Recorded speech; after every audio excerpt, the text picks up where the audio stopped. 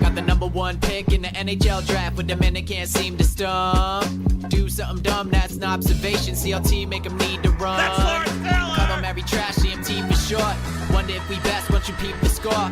Up at the crack of dawn, top stories of the morning. While you're yawning, grab your coffee, rise and shine with 8:80 a.m. This is Drop Time. We provide highlights from your favorite teams. Got Dave and Rick making plenty of picks. It's Rule 76. Oh, hello. 28th day of August, 2026. It is officially Friday. In NYC, it is DNR here on ESPN New York. Grassa with you. Ray Santiago is with you. RJ Santillo, present and accounted for as well. And if you're a faithful listener to the program, right, Raymond? If you're a faithful listener to the program, all week long we had the privilege of serving alongside our good pal Jordan Raanan. And Jordan made it quite clear that he was too good to be able to fulfill the commitment and do all 5 days, including Friday. Because you're saying John stinks. No, I'm saying you're all kissing his butt.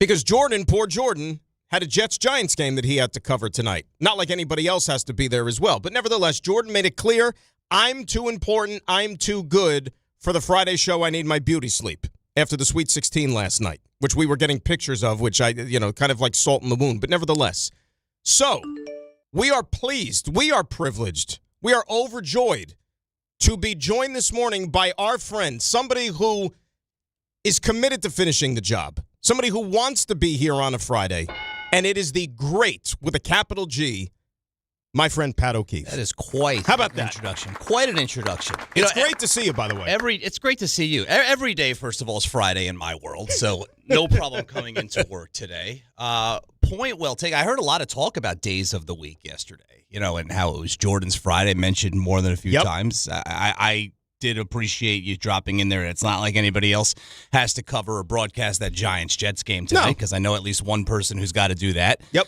This is an analytics move. This is a classic analytics move.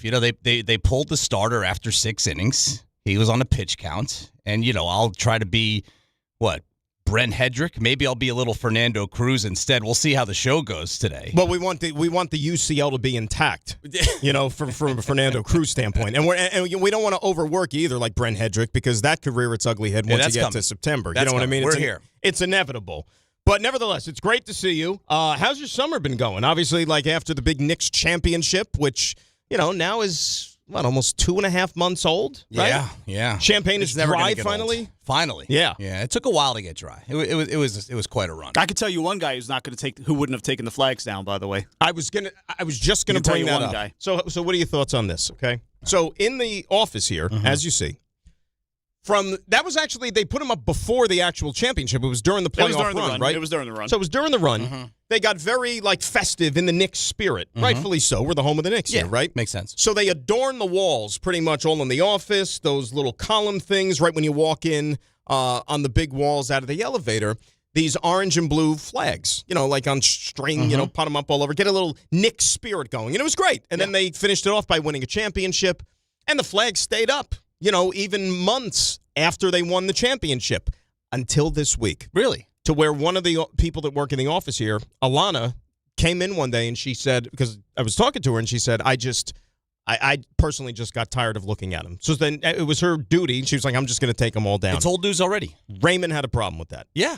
Obviously. I've got a huge problem with it. Yeah. The summer's not over. The summer's not over. The summer of Knicks continues, like I said, until opening night, until the banner is raised. You want to take it down after that? Go right ahead. But no.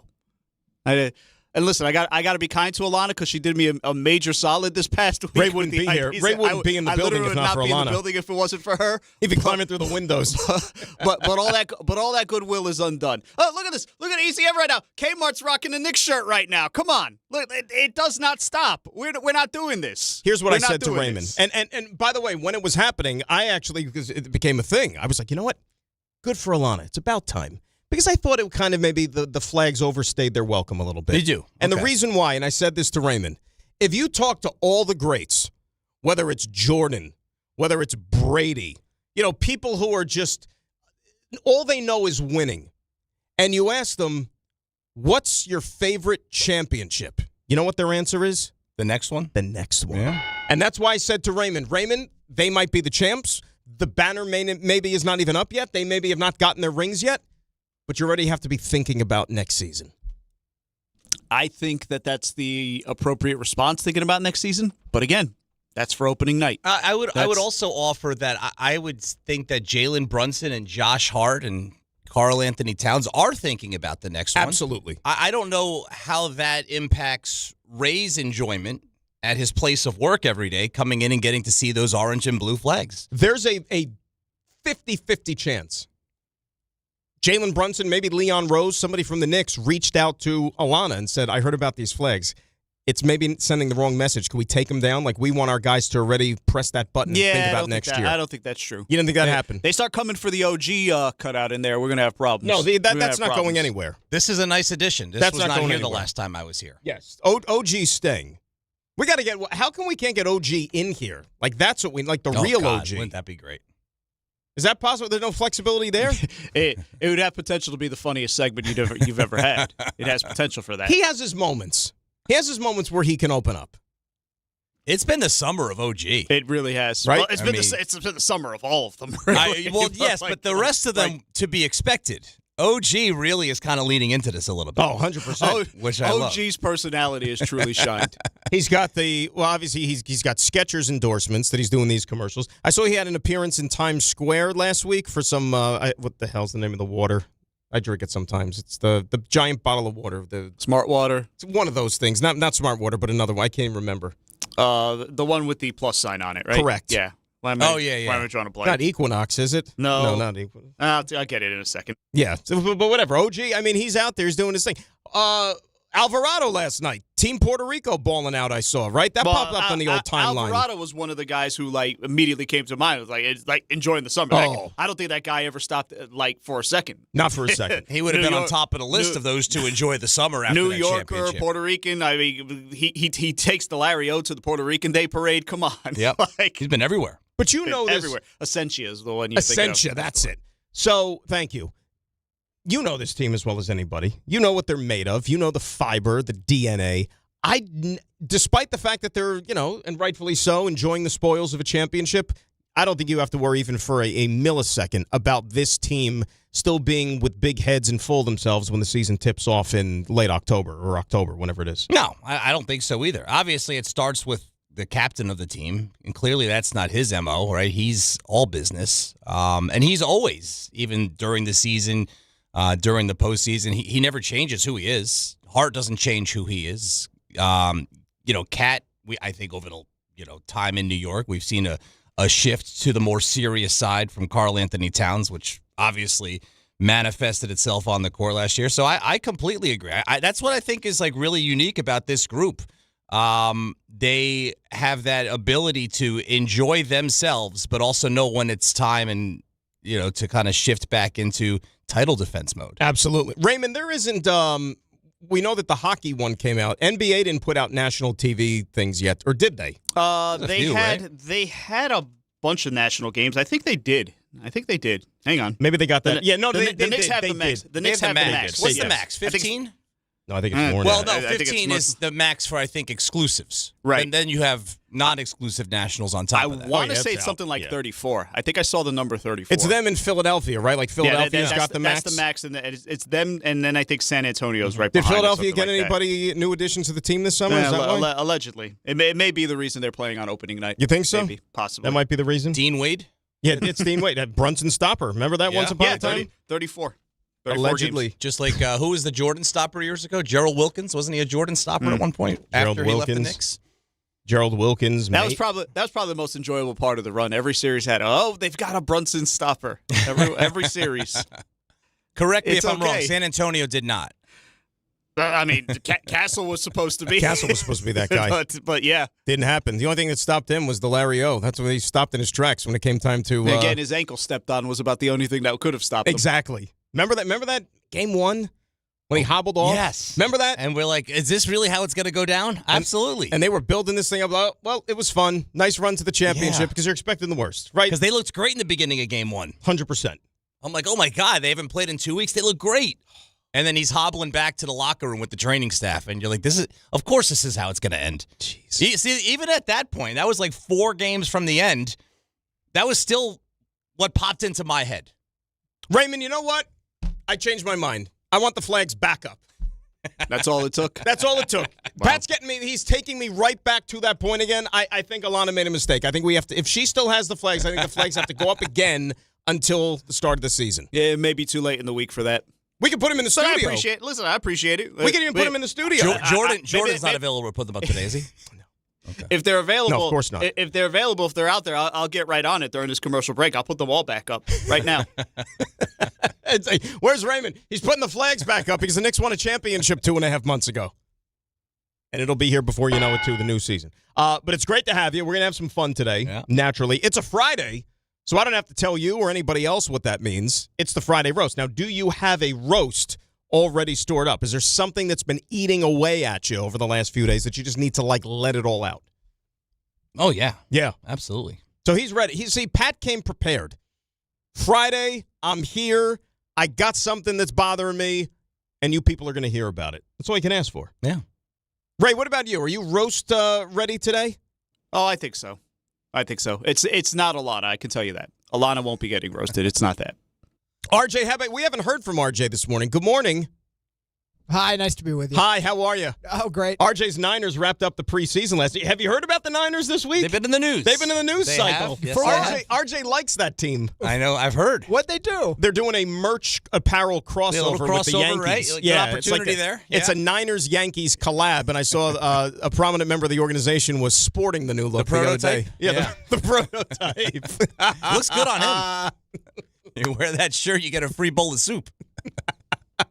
Yeah, so only between the hours of 2 and 4, I think you get the free soup. This is my life. This is your life. If you want one of those, you can go check out the stores on River Avenue. Exactly. Yes. Yeah. Exactly. RJ, did you watch any of your team's preseason finale last night? Yeah, just a little. Just a little? Just a little. How'd the boys look? Did they play inspired? Yeah, I mean, it was all backups. To win one for the Gipper? Saw little Fernando Mendoza. Yeah, Fernando not at his best yesterday. No, not great. Yeah, not great. Fernando's going to be an understudy to begin the year. I would and think rightfully, so. That's okay. Yeah. That's I think it's okay. Yeah. But it's time. It's time to move on from this preseason. I have officially switched into that gear where I hold on to every last bit of summer. But it's time. It's time. It's time. Yeah, I'm sure you won't hear another word of this. I'm jealous of RJ because, and I won't get to experience this until, and fans around here won't get to experience this until about 11 o'clock-ish, thereabouts tonight, 10:30. RJ's preseason is over. Yeah. It's over. He doesn't have to sit through another meaningless football game and worry about the minutia and all this other stuff. Now, look, some guy could drive to a trailer park, we know, at any time of the season. I get it. But, nevertheless, preseason is over now. So for the 8 teams that played last night, they are in regular season mode. And I'm so envious of them. We're here. You're almost here. Oh. I could see it jumping off of you. Got to get there. Yeah. 1 more game. 4 more quarters. You think it'll be awkward? 5. When you see wow. 5. Room for You have to do the overtime. 5th quarter show. That's not a game, though. That's just for you. That's where the hard work kicks in. That's true. That is true. I thought for a Believe minute. me, I know. I thought for a minute Pat was rooting for overtime. No, thank God they did away with overtimes in preseason. I think there was once upon a time. Oh, absolutely there was. Oh, my Lord. You think it'll be awkward tonight with you and Jordan? No. No? No, because I honored my commitment. You gonna cold shoulder him? No. Good old tequila. Tequila. He was sending us pictures last night. Yeah, how about this? The guy, he's like a monster. He's rubbing our faces in it. What was the event? The event was, what was it, a Sweet 16? Okay. Yeah, That's what he said, yeah. Yeah, he the whole family went. It was a family friend of theirs. He and his whole family went, partook, and he sent us pictures of him on his half of the cheers with his what do you call it? Tequila? Yeah, tequila. With the tequila. Yeah. And he Good already old had the fixed number of how many he was going to consume. Okay, wow. Already said that he was not the designated driver last night. So this was all prearranged. Wow. I mean, he probably told everybody that was going to be at this party, I'm going to the Sweet 16. I'm going to have X amount of drinks. I'm not going to be driving home. Oh, yeah, and don't worry about it because I don't have to worry about waking up early and doing the show on Well, Friday. then how come they didn't call me until yesterday afternoon and ask me to do the show? That's a great point. You know? I don't know. I think maybe they were hopeful that they could maybe they could convince Jordan because Jordan initially committed to the whole week. Correct. That's the crux of this. Because see that thing on the wall behind RJ right there on the tack, like one of those like piles of paper? That schedule-looking thing? They call that an official document. Got it. Okay, official document. And on that official document, it said Jordan for the whole week, including Friday. The whole week does include Friday. It includes the whole week. So all of a sudden it was news to everybody, including John, that no, I'm not going to be here on Friday. And then we had to pivot. And here we are. You know? And we're thrilled to have you. Fortunately, I'm used to getting up at 4 a.m, so. It's nice, though. I was up anyway. It's nice to have somebody who wants to be here. 100%. Ray, that's all we could ask for, right? At the end of the day, I want people that want to be in the chair. You want to surround yourself with those that also want to contribute to what you are doing. Jordan was like one after the breakup, though. Had a couple drinks, starts texting his ex, look how happy I am. Yeah. It's like he couldn't wait. It was like revenge pick. Do you think he's listening right now? No. No way. Are you kidding me? After all the tequilas? Tequila, yeah. He's on a bender. Yeah. What's he going to have to do after tonight's game? Let's hope he can make tonight's game. Yeah. Poor guy. That's all that heavy lifting. Finish the job. See if he can do it. We will finish the job. Like I said, it is a Friday, so it is time for the roast. RJ's going to have a scintillating stuff you missed a little bit later on. Ray, of course, with his award-winning plays of the week at the end of the show, but we have a lot to do between now and then. We'll get into the football, certainly with the Jets and the Giants tonight. Maybe a little bit of an indication as to who we could expect to see on that field for both teams. But we will do a little baseball when we return because the Yankees, boy, remember that offense? It was clubbing teams for the past few days? Well, they left the bats at home again last night and unfortunately came out on the short end, and that leads to a huge, huge weekend here against the Boston Red Sox. It is Grassa and O'Keefe, DNR, ESPN New York. This is the Michael K. Show. You hear people saying, that's why Yankees should have got a reliever. Well, they tried. Everybody wanted George Lombard Jr., one of their top prospects. Would you have wanted to give up George Lombard Jr.? Oh, they should have gotten Mason Miller. Not available. They should have got Morozak. Not available. They did try. They knew they needed another arm in the bullpen, but you can't bankrupt your system to get another arm in the bullpen. The Michael K. Show, weekdays at 1 on ESPN New York and streaming live on YouTube. Presented by the Parisman Firm. Summer isn't over yet. On Saturday, August 29th, the Red Bulls face the Philadelphia Union at Sports Illustrated Stadium for Anime Night, presented by New Jersey Lottery. Arrive early for the Boulevard at 4 p.m. for food trucks, games, family fun, and a free matchday poster while supplies last. When gates open, fans can grab one of 10,000 UGO card packs. Kickoff is at 7:30 p.m. Bring your crew and make it a night to remember. Get tickets at NewYorkRedBulls.com. Okay, girls, ready to go? Yeah! Mom, I'm hungry. Can I have a snack? Me too, Mommy. You want a snack? Yeah! Got it? Children learn from our behaviors. Mommy, can you open this, All right, hold on 1 second. Okay. Okay, here. Thank you. They learn what is okay from the adults they see.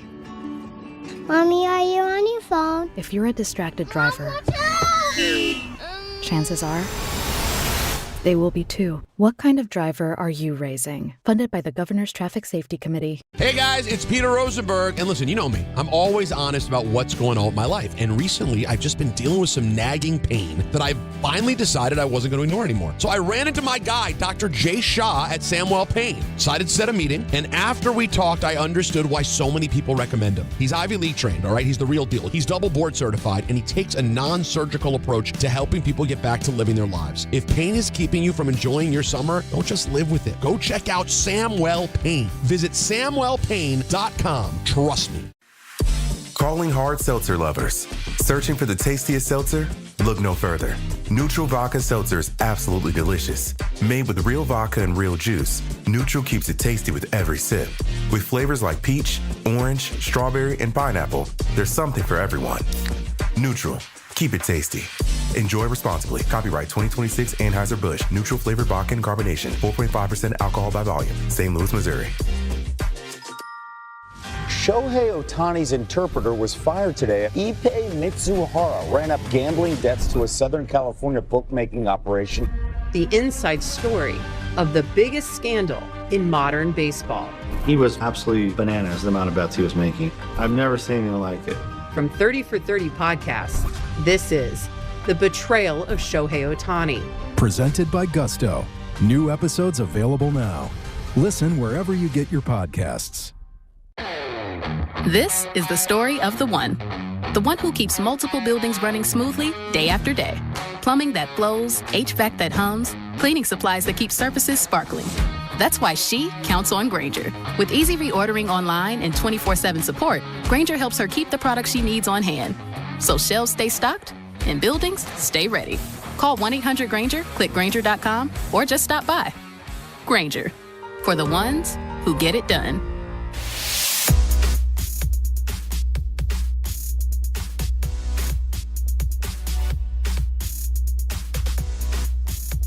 All right, Dan and Pat, DNR, ESPN New York, on this Friday at 800-919-3776.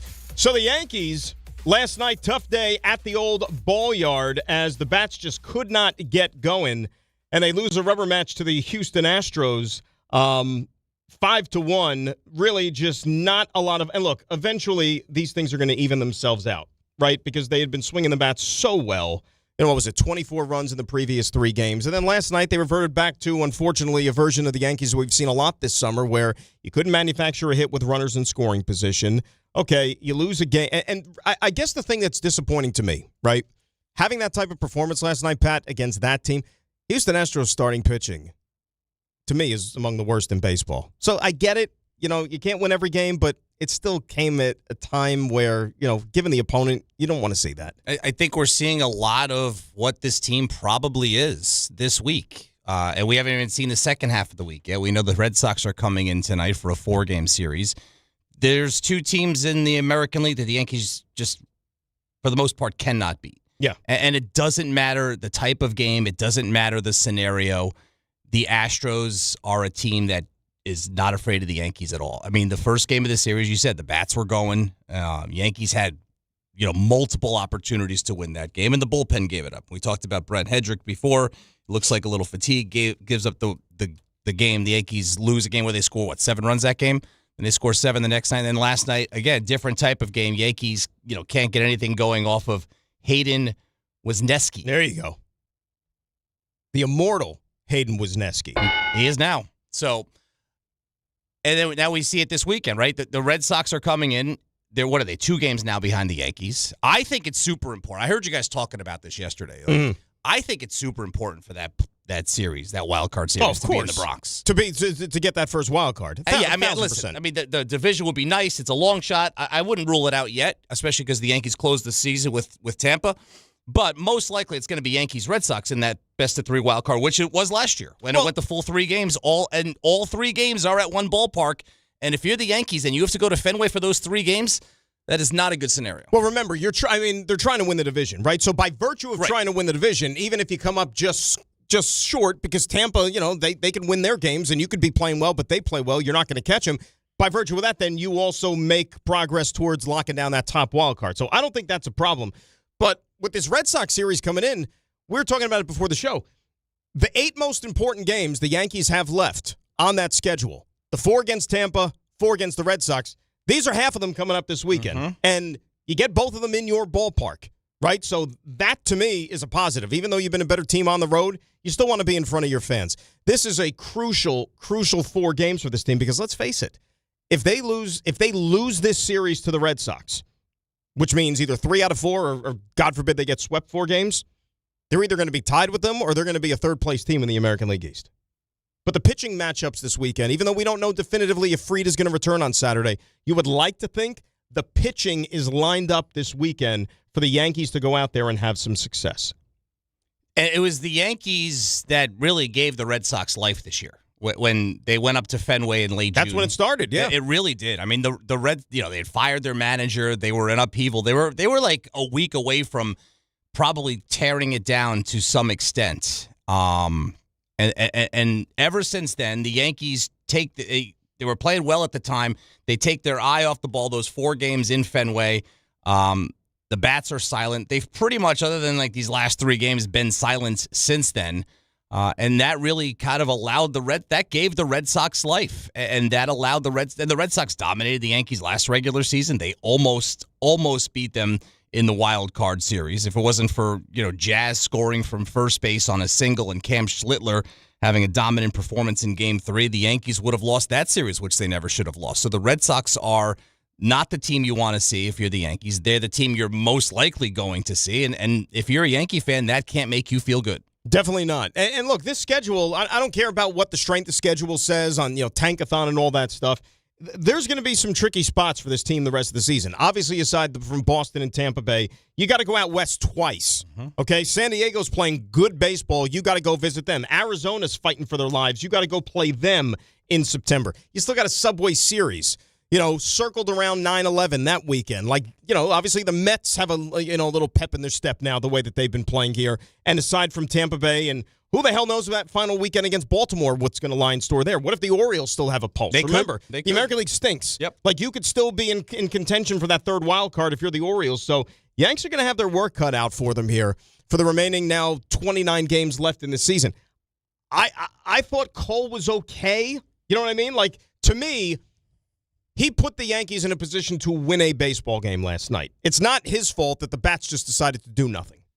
I got to be honest. I had a problem with this game last night. Really? I did. And what you said is what people have said about this guy since he got here. He put the Yankees in position to win a game. They need more from Garrett Cole the entire time he's been here for what he's supposed to be on this roster and for the amount of money that he's getting paid. They need more from this guy than giving them a chance to win. And you're right. He did, right? He goes 6 innings, 3 runs. The thing that drives me crazy, and he's always done this. He always seems to do this. It's the 6th inning. It's a 1-0 game. He's cruising along. He's 0-2 on Varsho. And then he tries to get a little tricky, and he loses him. And he throws 4 straight balls. He walks Varsho. The next batter is Walker. He hits one of those Yankee Stadium home runs just over Jones's glove into the first row in right field. And just like that, it's 3-0. And the Yankee bats clearly were not working last night. And in a game where your bats are not working, there is a huge psychological difference between 1-0 and 3-0. He should have been out of that freaking 6th inning like an ace is supposed to do.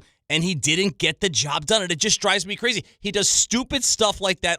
He's a really good pitcher. Right. He's a Hall of Fame pitcher. He's a stand-up guy. I'm just saying, he has done stupid, frustrating stuff like that his entire time in New York where he loses focus for a half a second. And just like that, it leads to 2 runs and it flips the entire game around. And to your point, 79 pitches. He was cruising. 79 pitches. I was looking at that before that at bat. I'm like, this guy could go a complete game tonight. And then he throws 5, pitches out of the zone to Varsho. I could see, when he's done for the night, they come take the baseball from him after 6 innings. He gives up the 3 runs. If you look at it and he was at 97 pitches, or let's say if he emptied the tank and he got to 100 or somewhere around there, then you say to yourself, well, it was a struggle a little bit. He battled, he gave you what you had. But he was in cruise control. He was. In cruise control. I got a question for you. Because I know you're, like you said, you're fired up. You want more. You expect more from him. And I got 2 Yankee fans sitting in there as well. I'm surrounded by Yankee fans. And a 49ers fan.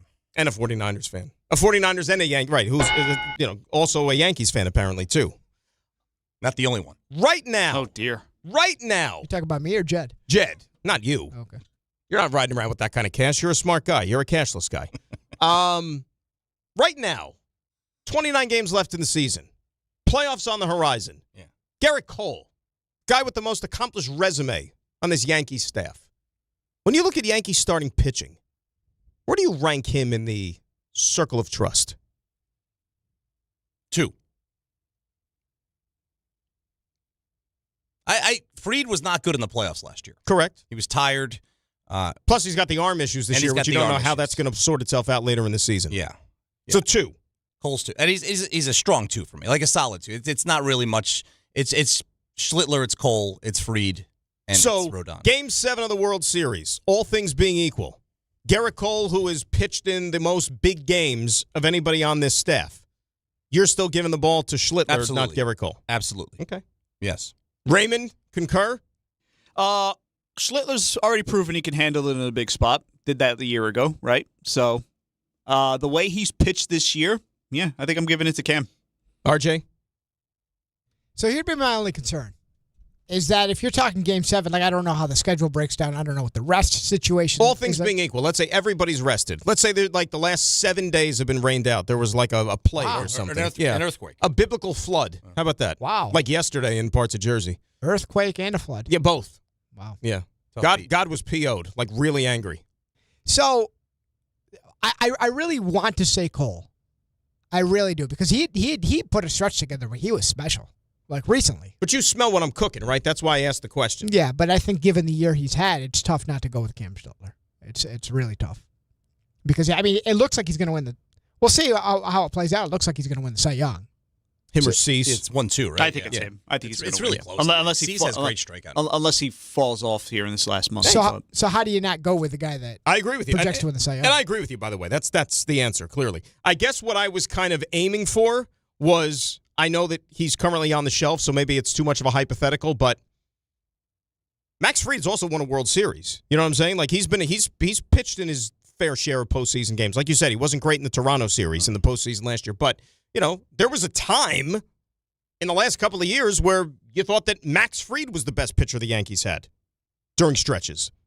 Well, he was. But right? I also chalked that up to last year he was, but Cole didn't pitch last year, and Schlittler wasn't Schlittler yet. Right.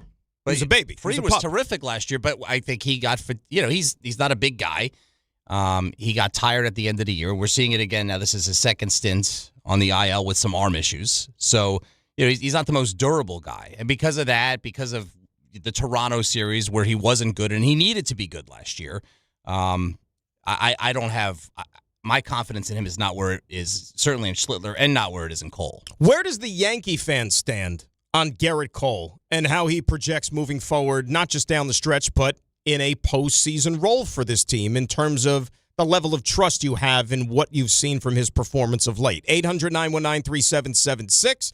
Before we hit the break, though, here's the Yankee manager on what he thought of Cole's performance last night. Yeah, I thought Garrett threw the ball pretty well. Kind of good placement by Paredes there, where Pena's running on the pitch. Kind of an unfortunate one where he dumps it in for the single, but ends up scoring that first run, and then he's 0-2 on Varsho and loses him to the walk. Walker hits curveballs, probably not exactly where he wanted it, but probably not a bad pitch selection either, and he's able to ride it out. So it's kind of like he gave up the 3 runs. It kind of feel like he pitched quite a bit better than that. Strike throwing was, again, really good. Thought his stuff was good. I thought he had most of his pitches going for himself at different times throughout the night, but we just obviously didn't get enough going offensively. I guess the correct answer is there's a lot worse of a situation you can be in as a team. To sit there and say, Garrett Cole might not be the guy I trust the most, but I have him sitting there in reserve, waiting to go out there and pitch a big game for me if need be. I think, listen, I don't know if this is the consensus opinion among the 4 of us here.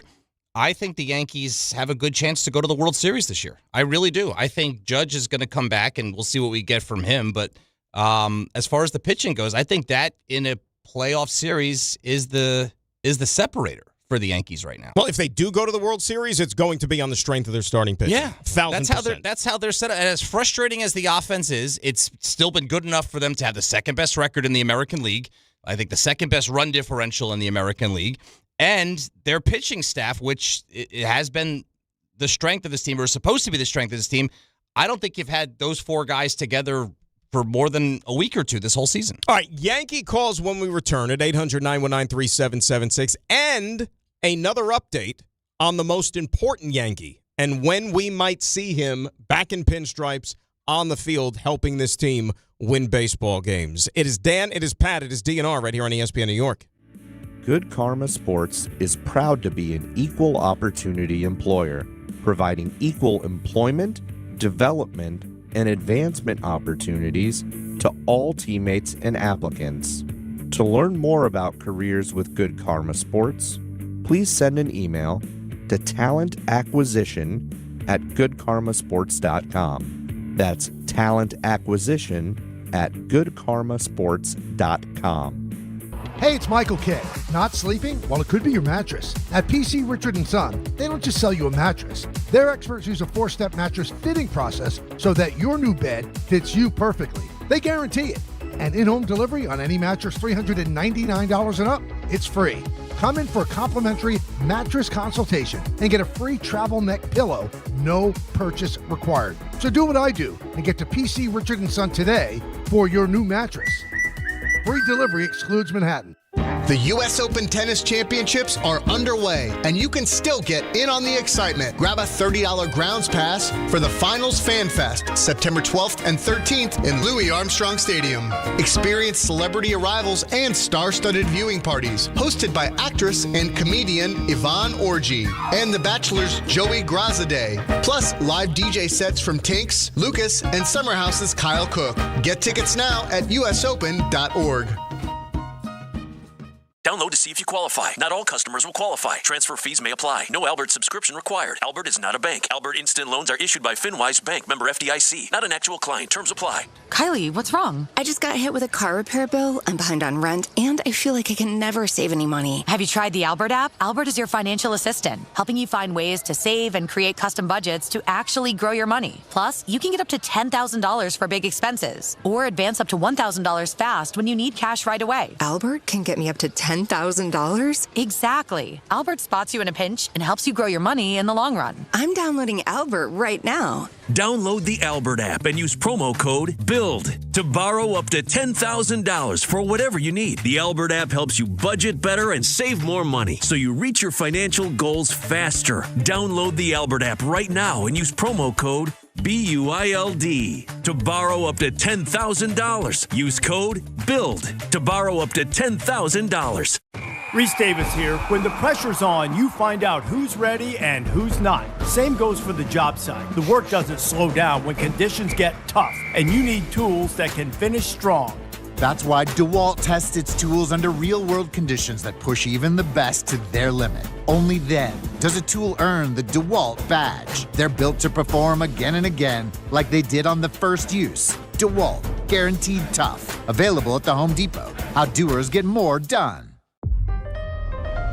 Your ambition just met its match with Robinhood. You push yourself in everything you do, scanning headlines for insights, keeping an eye on the market.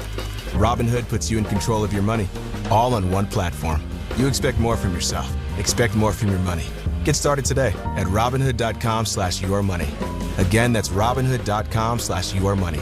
Your money, your move.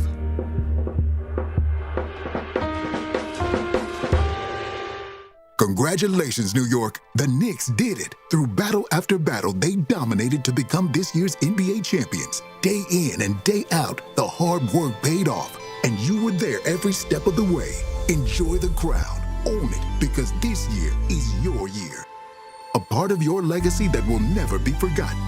So celebrate this moment, show your pride, and shop the largest selection of official NBA gear at NBAstore.com. A Fanatics experience.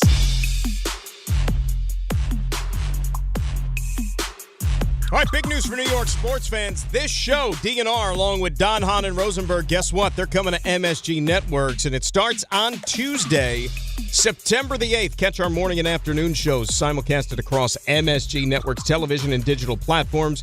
You can still catch us on 8:80 a.m., the ESPN New York app, and on YouTube. Don't miss out. It's all starting September the 8th on MSG Networks. Grasso Keefe hanging out with you here on this Friday at 800-919-3776. Let's get some Yankee calls up before we hear from Aaron Boone on Aaron Judge. We say hi to our pal Joseph in Ocean Gate, who is starting us off here on ESPN New York. Joseph, good morning, my friend. How are you?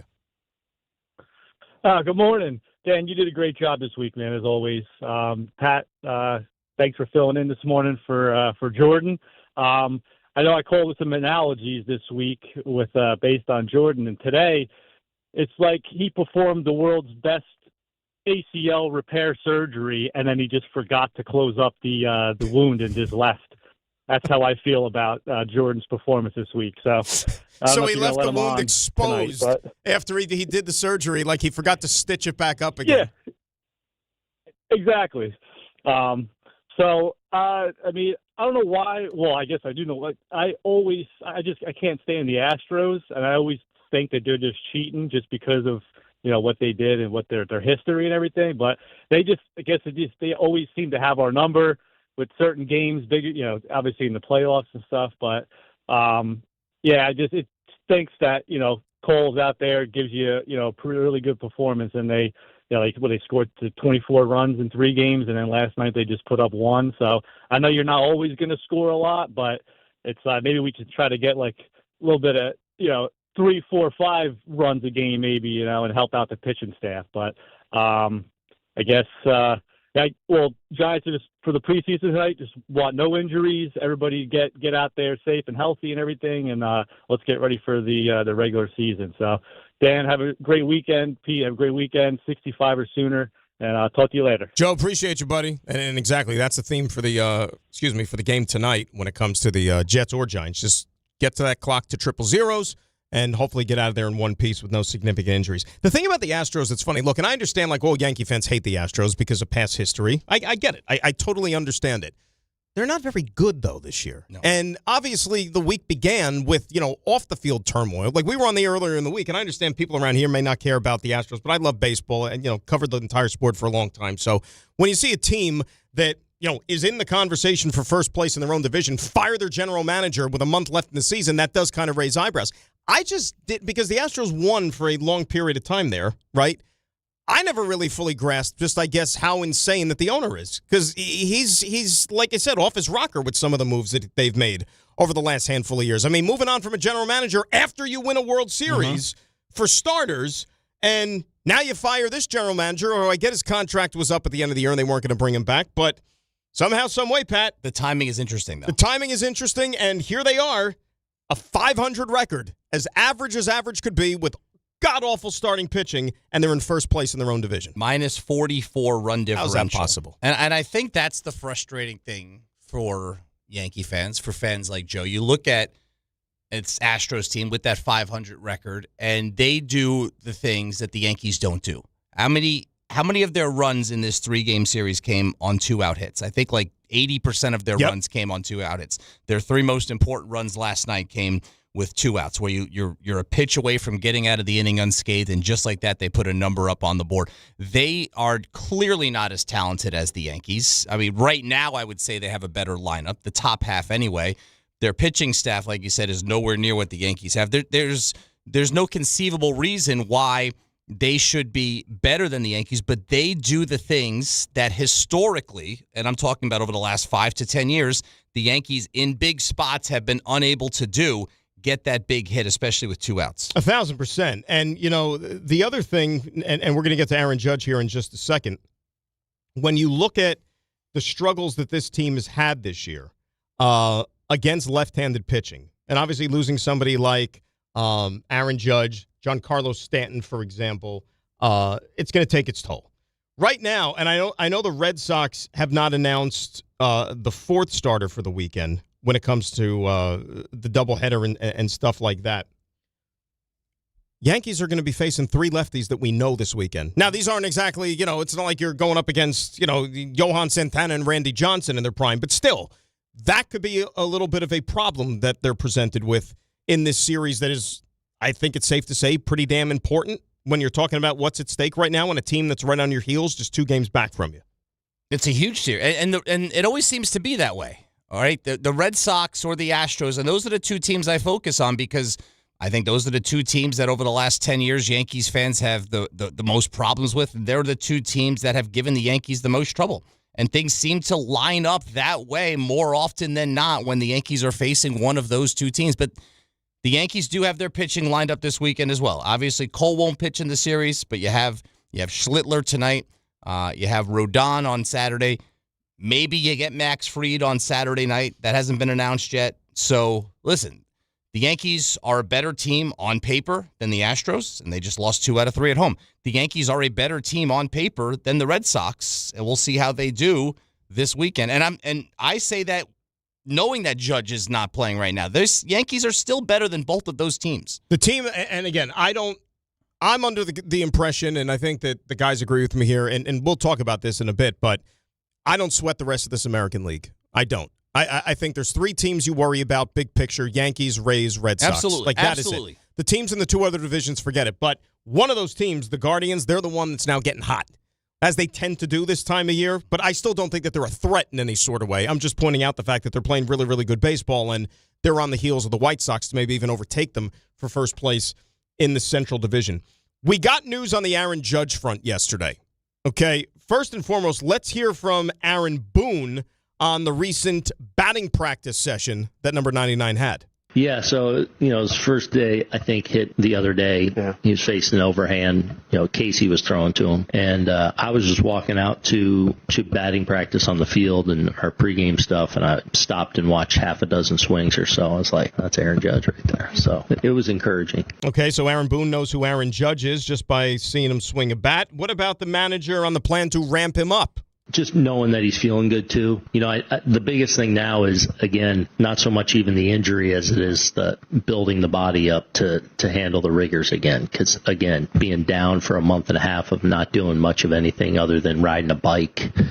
So it's, getting that running up to speed, getting all the strength in line, getting used to swinging 20, 30, 50 times a day, getting those other muscles used to that. That's the biggest thing. And, so far it seems to be going well. Now, okay, that's one thing. And it seems like we've heard a lot of these sort of Aaron Boone dissertations about Aaron Judge and the comeback trail for a while, right? But I think what was really intriguing is what Aaron Judge said yesterday. I guess he was talking to a handful of reporters, no audio of it, but he mentioned the fact that he thinks he's not going to need any sort of minor league rehab stint, that when he's good to go, he's good to go. Write my name in the New York Yankees lineup, and I'm going to be out there either in right field, DH, but hopefully lengthening this lineup like I can. I think that's smart. And he said he doesn't want to waste at-bats in the minor leagues. What do we have, 29 games left? 29. For the regular season.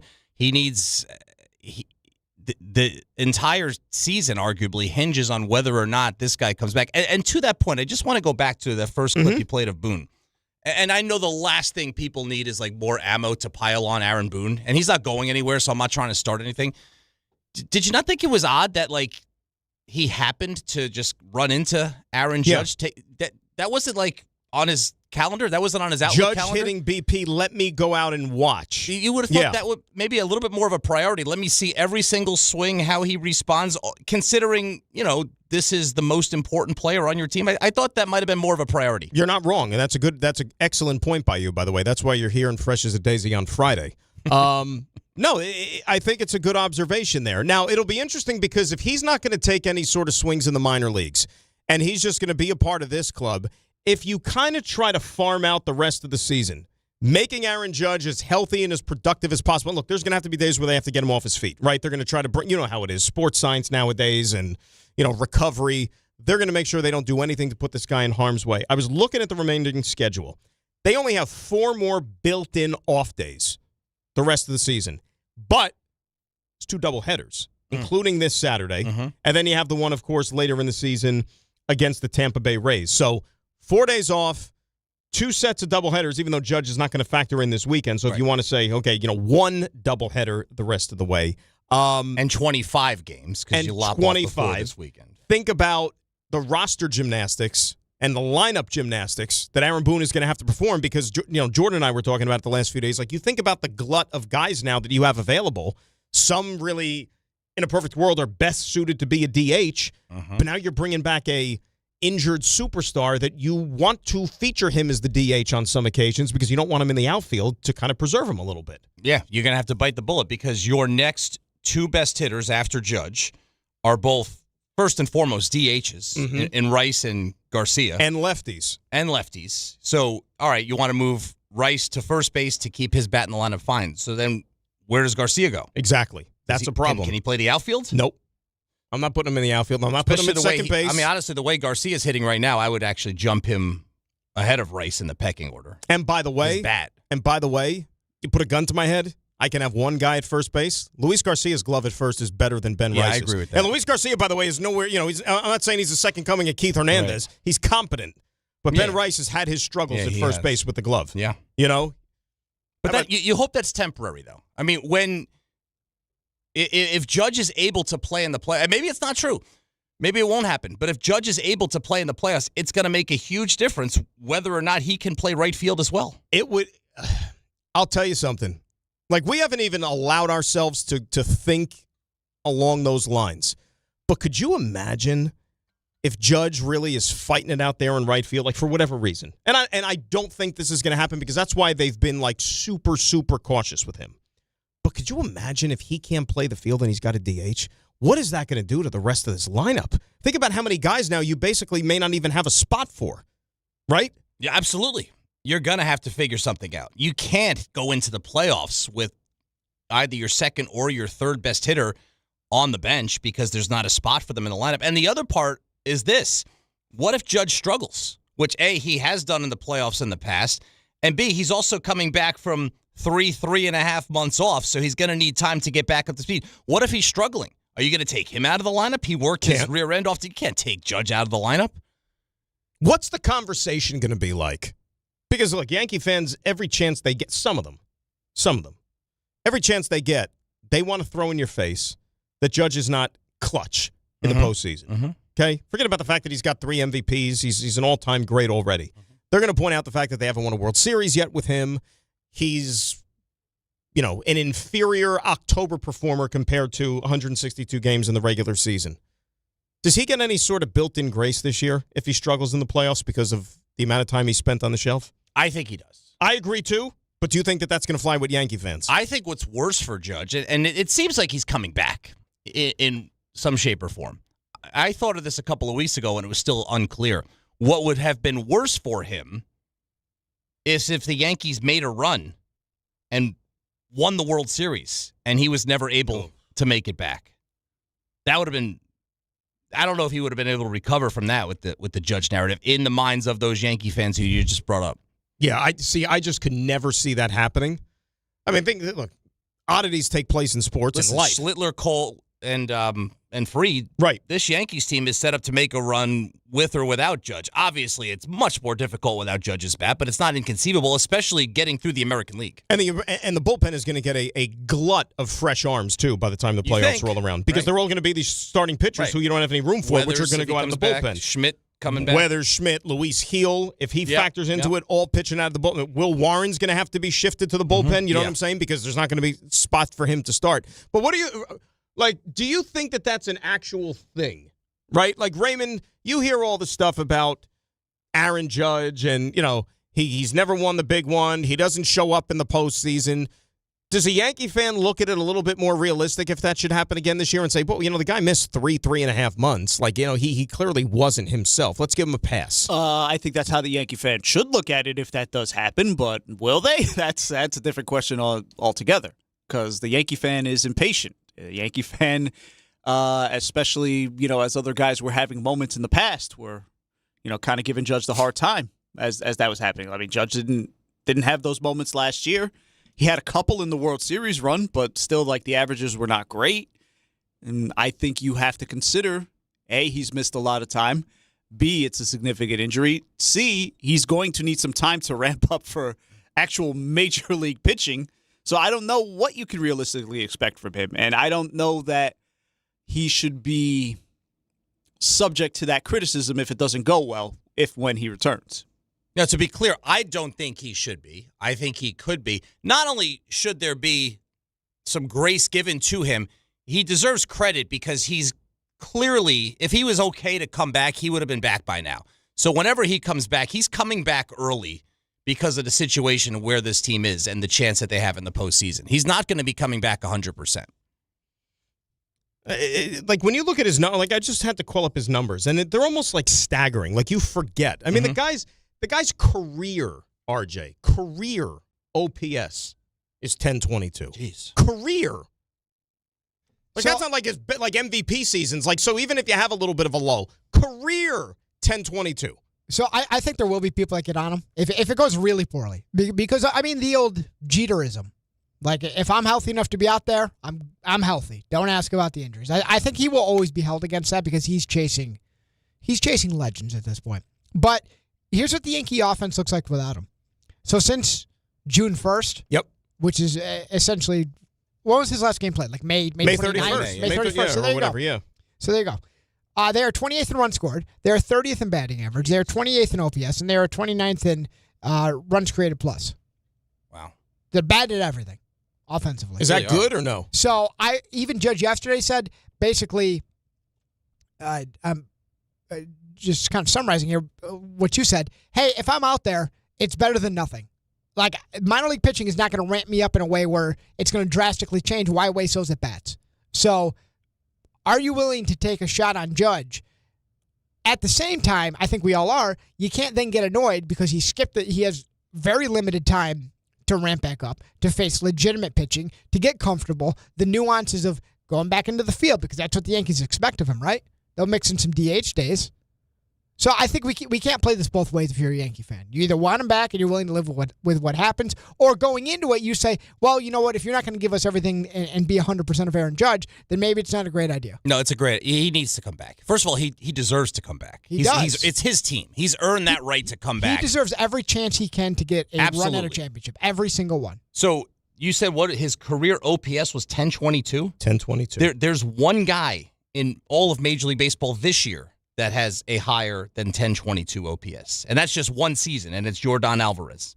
And he's going to win a Triple Crown in all probability. Yeah. I'm looking something up here because I was calling something for a comparison, and I just stumbled upon a stat which is kind of eerie. Remember once upon a time, there was a guy named A-Rod, right? That like Yankee fans, especially in October, he wasn't clutch. Didn't like Remember? him. Yeah. Didn't like him, all that stuff. This was before all the nonsense with the lawsuits and this and that. But A-Rod wasn't clutch, couldn't win. Until the Yankees had that run in 2009, which just so happens to be their last championship, and A-Rod was super clutch that postseason. Yep. Okay? Aaron Judge, 1022 career OPS. Do you know what Aaron Judge's OPS is in the postseason in 65 games? 822. Which is 200 points less on the OPS. Still not awful, but just not as good as the regular season. Not only is it not awful, that's all-star level. It's tremendous. Still good. Yeah, Alex Rodriguez, postseason career OPS, 76 games, 822. Exact numbers Aaron Judge in the postseason. Wow. I wonder what it is if you take out 2009. Probably less. A lot. I would imagine. Probably a lot less. 2009 was pretty good. He was great in 2009. But it only takes one. Judge knows his body. I think that this is his way of saying, like, listen, I can get hot for a few weeks. I don't want to waste it on minor league pitching. I completely agree with that. That is the thinking, and it has to be the thinking right now. It's and also who cares the calendar. what happened? Also the calendar. Like, if we're in July, he might go down to Scranton or to Somerset and get some hats. Yeah. But he looks at the calendar, he's like, dude, it's Labor Day weekend next weekend. Yeah. Like, this thing's got, like, we're not in first. We don't have a 10-game lead. Like, we're hunting the Tampa Bay Rays. He's also been watching this. He's a baseball savant. He knows that his bat can make a huge impact. No Giancarlo Stanton coming back. He can make an impact over these couple of weeks like nobody else can. 1,000%. I agree with you. Real quick, let's hear from our good friend. You like Buster Olney, right? Love him. Oh, who doesn't like Buster Olney? Think about it. He comes on with us every Tuesday, generally, but he also spent some time chatting with Michael in the afternoon. How does Buster feel that Judge will perform when he returns? There are very few hitters who can go from not doing anything to being really good pretty quickly. Yordan Alvarez, for example, that's the guy who's got the sort of swing. You could probably wake him up on his porch when he's 85 years old. He's going to hit a line drive. Judge is not like that. He's bigger. He's got to figure some stuff out. There's usually a process. Now, through this work on the traject machine, could he come back and be a factor? Absolutely. But I don't know. I don't think the Yankees know. And the other thing, too, is they don't know how he's going to respond physically once he gets back into game action. Is he going to be like May, where he begins to regress physically with that, his particular injury? By the way, Alvarez, he not as much of a lock for the Triple Crown as maybe he was a little while ago. He's still in good shape with the batting average. He's got an 11-point lead. Home runs, he's only one ahead of Junior Caminero and Ben Rice. Yeah. And RBIs, he is now even with our friend the Polar Bear, who has gone on an unbelievable tear of late for the boy. It's incredible. Pete Alonso's going to finish. Pete Alonso's going to finish maybe with 40 home runs and over 100 RBIs. He's batting .275. I mean, just the thought process is numbing. By the way, when Judge and Alvarez, I would say, even though he's a DH, is the front runner for the MVP in the AL. Yes. Judge through May was also on a trajectory to win another MVP. I mean, even Ben Rice was in the conversation. That's right, he was. Yeah, and he's somebody whose performance has dipped because of Judge not being there. Yep. Lodi, New Jersey. Are you ready? Monkey Sports, bringing the ultimate sports destination to your neighborhood. Join Team ESPN at Monkey Sports tomorrow for the grand opening celebration. It's all starting at 9 a.m. at 240 Route 17 South in Lodi, New Jersey. Route 17 was underwater yesterday. Meet brand experts, check out the latest sports gear, and win ESPN swag. Whether you're a player, parent, coach, or fan, there's something for everyone at Monkey Sports. Don't miss the biggest grand opening of the year, Monkey Sports, in Lodi, New jersey. 800-919-3776. We will talk some football when we return. Jets, Giants, Giants, Jets, the preseason finale tonight. It is Dan and Pat. It's DNR on ESPN New York. 6:59 on this Friday morning. Let us get a check of the roads and say good morning to Adam Walski. The accident was cleared on the Bronx-bound Throgs Neck Bridge, so no major backups. It's a little slow northbound on the Cross Island on the ramp to the Throgs Neck. Whitestone in pretty good shape. Westbound LIE, you're slow from Main Street to Woodhaven Boulevard. Also slow on the westbound Cross Bronx from Castle Hill Avenue to 3rd Avenue. 15 minutes into the city at the George Washington Bridge, 10 apiece at the Lincoln and Holland tunnels. This update sponsored by Dell Technologies. Back to school starts now. Get long-lasting battery life on the Dell XPS laptop powered by Series 3 Intel Core so you can work from anywhere. Now from $699 with exclusive student pricing from $599. Find PCs built for you at Dell.com/deals. I'm Adam Walski for 880 ESPN New York. Congratulations to the New York Knicks. They are the 2026 NBA champions. WHSQ and WCBS-FM HD2, New York. Hey Yankees and Knicks fans, come out to Yankee Stadium on Friday, September 25th and be ready to receive a very special giveaway. It's Josh Hart Yankees Bobblehead Night, presented by Delta Airlines. The first 18,000 guests will receive a Josh Hart Yankees bobblehead. Again, don't miss Josh Hart Yankees Bobblehead Night, presented by Delta Airlines when the Yankees face the Orioles on Friday, September 25th. For tickets, log on to Yankees.com/tickets. Hey, it's Alan Hahn. Upgrade your outdoor living space with TimberTech, the #1 brand in premium decking from Rings End. Picture this, a deck that's the highlight of your backyard, turning heads season after season. Now, imagine 20, 30 years later. It's still going strong. And here's the best part. You haven't spent a moment sanding, staining, or sealing it. Visit your local Rings End for the stunning real wood looks of TimberTech decking, paired with the kind of durability that only advanced engineering can deliver. Backed by industry-leading warranties, TimberTech is the decking that performs for decades. Ask for it locally at Rings End. There you were, surrounded by fans. Everybody remembers the game. Nobody remembers the guy coughing behind you. Till a few days later, at 2 a.m., you wake up with a fever and your throat's on fire. Now what? Urgent care? Closed. ER? Slammed. Telehealth? Maybe, but the pharmacy's closed. You needed a medical emergency kit. These aren't first aid kits. They contain essential prescriptions used for over 30 common conditions. Sinus and ear infection, UTIs, stomach bugs, traveler's diarrhea, and more on hand before you need them. Use your doctor-developed guidebook to select the right prescription or call their telemedicine doctor standing by. It's like an urgent care and drugstore at home. When you're sick, traveling, or stranded, you'll wish you'd ordered a medical emergency kit. Order online in minutes and it's shipped to your door. And save $45 with my promo code 880 at urgentcarekit.com/880. That's promo code 880 at urgentcarekit.com/880. Every year, summer ends and the kids go back to school. This year, I'm going back too, at My Computer Career. They'll help me get the skills and certifications that can get me noticed by top employers in months, not years. Now I'm on a fast track to a high-demand IT career where the rewards can finally match my value. Visit mycomputercareer.edu and take the free career evaluation today. That's mycomputercareer.edu. It's never too late to go back to school. Financial aid is available to those who qualify, including VA benefits.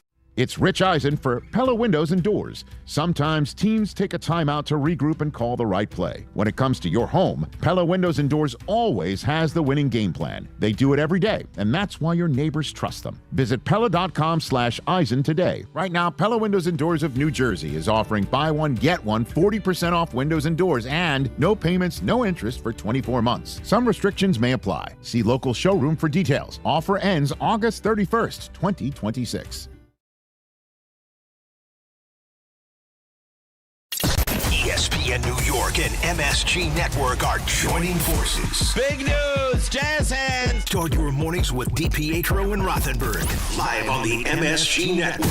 Then stick around for Don, Hahn, and Rosenberg, live on MSG every afternoon. We are beyond Excited to start simulcasting on MSG Networks. So think about this for a quick second. You got us in the morning, 6 to 10. You got our afternoon show, 3 to 7. And then right after that, you're talking Knicks, you're talking Rangers. Yo, yeah. You wake up, you pop it on again, and there we are, waiting for you. Good morning.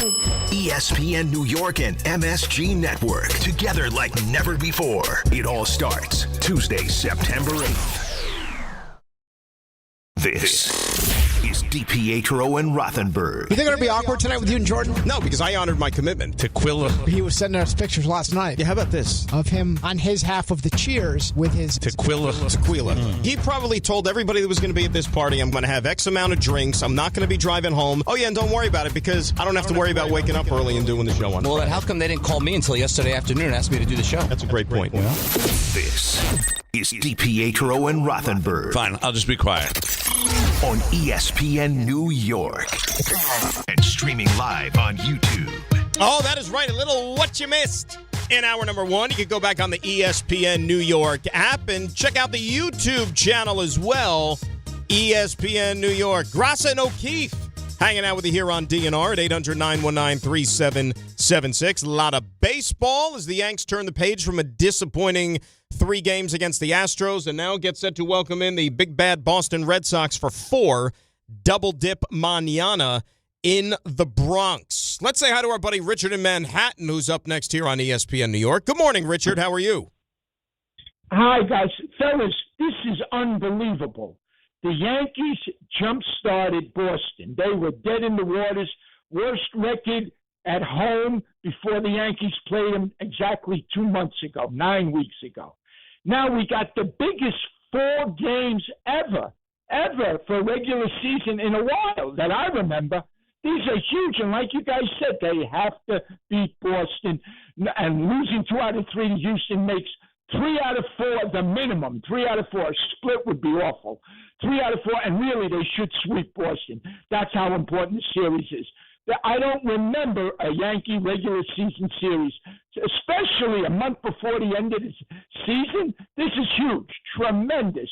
They have to do it. And just as an aside, why aren't the Yankees playing on Labor Day?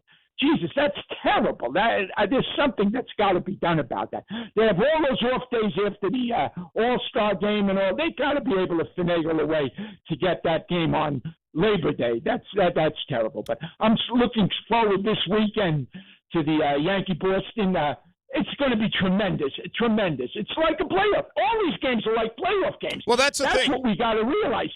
Rich, that's just what they are, playoff games. They're kind of a pleasure. They kind of are, Richard, and thanks for the phone call. And by the way, the weather is not supposed to be any sort of an issue this weekend, so they should have an opportunity. And you know what's weird, brother? I was thinking about this again driving in. A week straight, Mets and Yankees, both home. Yeah, Mets still home this weekend too, right? With the Astros. Yeah. Astros, hop, skip, and a jump over to Queens. Like, that is... Yeah. So think about it. You got Yankees, Mets, U.S. Open. Yep.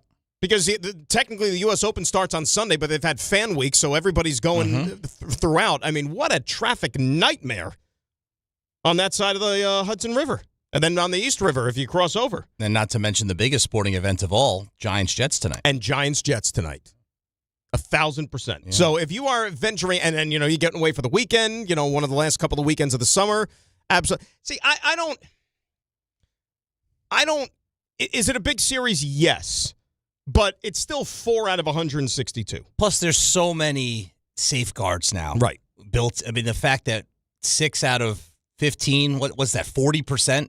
40% of the American League is going to make the playoffs. Correct. So it is a big series in terms of, ironically, in terms of the division, even though the Yankees aren't playing the Rays. You need to keep winning to keep putting pressure on Tampa Bay because there's a huge advantage if you win that division and you would have home field advantage at least into the World Series. Well, and the only series I think that could top it potentially is the Yankees-Rays. Yankees-Rays in September, so there could be another one. And by the way, I know Richard likes to get caught up in little minutia type things like Labor Day. Why aren't they playing?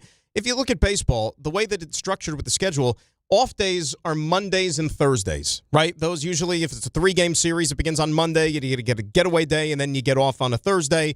Vice versa, coming off the weekend. So it's in the CBA. You get the X amount. So you're either going to be off on a Monday or a Thursday, and it just so happens that sometimes it's a holiday. It's not ideal. And it's also been I don't like it either, but it's been happening for so long. It's we've seen Memorial Days now, right? Memorial Day, also a Monday. Yep. The worst is when they're not playing on Memorial Day, the 4th of July. I feel like it would be worse if they're not playing. Labor Day, people are already in football mode. Correct. You're back to work, back to school, all of that stuff. I don't think that's as big an issue. Yeah, because, obviously, like Memorial Day, it's like you're in the heart of baseball. Like baseball's starting to, the weather's getting warm. That one, I think you also have some teams that are casualties of not being on the schedule. 4th of July, I think they do make it a point to try to make sure everybody plays. But again, if the 4th of July falls on a Monday or a Thursday. Exactly. Yeah. Like you might have some teams that are off. I remember there was a kicker where this was a couple of years ago or something like that.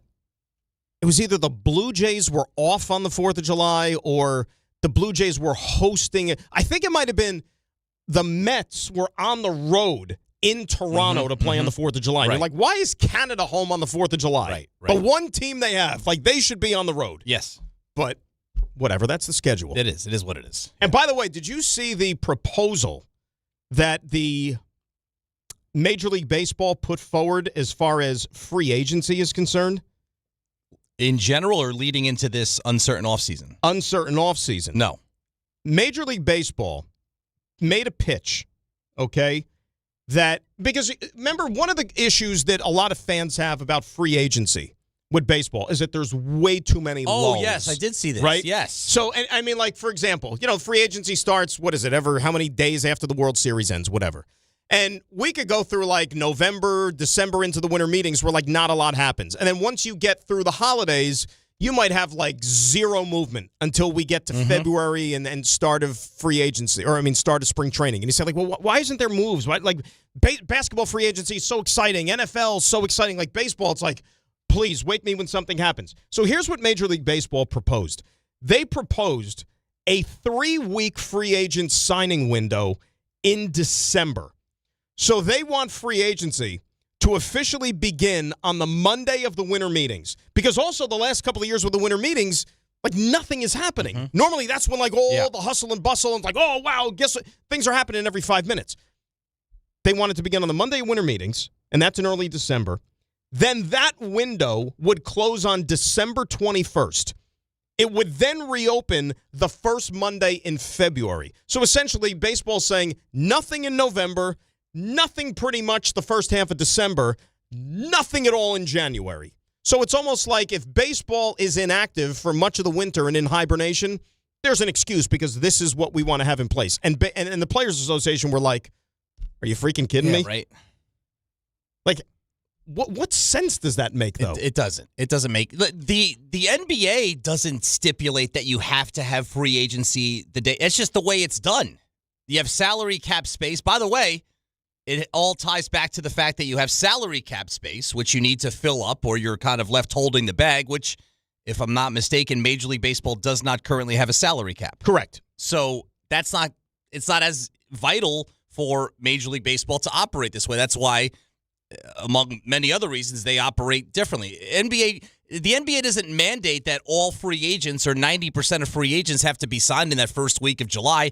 That's just the way it is because the players want to get their money before the salary cap space is taken up, and the NBA teams want to sign their free agents before there's nobody left. Can I be honest with you? Because, this is RJ, what do we call this show? This is a show of what? Transparency and honesty. Transparency and honesty. I like that. I'm not going to hold back, okay? That report, that story that came out yesterday about Major League Baseball and their intent and what they want to have happen when it comes to free agency in the offseason period, hot stove, all that stuff. You know what this guy thinks of that? This guy meaning you. Correct. Got it. And I've been around for, a few minutes. When I see something like that, and this is what Major League Baseball puts forward in their attempt to serve the best interest of the sport, their fans, it just leads me to believe that this is just another log on the fire to them not even necessarily wanting to play 162 games next year. That's what I think. Mm-hmm. And I think the owners, as a whole, in totality, all 30 of them, okay, they're prepared to dig in their heels and to not even start on time next season with this collective bargaining agreement until they get what they want. Because when you hear nonsense like that is also going to factor into these laborious conversations, it makes me think, geez, if this stupidity is going to be a part of the dialogue, then they really have no intent on starting the season on time next year. That's what I think. I think in their minds, they're not starting the season on time. Now, whether or not that's what they want, but I think a lot of them mentally have already accepted that next season is not starting on time. The dollars and cents is obviously the crux, the number one priority, right? Like when we're sitting there like making the bullet points, like that's number one when it comes to the CBA. The thing about the free agency window and so on and so forth, that's, maybe a couple of pegs down. But if the one that's, 3 and 4 on the list is as moronic as what that implies, yeah, I don't feel good about the rest of what's on that piece of paper. And a couple of things, to expand on that. You're a huge baseball fan, like you said, as am I. My first love growing up, my favorite sport, the whole thing. Every time there is a labor stoppage, doesn't it feel like, and I understand we're different phases in our lives. 94, I was 14 years old. Yeah. I was crushed. But every time there is especially you're a Yankee fan because you were having a hell of a year. And first one in my lifetime that I could remember. But every time they have a work stoppage, it just, you miss it a little bit less. You miss, and I just have this feeling that if they go away for a long period of time next year, that the amount that the sport is missed is going to be at an all-time low, and it's going to be eye-opening for everybody. You notice how we always say that, too? And you're not wrong. Like, you're not wrong. Like, boy, if they would be stupid if they shut this sport down for X amount of time. Like, and if they miss any sort of, but I really and truly believe this time around, I don't know if they necessarily want to play 162 games. Mm-hmm. I don't. Mm-hmm. Because, and I'll say it, I don't care. I don't believe the commissioner of the sport is a diehard baseball fan. It's his job. You can have a job. You may not love it. It's your job, right? He is the commissioner. He is the steward of Major League Baseball. I don't know if he's a diehard baseball fan. Doesn't act like it at times. I mean, I don't think I'm making things up, right? I mean, think about all the changes that he's tried to make to the game and wipe away the traditions and all this other stuff. Mm-hmm. That, to me, is not somebody who's necessarily... The piece of metal. The piece of metal. The trophy. The piece of metal. So, it might not be necessarily breaking news here, guys, and I wish that I could paint a prettier picture for you, but I'm not very optimistic about what lies ahead. The difference that I see, though, in 94, there was like flat-out anger. People were angry. If it went away this time, I think it would be less anger and more apathy. I just think there's too much other stuff. There's more on your plate, for people to consume. There wasn't an internet in 1994. It's a different world, man. You got to be careful. Football, as popular as it was in 94, because it's never not been popular, it's so much more popular now than it was 30 years ago. I mean, you don't have baseball next year. You might be, inclined to put on a Yankee shirt and drive to a, someplace to seek company. 1 an hour, right? We got to get one of those in every hour. So we're right, good. RJ, it's 1 an hour. Is that what we're doing? No, I don't think that's mandatory at all. Meaning, like RJ said, we could do 3 or 4 an hour. No. It doesn't matter. Listen, as I said yesterday, do you know he didn't get that somewhere on River Avenue? I think he was there during the 90s. I think I hope it makes plays of the week, because that point that Raymond made, that was the most astute point of the entire week, by the way. When you said that it looks like a shirt you get, on River Avenue or something. There's no way that is Major League Baseball licensed. No. Fanatics has some shoddy stuff here and there, but even Fanatics wouldn't make something like that. I remember those shirts. I said yesterday, I think he's a big Tanyan Sturts fan. I think he was there, buckled in during the... Chad York's hanging out at Billy's after games. You could see that happening. The only thing that could have been better than that, by the way, if he was wearing like a Yankee jersey with like Costanza on the back or something like that, that would have been the end-all, be-all.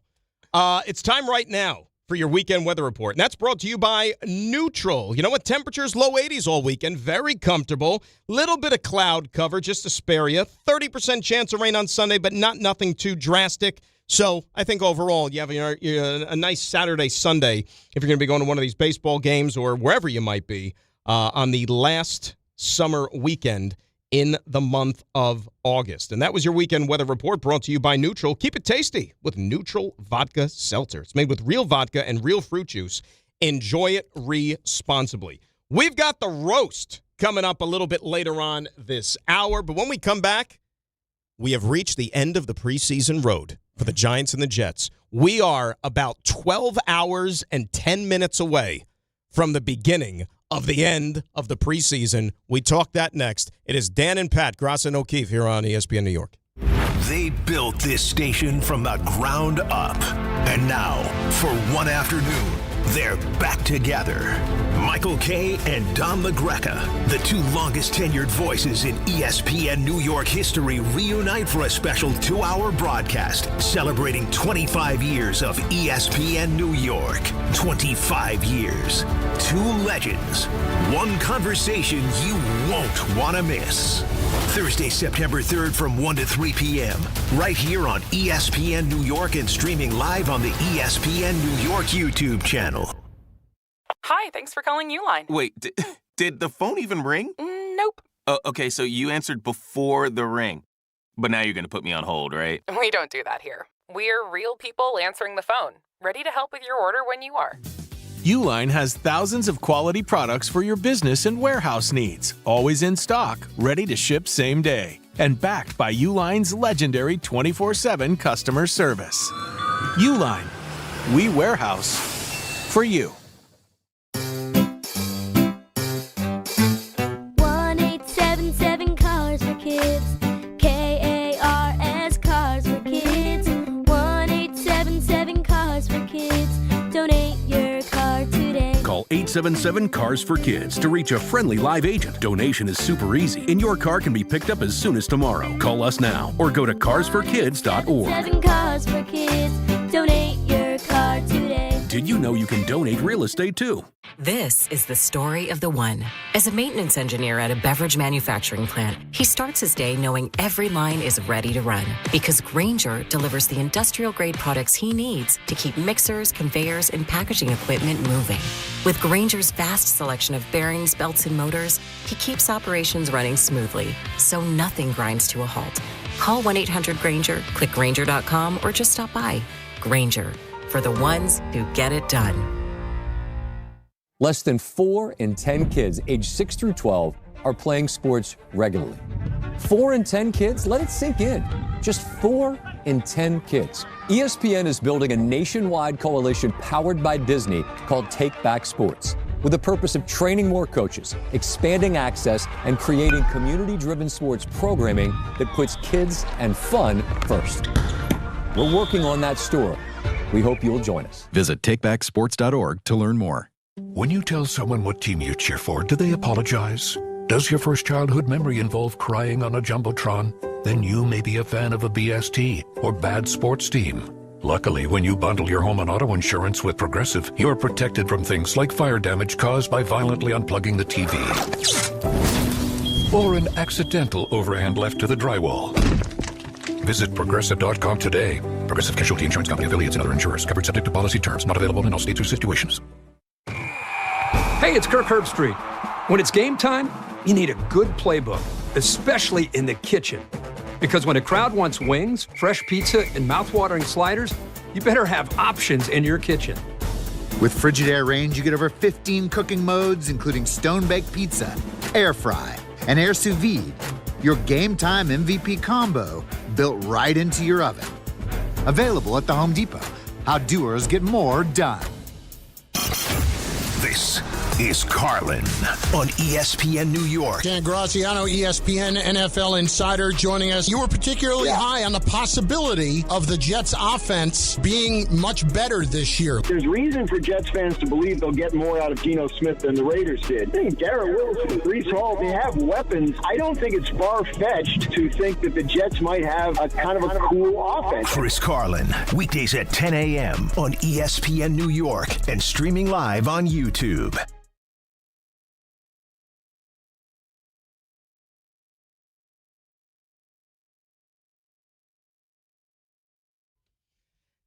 Dan and Pat, ESPN New York on this Friday at 800-919-3776. That is the telephone number. We got ourselves a battle tonight in East Rutherford. That is right. MetLife Stadium, 7:30, Giants, Jets. The battle, I don't know what you want, the battle of what? I don't know what the battle is. The battle of the backups. They don't do the trophy anymore. No, right? There's no trophy. Snoopy's out. Snoopy and MetLife had a difference, of creative input, so they went their separate ways.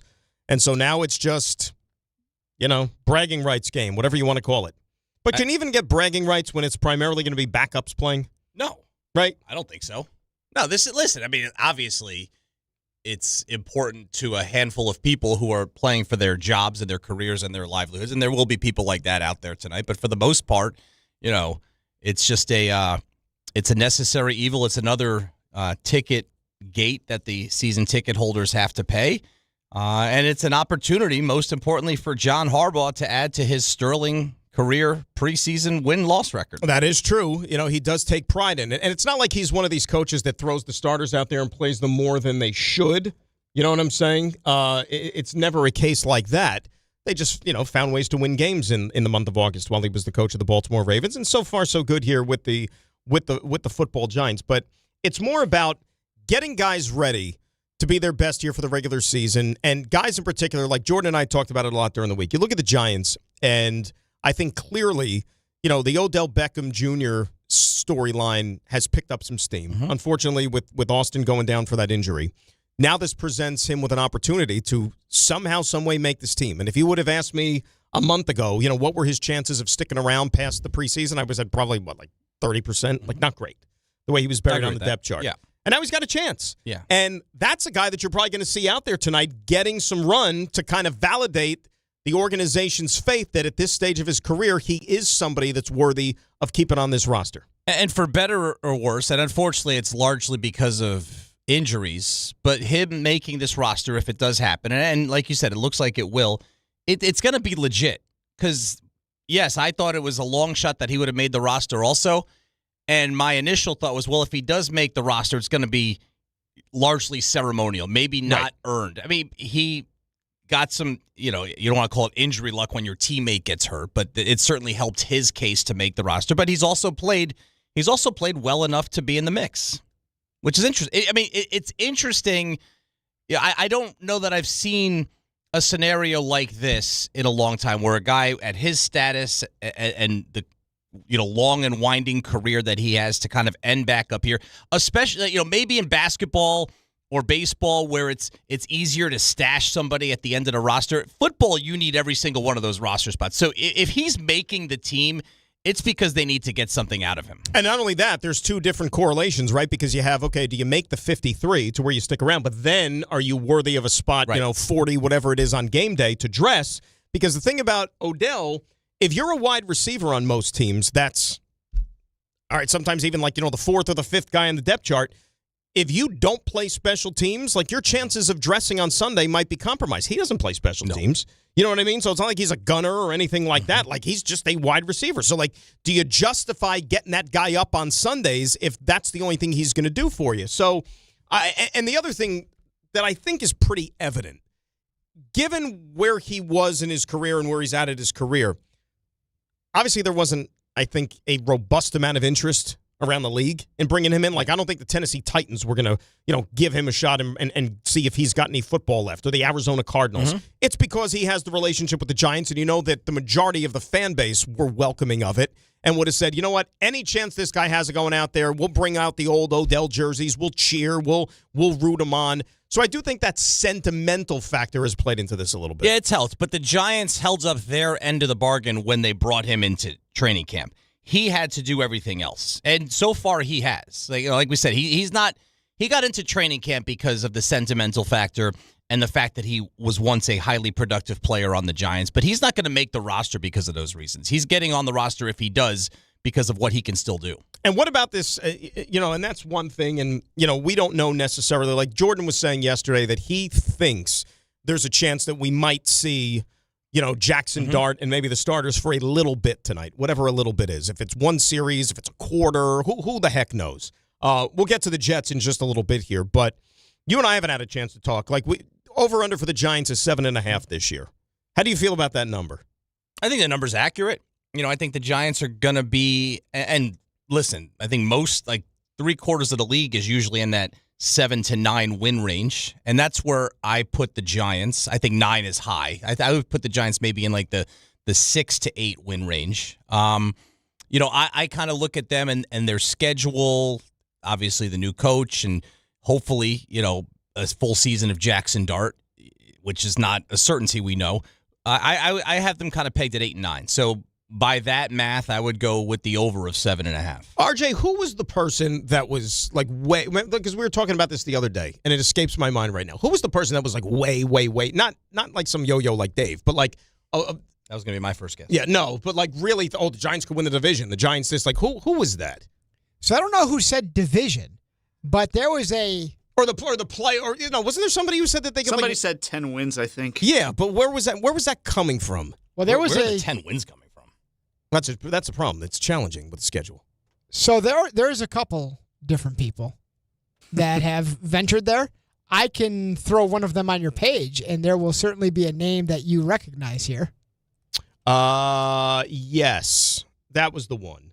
No, I don't know if it was this in particular, but I think it's worth a conversation. That's why I want to play it. I appreciate that, by the way, RJ.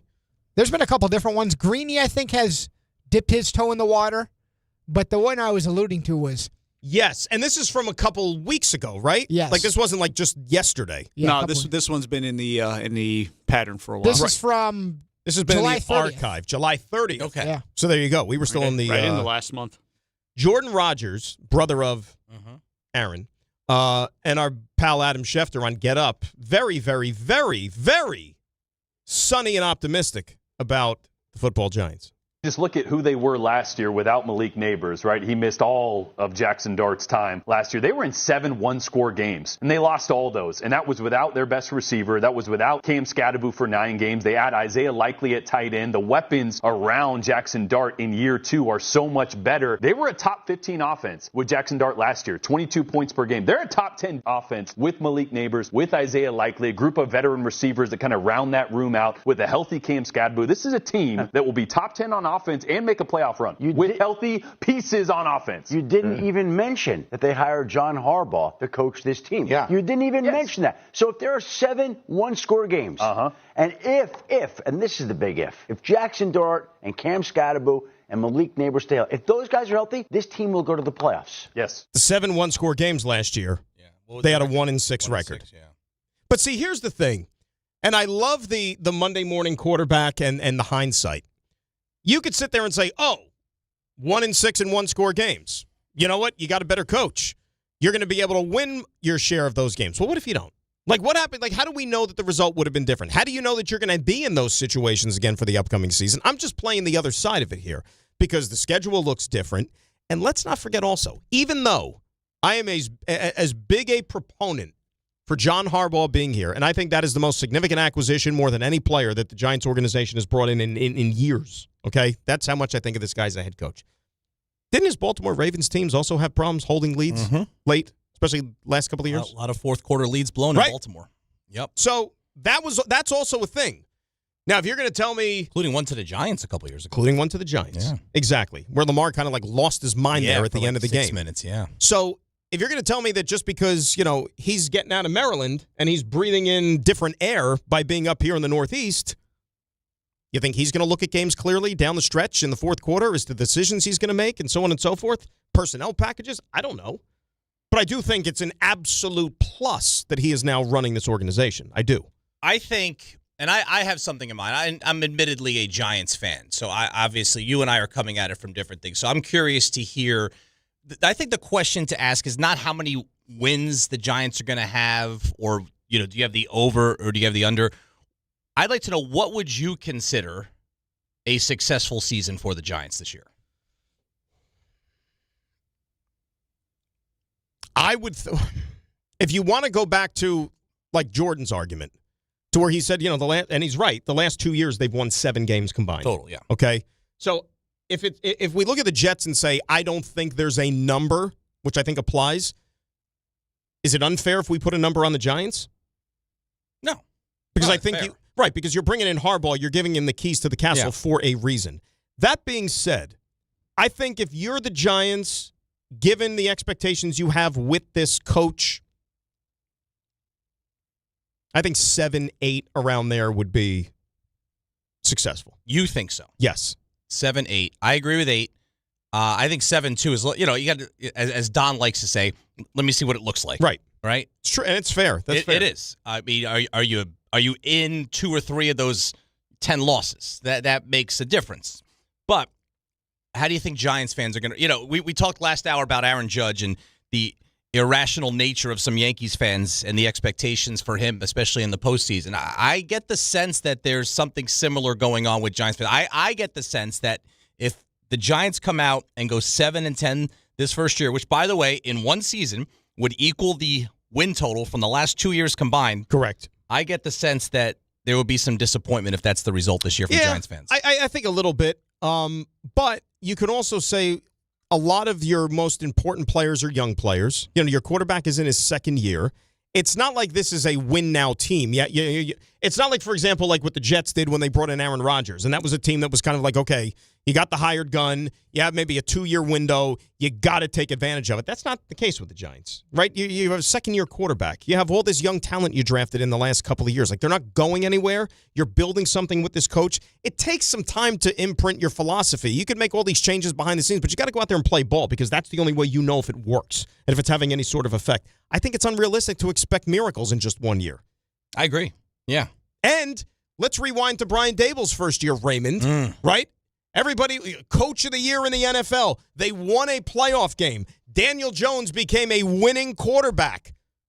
And how did things go the rest of Brian Daboll's tenure? If I'm not mistaken, it all came crashing down on a Sunday night at MetLife Stadium against the Cowboys. And they've never been the same since. Hope that scenario doesn't repeat itself. He wants to smile so bad right now. He wants to smile. I'm behaving. I said I was going to behave. Yeah, but it's Friday. You're here. You can do whatever you want. The real Raymond. Pat hasn't wronged me. He doesn't deserve that. What I will say though, the real Raymond, and I'm slowly starting to. He's inching out. The real Raymond, not the fake Raymond. He's peeking out between how he. I'm not going to say too much. Raymond. But what he really thinks of some teams is it's creeping out. It's slowly coming to the surface. It's unfortunately going to get worse progressively as the season gets closer because because somebody's going to needle me. 100%. Little by little, it's going to get worse. What do you think next week is going to be? Until eventually. Well, Ray and I talk obviously a lot off of show hours, and we talk a lot after the show. And some opinions come out that have not been shared. I witnessed those opinions the other day. Yeah, between 6 and 10. He's like a different 10. The 10 a.m. hour Raymond is like a completely different person from 6 to 10 a.m. Raymond. Well, I have to watch what I say. Yeah, there's some opinions of teams that will offend people that are just building and they're bubbling. 10 a.m. hour Raymond, like you'd be amazed. He uses words that you can't get away with in church. Oh, Pat's heard me after hours. just like you, Pat's heard me off the microphone. I've heard plenty of punchy Raymond at 10 p.m. Raymond. So yeah, after working all day. There's a lot. There's a lot. I actually like 10 a.m. Raymond more than 10 p.m. Raymond. I think the 10 a.m. because you know why the 10 a.m. Raymond is still like, there's a little. There's adrenaline. There's adrenaline. It's a cocktail of adrenaline and fatigue and crankiness that's all starting to conspire together. And also a little bit. I can exhale. Yes, we're off the air now. I can say what I really feel. My favorite Raymond is my favorite Raymond. I like this. It's a game. I would say we'll get back together. What's opening night? The 20th. That's the 20th. Yeah. Okay, so from like mid-October through late December, a Sunday afternoon.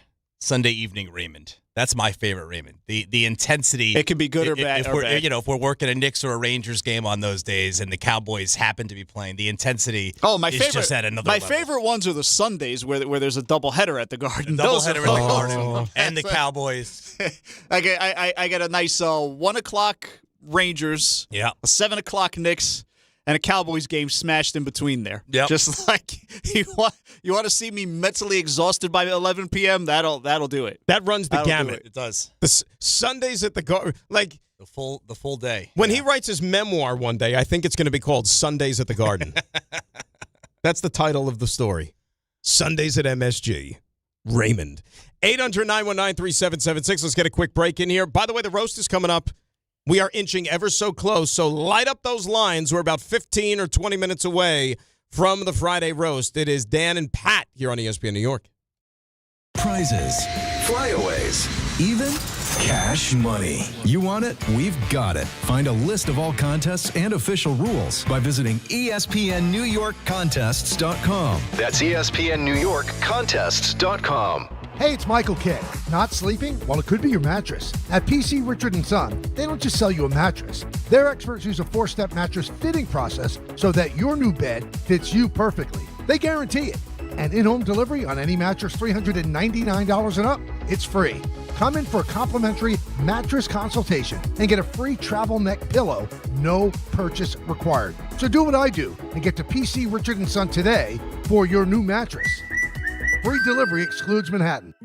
Michelle here. Look, in sports, the best teams know when to make their move. Sherwin-Williams is making theirs with their Labor Day sale. We're talking 35% off paints and stains August 28th through September 9th. You know, I've been looking at these studio walls, and I'm thinking that I wouldn't mind a little more red in here. Get that Cardinal spirit going. Yeah, I like that. Order online, get everything delivered right to your door, or swing by your neighborhood Sherwin-Williams store. Retail sales only. Some exclusions apply. See store for details. Delivery available on qualifying orders. Kenny here to help you get in on the sweet life with Cotton Candy 5-Hour Energy. It's that classic throwback cotton candy flavor, but with 0 sugar and a 5-hour energy boost. I keep these with me so I can tackle that sweet tooth with a tasty caffeine kick and no guilty sugary aftermath. Bring on the sweetness with Cotton Candy 5-Hour Energy Shots. Available online at 5hourenergy.com or on Amazon. This is the Michael K. Show. You hear people saying, that's why Yankees should have got a reliever. Well, you know, they tried. Everybody wanted George Lombard Jr., one of their top prospects. Would you have wanted to give up George Lombard Jr.? Oh, they should have gotten Mason Miller. Not available. They should have got Morajan. Not available. They did try. They knew they needed another arm in the bullpen, but you can't bankrupt your system to get another arm in the bullpen. The Michael K. Show, weekdays at 1 on ESPN New York and streaming live on YouTube. Presented by the Parisman Firm. Congratulations, New York. The Knicks did it. Through battle after battle, they dominated to become this year's NBA champions. Day in and day out, the hard work paid off, and you were there every step of the way. Enjoy the crown. Own it, because this year is your year. A part of your legacy that will never be forgotten. So celebrate this moment, show your pride, and shop the largest selection of official NBA gear at NBAstore.com.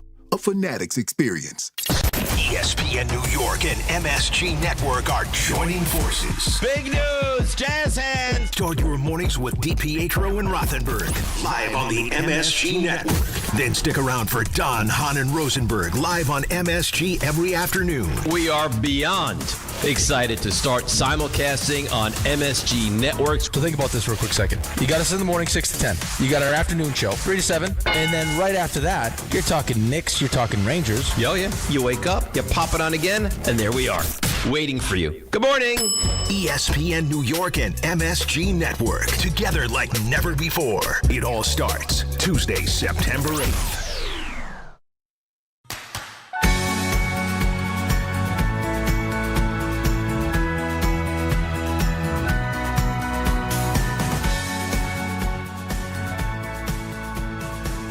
Dan and Pat here on ESPN New York on this Friday, a morning roast Friday. So light up them lines at 800-919-3776.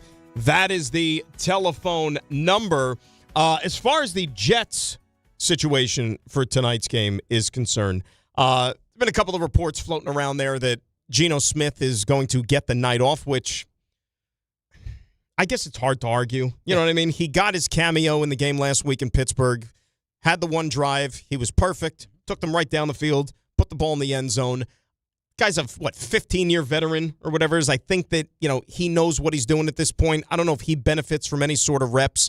We'll see how many other starters get the opportunity to go out there tonight in this game. So, for all intents and purposes, it looks like you're going to get Cade Klubnik getting the start. And, Pat, probably going to play at least a half if I were to venture a guess. Yeah, and I think that's important because you still don't know what you have here. And obviously it is a franchise that has been in search of, some stability at that position for a while. Even if it's, a guy who can carve out a career as a dependable backup.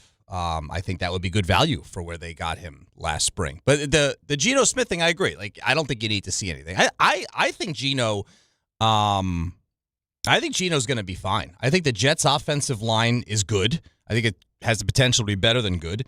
I think he's got better weapons than he did last year.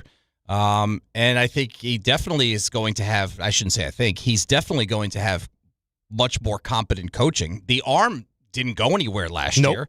It was just a disaster of a situation. I don't know,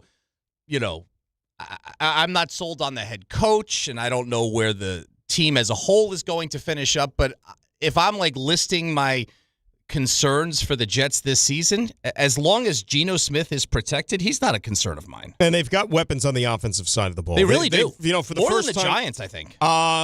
You're not wrong. I don't think. I mean, if you look at, player for player, pound for pound, I mean, the Jet talent for a team that's, it's funny because they were separated by one win last year, like in the overall standings.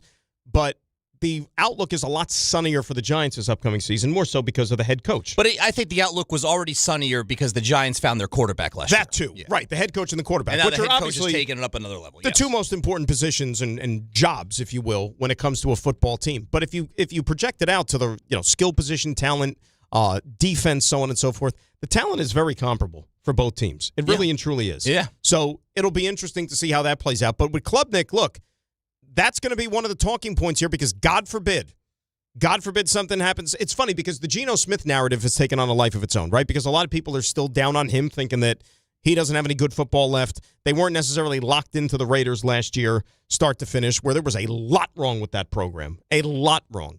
So if you're not sold on Geno Smith being the quarterback, then you think, okay, well, who's the next man up? Who's only a bullet away? It's a rookie who dropped to the fourth round that necessarily didn't have a great season last year. He did not. To where you probably also don't want to have a backup quarterback in most cases with no NFL experience, but it looks like, as of right now, that's what the Jets are going to roll into the season with. And I think that's okay. I think that you whatever happens in the draft next year, where you hopefully get your quarterback and you plug that guy in for the next 5 to 10 years or whatever it is, you still need to build around him. If you can go, if this guy can be a piece of your future and again turn into like a dependable guy. Listen, we've seen 4th round picks before in the NFL that you weren't expecting much out of, but they get an opportunity early in their career and they run with it. I mean, Dak Prescott was one of those guys. Has he worked out okay, Raymond? 4th round pick, Dak Prescott? Yeah, but that's not the norm. It's not the norm. You're right. And I'm not saying that's what this guy needs to be, but can he carve out an NFL career? Tom Brady's not the norm. Brock Purdy's not the norm. As a 7th rounder, Mr. Irrelevant. But look, I think in a perfect world, you never want your backup quarterback to have to play. But I think the organization is pretty comfortable that should something happen to Geno Smith, that they turn the reins over to Kate. They like him a lot. They like him a lot. Mm-hmm. I could tell you that. Yeah. Now, in a perfect world, though, you still don't want to throw a kid out there and have him play long stretches this season. I think what most fans are looking at, and most people around the NFL are probably viewing as inevitable when it comes to the Jets, that they're going to lose games, that all of a sudden the season is going to be lost, and then what point down the road do you say, all right, we got to see what we have in Cade Klubnik in real games, right? Real games, not preseason. When do you turn the reins over to him if the season is lost and say, all right, this is your audition for the rest of the season. Let's see what you got. Yeah, and also I think what would tie into that if the season is really going in a negative direction, like let's be honest, there's a lot of quarterback talent in the draft next year. As of now, right? That could change. I mean, listen, this time last year, Cade Klubnik was a potential first rounder. So you never know what's going to happen in the college season. But what we do know is the Jets are not the only team that you look at right now that's going to be searching for their quarterback of the future next year. So do we get to December and it is in the Jets' best interest to maybe not win as many games as possible and putting a rookie quarterback in instead of, I'm not saying take everybody off the field, but it has the dual, it's not like tanking in basketball or basketball. Right. But you're just changing one guy. You're giving a guy an opportunity, and at the same time, it's probably not giving you as good a chance to win, which might not be the worst thing in the world. Yeah, like I said, that's not something I lose any sleep over, and I don't think fans should either, right? Because that's also the narrative, the natural reflex, where you say, oh, well, can't win. What if we find ourselves in that NFL purgatory, right? If we're in that 7-win range, and then you're going to be picking outside of the top 10. There goes your shot at a franchise-altering quarterback. Well, you don't know that because, like you said, we don't know how deep the quarterback crop is going to be in the draft.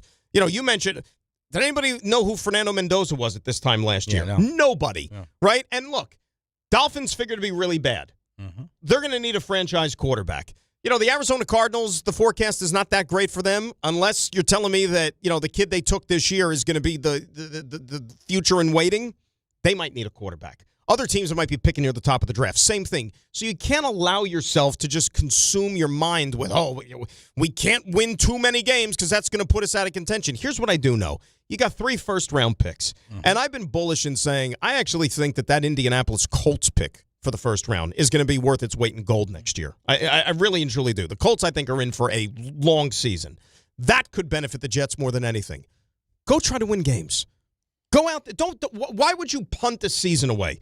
Go try to win as many games as possible. Maybe root for Geno Smith to be the surprise quarterback in the NFL this year, just like he was those couple of years in Seattle when he made Pro Bowls that people gave him no shot of doing. What if he turns back the clock a little bit? Win your games, and you know what? I know he's not the future, but you got 3 first-round picks. And, Pat, guess what? Those first-round picks, you don't have to necessarily use them in the draft. The beauty of the picks is that you can call up another team and trade those picks for maybe not a guy you're rolling the dice on, but a guy who's already established and you know what he is. Like, trades happen in the NFL, right? More than ever. More than ever. Yeah. And we talked about a guy a lot the last year or so that maybe, just maybe, if things break right, might be made available. And you don't think that conversation's going to happen again all throughout this season? A guy in Cincinnati who, if they don't win this year, there's probably a better than good chance the coach is out the door. And then the quarterback might wake up if he gets his you-know-what beat in this year again, saying, you know what, I'm done. I'm willing to change scenery. That's when those first-round picks come in handy. Yeah. You know what I'm saying? That's more of a sure thing than anybody you're going to find in the draft. Absolutely. And just to be clear, I'm not a proponent of the Jets tanking the season. My point was if you get to December. Oh, absolutely. And you're 3-10. Then you give an opportunity to Klubnik, see what you have, and at that point, it probably doesn't hurt you if you lose a game or two. But no, I mean, first of all, the head coach needs to win games. He's the one who controls those decisions, and he needs to win. I don't know if there is a certain amount of games, but he needs to perform better than he did last year to ensure that he's going to be back for year number 3. 100%. And that's, look, if it gets to the point where they're like legit out of it, remember, like it's not apples to apples, but when they turned the reins over to Brady Cook last year. Mm-hmm. Now, they were not exactly putting their, best lineup out there to try to win games. And, they got a guy who's probably not even going to be on the roster in another few days as the quarterback. And he got to start 5 games. And you saw the results, and it was ugly. But same thing I don't think is going to happen this year. And if it does, something went horribly wrong, and there's going to be changes at the end of the year. I agree. And I think that there is potential. What's the over-under? 5.5? 5.5. Yeah, and I heard you took a strong over yesterday. Well, when I say strong over, I'm not saying strong meaning they're going to win 10. You sounded strong in your answer. Conviction. Right. And you know what? That could be 6. Yeah. You know what I mean? Yes. But that's still an over. That's what I mean. I think they will win minimum 6 games. Yeah. So that's my conviction. I'm not sitting here telling you they're going to win 10, but they'll win at least 6. I don't know. I don't know that I'm there. I will say this. In like last year, I knew they weren't winning 6. Right. This year, if they win 6 games, I wouldn't be surprised. I mean, the schedule alone, there's some, layup is a strong word, not in professional sports, but there are some games that you identify as winnable football games. The Dolphins are going to be the worst team in the NFL this year. You're playing them twice. Yep. You got the Raiders, you got the Browns, you got Tennessee week 1, you got Arizona later in the season. Just off the top of my head. I mean, and you're also going to pick a team off probably that people don't expect you to beat along the way. Now, you're also not going to win every single game that we're sitting here saying, that's a win, that's a win. It does even out a little bit, but I do think that the talent, and bottom line is, regardless of what you think of the coach, on paper, the talent is night and day compared to last year. Night and day. It is. But now you have to be able to put it all together, and we're not going to get our answers until a couple of weeks from Sunday. This is also not the best they're going to be. The talent is night and day better, and they are set up nicely for what comes next. Let's hope so. David in Brooklyn up next here on ESPN New York. David, how are you? Hey, good morning. So listening to you guys talk about the scenario with the Jets, what if, they do win 6-7 games, they draft next year, in the 10 to 12 zone, let's say, give or take, and all the quarterbacks are gone. And then what? We're hoping that Joe Burrow, craps out in Cincinnati and the Jets can trade 3 first-round picks for him. I mean, to me, you got, as a fan, I don't want the team to tank, and I'd love to see victories. But the only path to success for the Jets is to have a top 3 draft pick and hope for the best, because they've failed in the last, call it 3, 4, 5 years where they had these high draft picks. They've drafted tight ends and offensive linemen. They should be just drafting quarterbacks, throwing darts at the board, and hope one of them sticks. Yeah, but Dave, how did that work in the past? Klubnik, but he's a 4th rounder. But Dave, how did that work in the past? Sam Darnold was the 3rd overall pick. Zach Wilson was the 2nd overall pick. Were those guys successful? Well, Sam Darnold's successful, yeah, but because the Jets are a dysfunctional organization with absolutely no consistency or continuity in management, they gave up on Darnold, and he proved in the right system he could win a Super Bowl. So they had to pick right with Sam Darnold. You can't say they didn't. Zach Wilson's a clear flop, but they had it right with Sam Darnold. But because the organization was a mess, they couldn't capitalize on the talent that they had. So, there were other teams that gave up on Darnold too. The 49ers moved on, and they had Brock Purdy. The Vikings, I think, are the chief culprits. Carolina, the same thing. So it wasn't just the Jets. Let's be fair. Dave, I'll say this and I'll let you finish. The difference between when Sam Darnold walked into the building and Zach Wilson walked into the building is that those guys came in and there was nothing around them. Mm-hmm. Absolutely nothing. Right. This time, the way they're going about building the team, they're building the foundation to where whenever that next quarterback comes in, he's not going to be asked to be Superman and put the entire organization on his shoulders. They're going to lift him up. That's going to be the difference here, and hopefully it develops the quarterback a little bit better. It's funny. What Rodgers came here 3 years ago, right? 23. Yeah, so 2 seasons here and then 1 in Pitt. So 3 years ago, and look, that's a long time in the NFL, but it doesn't feel like that long ago. When he came here basically because the infrastructure was so solid, but it was on the defensive side of the ball. And I think there's still I think the defense for me is more of a question than the offense right now, which is a complete reversal from where we were with this team 3 years ago, because largely because of the quarterback, but outside of Garrett Wilson, the offensive line has had injuries and wasn't built up.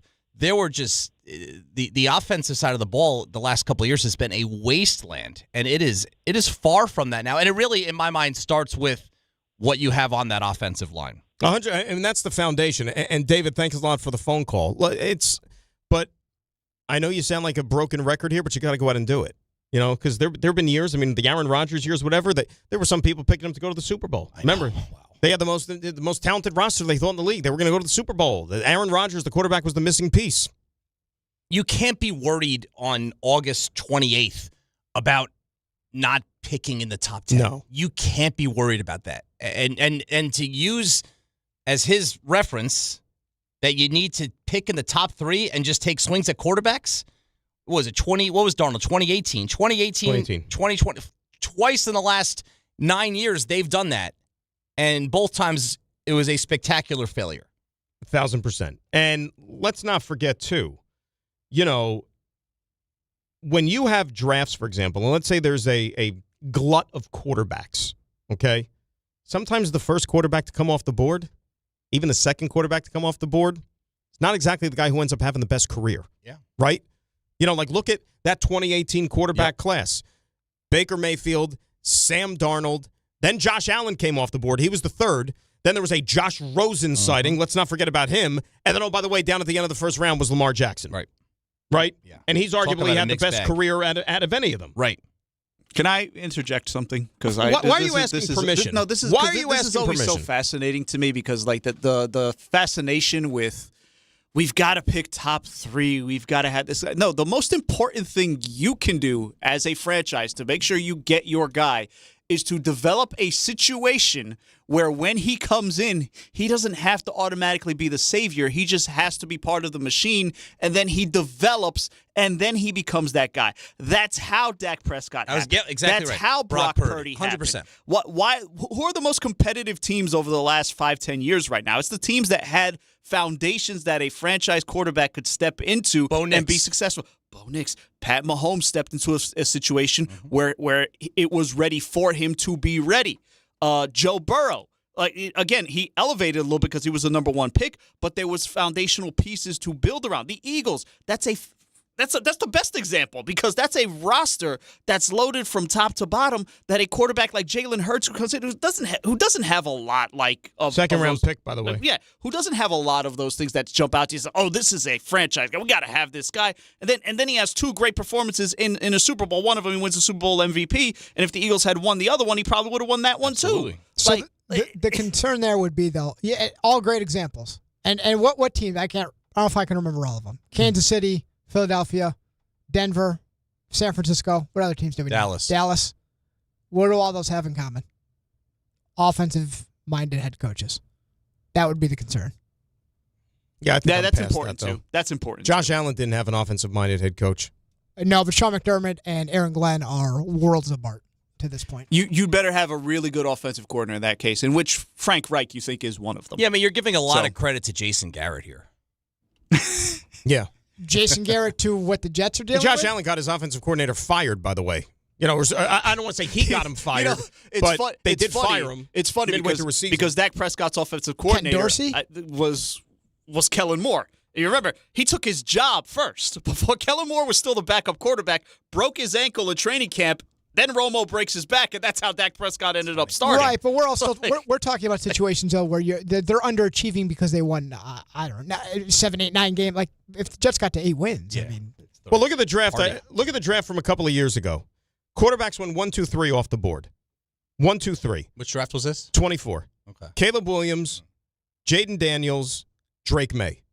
Okay, the Patriots had the third swing, and so they get the third guy. I don't remember those other two guys being MVP runner-ups yet in their NFL careers, were they? And taking their team to the Super Bowl. Not yet.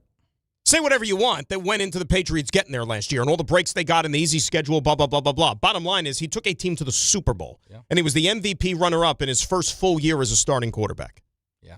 And that wasn't the first guy. I'm not saying that Caleb Williams is a bust, which he's not, or Jaden Daniels is not going to have a great career potentially, but that was the third quarterback off the board. So spare me all this stuff that you have to have one of the 3 worst records in the league to be able to get a franchise quarterback. You can't think that way.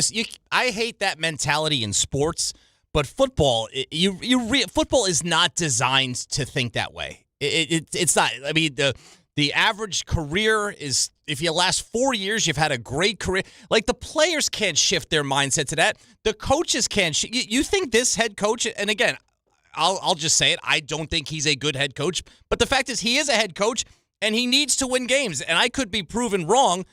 He can't go into the season thinking about losing games for the betterment of this team in the future. That's absurd. He might not be here in the future. Of course And that's why, like, this tanking and this and that. Like, you really think, a coach, a general manager, a player is going to go out there and try to tank a game late in the season to better a team's draft pick, which the player itself, for example, may not even be on the damn roster in 3-4 years. It's a draft pick for a guy who's going to take your job. Thank you. 1,000,000%. By the way, you're listening to DiPietro and Rothenberg on WHSQ, WCBS-FM, HD2, New York. It is about that time to where you get to the end of the week, and it's time to spit some fire. We call it the roast. The number is 800-919-3776. Light up them lines. And Raymond, can you please do the honors? This is why I'm hot. Is the morning roast. All right. We have made it to the end of the week. It is the Friday roast. And for those that are newly minted listeners of this program, we do this every single Friday right around this time. Maybe a couple of minutes early here and there. We have some wiggle room. It doesn't matter. But we had a good football conversation. It was captivating. It was engaging. So we get to the roast. And, even though this is your first time roasting on a Friday, right? I think it might be my first time roasting. Period. Well, not period. Publicly. Yeah. A public roast. Pat was never invited to the Friars Club or whatever on one of those nights. Nevertheless, I think you know a little bit about the roast and what it's about. So for those that are maybe tuning in for the first time, don't have a handle on necessarily what this is, why don't you, in your infinite wisdom, tell the listeners out there what this roast is all about? My understanding of this roast is it is all encompassing. Yep. You know, we're all running through our lives during the week, and occasionally something happens that gets our ire. Okay, and this is an opportunity to express any and all frustrations about something during the course of the week, or perhaps even longer than that if you're sitting on it for a couple of weeks, which in my case, teaser here, I have been, and air our grievances. So a couple of weeks this one has been brewing. Well, I've been saving this one up because I knew about 2.5 weeks ago when this happened, I knew that there was a chance that on a Thursday night in the future, our program director would call me and ask me to do the morning show the next day. There you go. And I would need a roast at the ready. That's a tease. That is a tease. So if it's been stewing for that long, I can't wait to see what comes out of this one. All right. Light up them lines. 800-919-3776. That is the telephone number. Let us start it off with Lee, who is in Long Island. He is our first roaster here on the Morning Roast. Lee, good morning. How are you? Good morning, gentlemen. Great job today. Dan, great job all week. My roast is also a few weeks old. Mine's from a few weeks ago. I just didn't get through on a Friday to roast. But here's what happened. So I was driving home. It was about 4 in the afternoon on a Tuesday, and on the LIE in Suffolk County. And it's rush hour traffic. And there was an accident around exit 57 that shut down 2 lanes of the LIE for at least a mile. Mm-hmm. So it's for bumper traffic. 2 lanes are shut down. As you're getting close, and it's the right lane and the middle lane. And as you were getting closer to the accident, people are trying to get around the service vehicles and stuff. And they're drifting into the HOV lane. There were 3 cops waving people over and giving them tickets for going into the HOV lane to get around the accident. Even though they were there and could have been directing the traffic to make it easier, they were actually slowing it down even more by waving people over and giving them tickets. It was an absolute terrible job by the Suffolk County Police.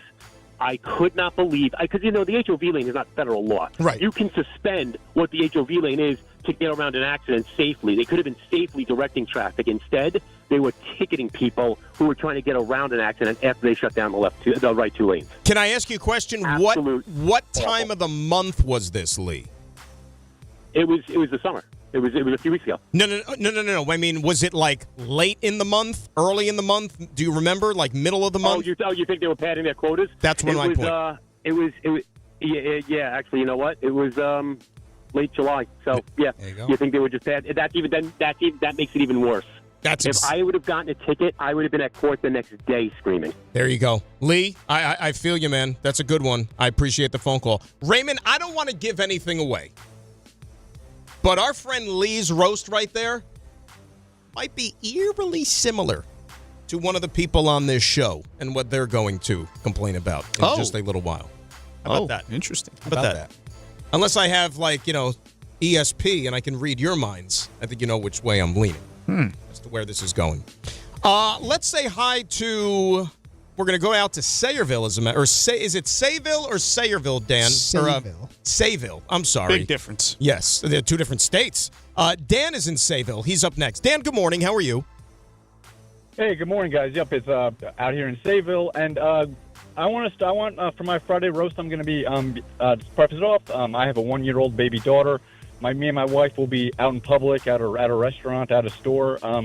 People will come up to me and be like, "Oh my gosh, she's so cute, she's so beautiful," and then proceed to touch her. Like, get out of my face! Don't touch my kid. I don't know you. I don't know where your hands have been. Don't touch my kid. So basically, hands off the babies is what you're saying, Dan. Yes, 100%. Hands off the baby. You know what? You're not wrong. You're not wrong, Danny. Good phone call. I appreciate it. I thought that went away. The whole touching of the infants after COVID, And I'm a churchgoer, okay? And at towards the end of Mass on Sunday, we still have the peace of Christ Peace be with you. Peace Sure. be with you. One of the favorite byproducts of that era that I like is you no longer are required to shake everybody's hand. Everybody just waves and smile. Because in the past, I didn't want to do it anyway, but I also didn't want to offend somebody. And now I'm touching some greasy, grimy hand. Now it's everybody's on board. Everybody understands. It's a simple, polite wave, and we move on. That you know what? You're 1,000% right. And see, Pat's actually like with commentary giving you roasts, like bonus roasts, by commenting on other people's roasts. That's good stuff. Let's say hi to Bob, who's in Wayne. He's up next here on the Friday Roast. Bobby, good morning. How are you? Hey guys, good morning. Thanks for taking the call. What's up, Bob? Look, I hate that he's not on the show. Yeah. So I can't bring it up. But I mean, Dave's a fraud. Okay. You know, he brings up every single week to Buster. He brings up that he hasn't paid off the debt from the judge bet. But this guy was late putting on the dangler earring last time, and he still has not paid off his football debt to the guys. So he brings up not setting up a lunch with Buster, but he hasn't asked RJ, Ray, Rick, anybody else, hey, guys, I got to pay off my debt for football. Let's set it up. So he's working one way but not working the other, so it has to get called out. Dave, I got to roast you. I mean, Bob, you're not wrong, and Dave will be back on Monday, and I will. How about this? I will personally hold him accountable for that. I'll get some answers on that one.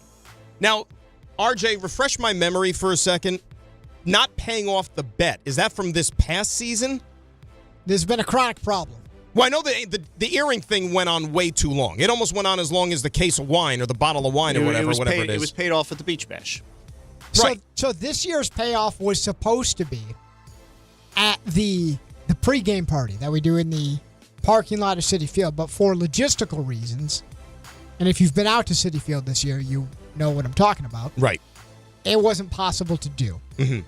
So that created another crater of when's this going to get done, and that is still hanging out there. So it's still something that is unfulfilled. Unfulfilled. Yeah. That's important. So because I didn't know this, by the way. Different things at the Beach Bash were brought up because that's really before everyone starts going on vacation. No one's together really, right? Like all at the same time, hardly. So like I think since then, I think we've all done like 3 or 4 shows together, maybe 4. So people aren't together anymore, and then the conversation trails off. When are we going to do it? How are we going to pay it off? And this has happened a few years in a row, unfortunately. Is there a payoff? Like, I mean, meaning, like, is there a consensus as to what it was going to be? What it was going to be, yes, but now it's... And now we don't even... And so now it's up in the air.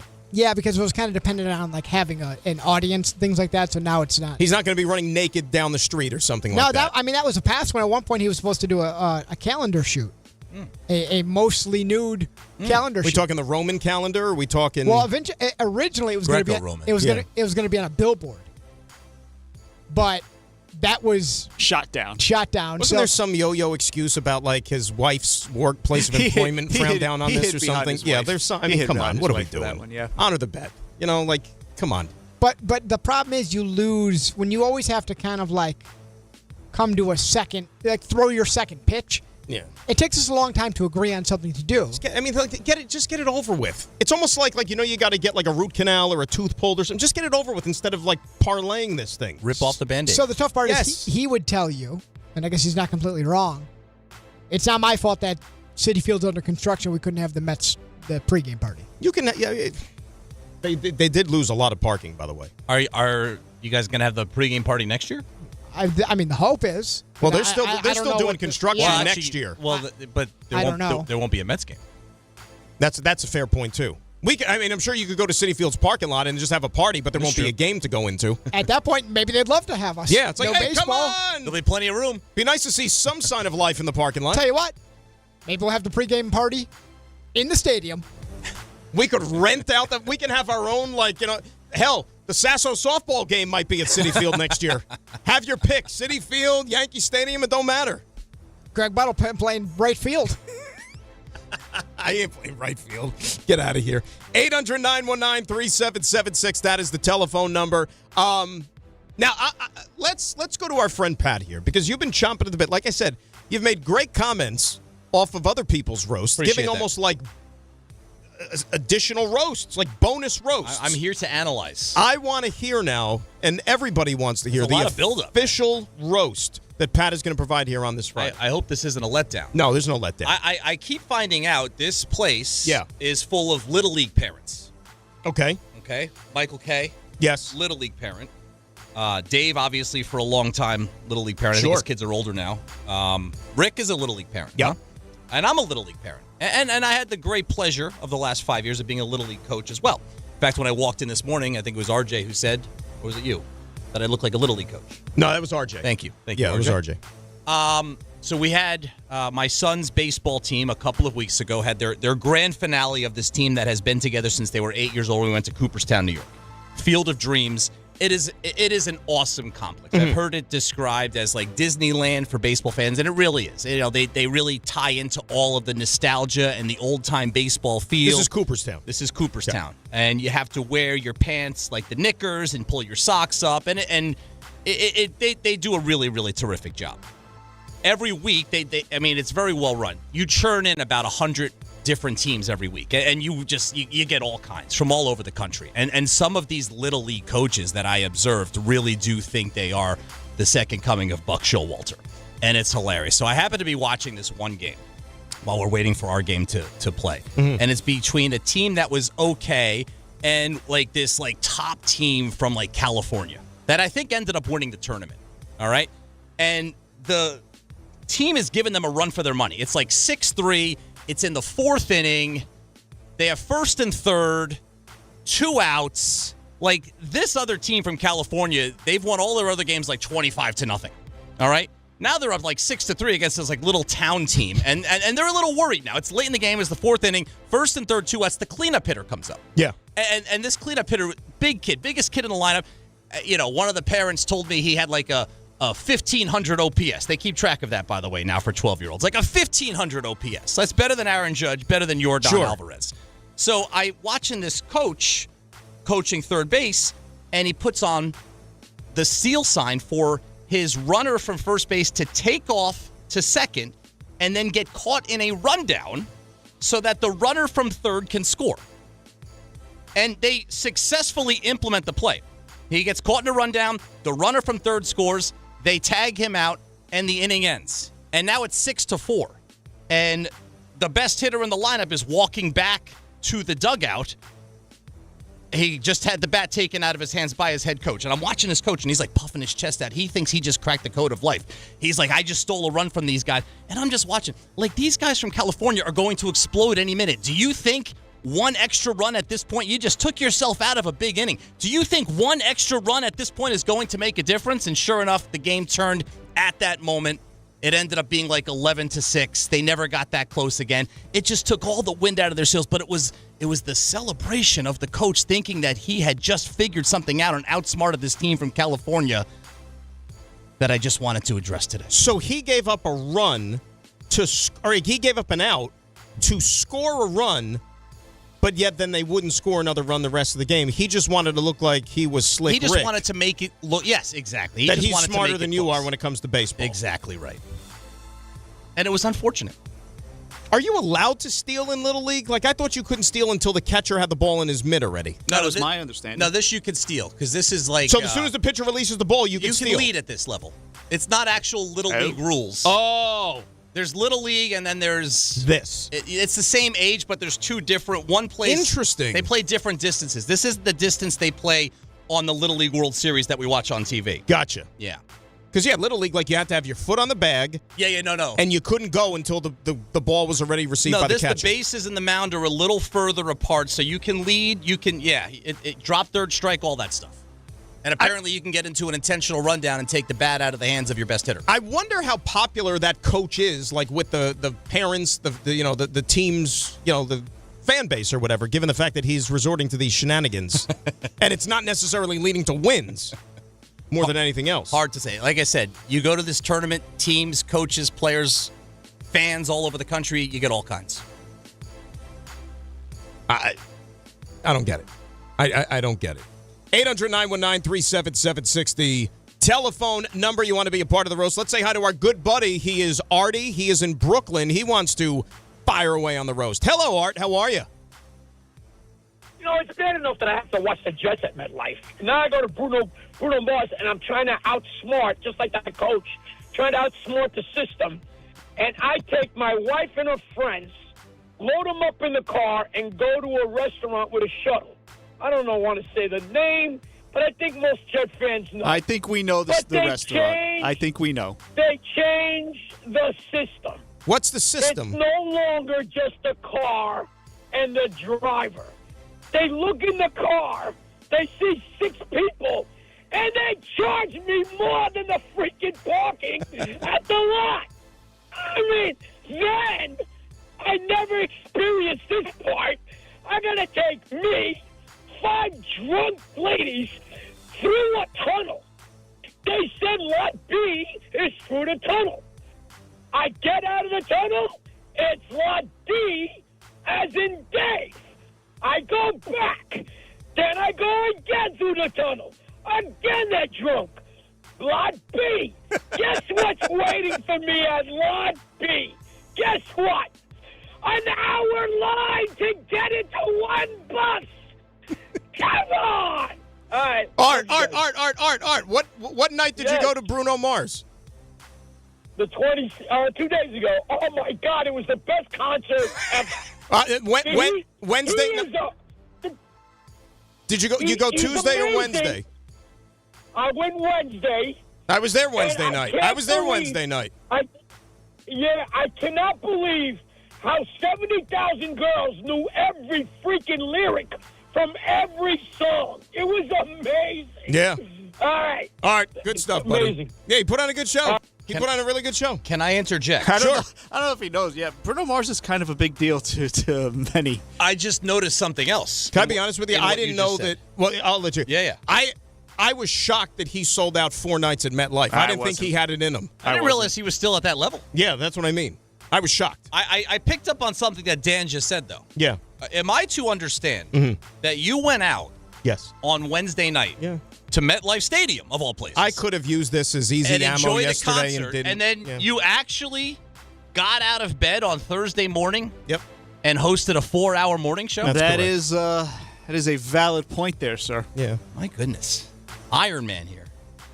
All heroes don't wear capes. You know, like we went through the whole thing with Jordan the last couple of days. Like I could, and we gave him a hard time, and rightfully so, and still will. It'll be held against him. I could have easily used that as ammo, but Ray, did I make one mention of the fact where I was going Wednesday night? Class act right here. Not one. Did I make one mention of the fact of next morning that I was low on sleep and managed to come in and do the show? Yeah. Ray, you know what? Valid, salient points here. The great ones allow others to sing their praises. You know why? Because nobody that listens to this show, that turns on the radio or turns on YouTube, turns on the app to listen and get their enjoyment and entertainment every single day, they don't care about all that secondary stuff. They don't care if I'm taking dives into puddle water in the middle of North Avenue and Elizabeth, like some yo-yos did apparently, or if I was at a concert, or if I was sitting on the couch at home doing nothing but watching Masterpiece Theater. They expect me to be here at 6 a.m. to deliver a fine radio program. And by God, that's what we do. It's very Brunson-esque of you. Exactly. That's what it was. Jalen Brunson-esque. And it was a great show, by the way. Great show. I can't say I'm like a Bruno Mars diehard. I appreciate the talent. I maybe knew he's got great music, man. He's talented. Well, and the band is great. And that's what I'm saying. Like he's got 10 dudes in the band, the hooligans they're called, and then he has the lights, the props, the fire, the fireworks. It's a great performance. It was a really great performance. He was the halftime show at the Super Bowl at that building. Stadium. That's right. Yep. That's the only time I've ever seen him live. It was really, really good. Yeah. Really, really good show. And shout out to who got me in, by the way. All right, Raymond, I need to hear from you. I know that you got something cooked up. I know that you got a football season that's right around the corner. So there's maybe some things that are getting under your skin because you're worried about your Cowboys. So what do you got? Well, this is involving another team of mine, which, I've kind of been down on lately. But so let me preface this by saying I know that this ultimately technically does not fall on the laps of the Yankees, but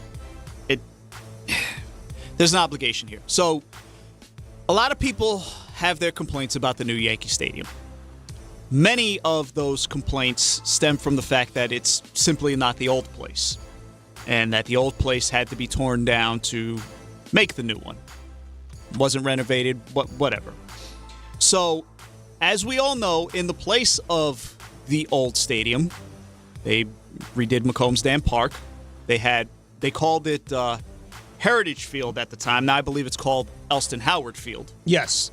So I came upon an article a few weeks back that just really brought to light, and I haven't gone to Yankee Stadium this year, so I really hadn't paid attention. But you haven't gone to a game yet? Not this year. Ray goes to games, he ends up on TV. Yeah, it's weird. Is that right? Yeah, I went to a Subway Series game, and who hit a home run? Somebody. I think it was Lindor. I think it was Lindor. I think randomly on TV. Lindor hit a home run. You know the Leonardo DiCaprio meme? Yeah. Like he's pointing. That was me that night, and I stopped the tee. I rewound it. I took a picture of it, and I sent it to him while he was at the game. Ball landed like 10 rows in front of me out in the bleachers. It was fantastic. But this article pointed out that the field is in a real state of disrepair is doing it not doing it justice. It's bad. There's holes in the field. Kids are getting hurt. The Athletic. Had this article, yes. But a bunch of other places, I just did some digging. Other places have been reporting on this. Apparently, the track around the field is all messed up. I didn't know this. The bleachers caught on fire. Really? A year ago, and they still not been fixed. They melted. So, they're melted. They weren't metal bleachers? They're metal bleachers. How did metal bleachers catch on fire? They melted. I've seen pictures of it. Apparently, it's still not been fixed. So, I know city parks, it falls on the city to repair, and I understand it's a big number for this that has to be taken care of. And I know that the Yankees have chipped in for, the state of the park and making sure that... But it's like an example of, it's a neighborhood in the Bronx. It doesn't matter as much. One of the big complaints about when new stadiums are built and the team cares about that surrounding area, but they don't really care. Right. And so I'm sure the Yankees do care because their facade from the original stadium is used behind the plate at the ballpark there. The original home plate is still there. They used to have Paul O'Neill and a bunch of people used to speak there. It's hey, I used to stand right here and feel the roar of 50,000 people chanting my name. This felt special. And I feel again, it's not an obligation for the Yankees to take care of it. I'm not saying that it is, but and again, the city does share a lot in the blame for this. The city should do something about this. But I feel like the Yankees also should step up a little bit and take care of this. That should be, it doesn't have to be pristine. I understand it's a city park, yes, but it should be in better condition than it is right now. And I feel like the Yankees can, if they really wanted to, could do something about that. What always kind of gets under my skin, just being nitpicky, if I will, about folks, players, and even people that have been around baseball for a long time. Not guys who, are 22 years old that are playing in the major leagues, but you still hear enough people when they come to play the Yankees or they reference the current Yankee Stadium, they talk about Yankee Stadium and the history and the tradition, and they talk about the ghost. And it drives me crazy, and it's can you do a little research? Because the place you're talking about is a park right outside across the street. This place has been open for 17 years. You got one championship. All those ghosts and great moments and history and tradition, that's a soccer field right outside. That doesn't exist anymore. I'll tell you. I don't know, it makes me sad. The other side of that, I'll tell you the backstory of those ghosts of the current place, because in the 90s when I was in high school and I was on the track team, our school was in Manhattan. We would have to take the 4 train up to Yankee Stadium, and our track practice was actually at the site of the current Yankee Stadium. Really? Yes. So obviously this is 96, 97. The other stadium, the old stadium is still there. It was a good time to be a Yankee fan, all of that stuff. But yeah, when they did the whole renovation and reconstruction project, it was they basically flipped everything. So what you're describing now, Ray, was where the current stadium is, I remember and vice versa. I remember going there and parking in it was in Macombs general Dam area. Park. Yes. Yeah, and it was not kept up. It was obvious. It was also a different time. Sure. But when the current structure opened, and that football field you described, and the Elston Howard baseball fields, those were nice. I mean, listen, over time, all things get worn. But that football field, it's on top of the parking garage. I know Cardinal Hayes High School used to play its home football games there when it opened. And, I mean, you talk about teams would come in from, like, Long Island and Westchester, and you're literally running towards the end zone, and all you see is Yankee Stadium. I mean, it was probably as unique a backdrop to, like, a high school football field as you could find. But now, like you said, it's fallen into disrepair. The bleachers are all melted, and I don't think it's getting that kind of use anymore. I saw a picture of, like, there's a divot in the turf football field. Ugh. Like that, like stuff's just not being fixed. Yeah. It's like old Veterans Stadium. Like the article in the Athletic that I mentioned, like, said that kids were breaking their ankles, like rounding second base. Like how does that happen? And it was always, at least, correct me if I'm wrong, like the previous couple of years or whatever, like recent times, like it was always presented as like, it was like an homage to like it was like in good upkeep. But now suddenly that's like fallen by the wayside. Well, that was a big deal when they opened the new place. Like the Yankees and the Yankees, and I'm not saying the Yankees didn't kick in a significant amount of money. They did, but like you pointed out, that was 17 years ago, and I don't know like how much upkeep a park needs, like in terms of dollars. But a place like that, especially if you're going to lean in, and here's the original home plate. Here's the facade behind home plate. Like you should probably pay attention to it a little bit more. All right, I'm going to go. And I've roasted in the past about what can we call it, Raymond? Inaccurate ticket receipts. Oh, those are fun. Yeah. You know, getting a ticket when you really don't deserve one because of, an error on the person. Not Robert Sala's receipts. No, not those receipts. I don't know where those are. Those probably got lost someplace. But nevertheless, so the other day, train station, good old train station, right? Park the car like I've done thousands of times before. Back that sucker in. Because, and there were plenty of spots to spare. Like tens of hundreds, like plenty. Late afternoon, backed it in. I always like to back it in for safety reasons. Because when you're getting out of the car, then you don't have to, you get a better look to see if some other car is coming or if people are walking. Because everybody's getting off the train. You got people on foot. Back the car in. Go to the parking thing, pay for my parking, the few bucks, whatever, bing, bing, bing. Thank you very much. Goodbye. Go into the city, do what I got to do, come back. Come back to the car. First thing I see as I'm approaching it, big old nasty ticket right on my windshield. I'm like, get the hell out of here. What is this? And I figure it's got to be a 99% likelihood that the parking attendant, misidentified the plate or whatever it was. This tends to happen. They checked to see that I didn't. But meantime, I kept my receipt. So I was like, I'm good to go, whatever. I took the ticket, looked at it, said, ha. So now it's just more of an inconvenience for me that I have to present proof of payment, send it in, and get the ticket wiped away. Whatever. So later on that night, decide to pull that sucker out. And I'm looking at it. And I'm trying to see, well, how much is the ticket for? Well, $40. Whatever. Not that bad. And then I'm looking at them and see, well, wait a second, though. Like, what's... And they give you the thing, so I go online just to see, like, what the infraction is, this and that. Because it's... The infraction is not for I didn't pay for parking. The infraction is for head-in parking. Head-in parking. Prohibited, apparently. Now, mind you, I have been parking at this train station lot for maybe 2 decades. Several times this summer even. Not once did I ever notice a sign that said, no head-in parking allowed. And I don't think there was one the other day. If you ask me, I was a victim of what I brought up to one of our first callers today, of a late-in-the-month issuance of a ticket because they needed to fill their quota. Now, explain to me, the head-in parking violation, why in God's name is this even a thing? When you have ample spaces to spare, why is it so detrimental? Like I said, I believe if you back it in, you are doing you and all of your other fellow citizens a safety service, because now you have at least full view of cars or pedestrians walking in your path to where you're not going to run them over or hit them. Yes, right? We don't want that. So why is it a violation if I back it in and you're going to give me a ticket for it? Especially, though, in this case where... And by the way, I should also say it was a perfectly parked car, meaning I didn't park on like the line taking up 2 spots. Right. It was immaculate. Costanza-esque. You almost don't want to leave the spot. It was so good. Right.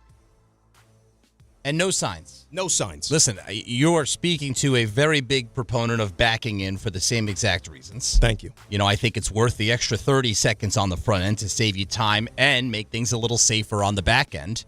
And I'm with you, man.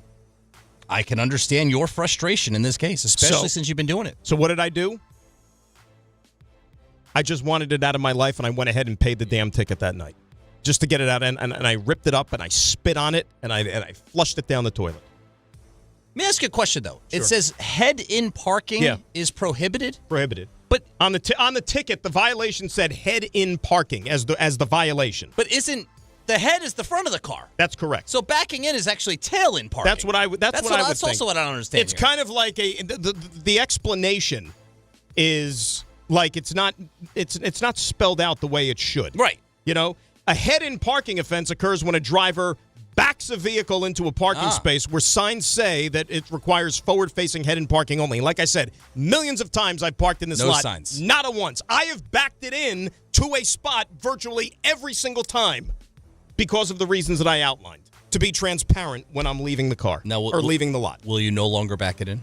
No, I'm still going to do it. Really? Yeah. Wow. Yeah. Because then now, like, I'll start fighting Just not at the end of the month. Now I'll give it a voice. I will give it a face. Wow. When that happens. Yes. If they want to try me again, they could dare me the next time. We'll see what happens. RJ. Hi. Hi, buddy. Hey. I know you're working hard over there. You got, like, headphones on. You got the computer in your face. I just want to make sure that you're not busy. No, never. Everything's good? Oh, never busy for you.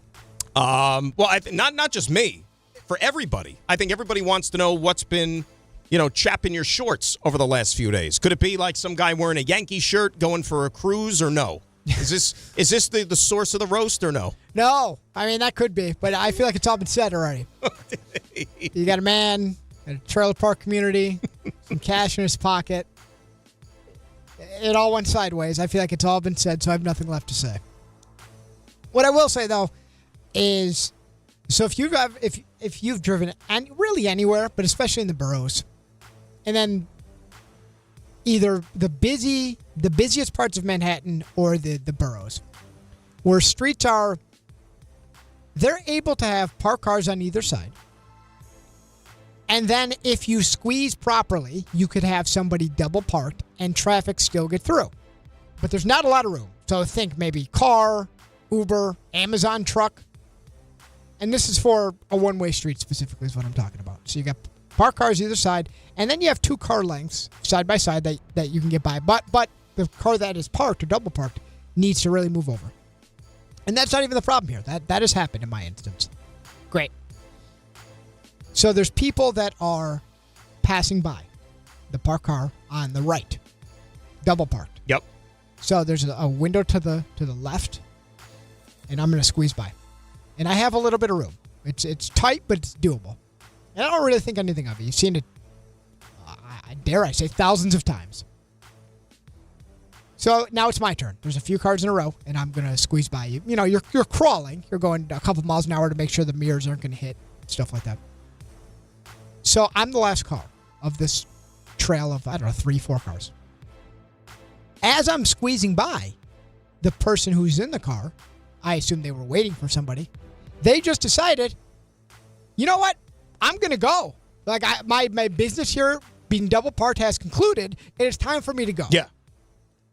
Problem is, I'm side by side, and now I'm kind of taking like an angle to emerge from the side by side nature, of which you're going to use a little bit more of the available road. So this person doing this does not wait for me to totally clear. They just decide while I'm, halfway in my progress of passing them and clearing the vehicle, they're just going to hit the gas. It's time to go right now. So they jolt forward, slam on the brakes because I'm right there. And if you were to, turn an inch to either side, you're going to hit another vehicle. And then starts beeping at me. Did you beep it anyway first?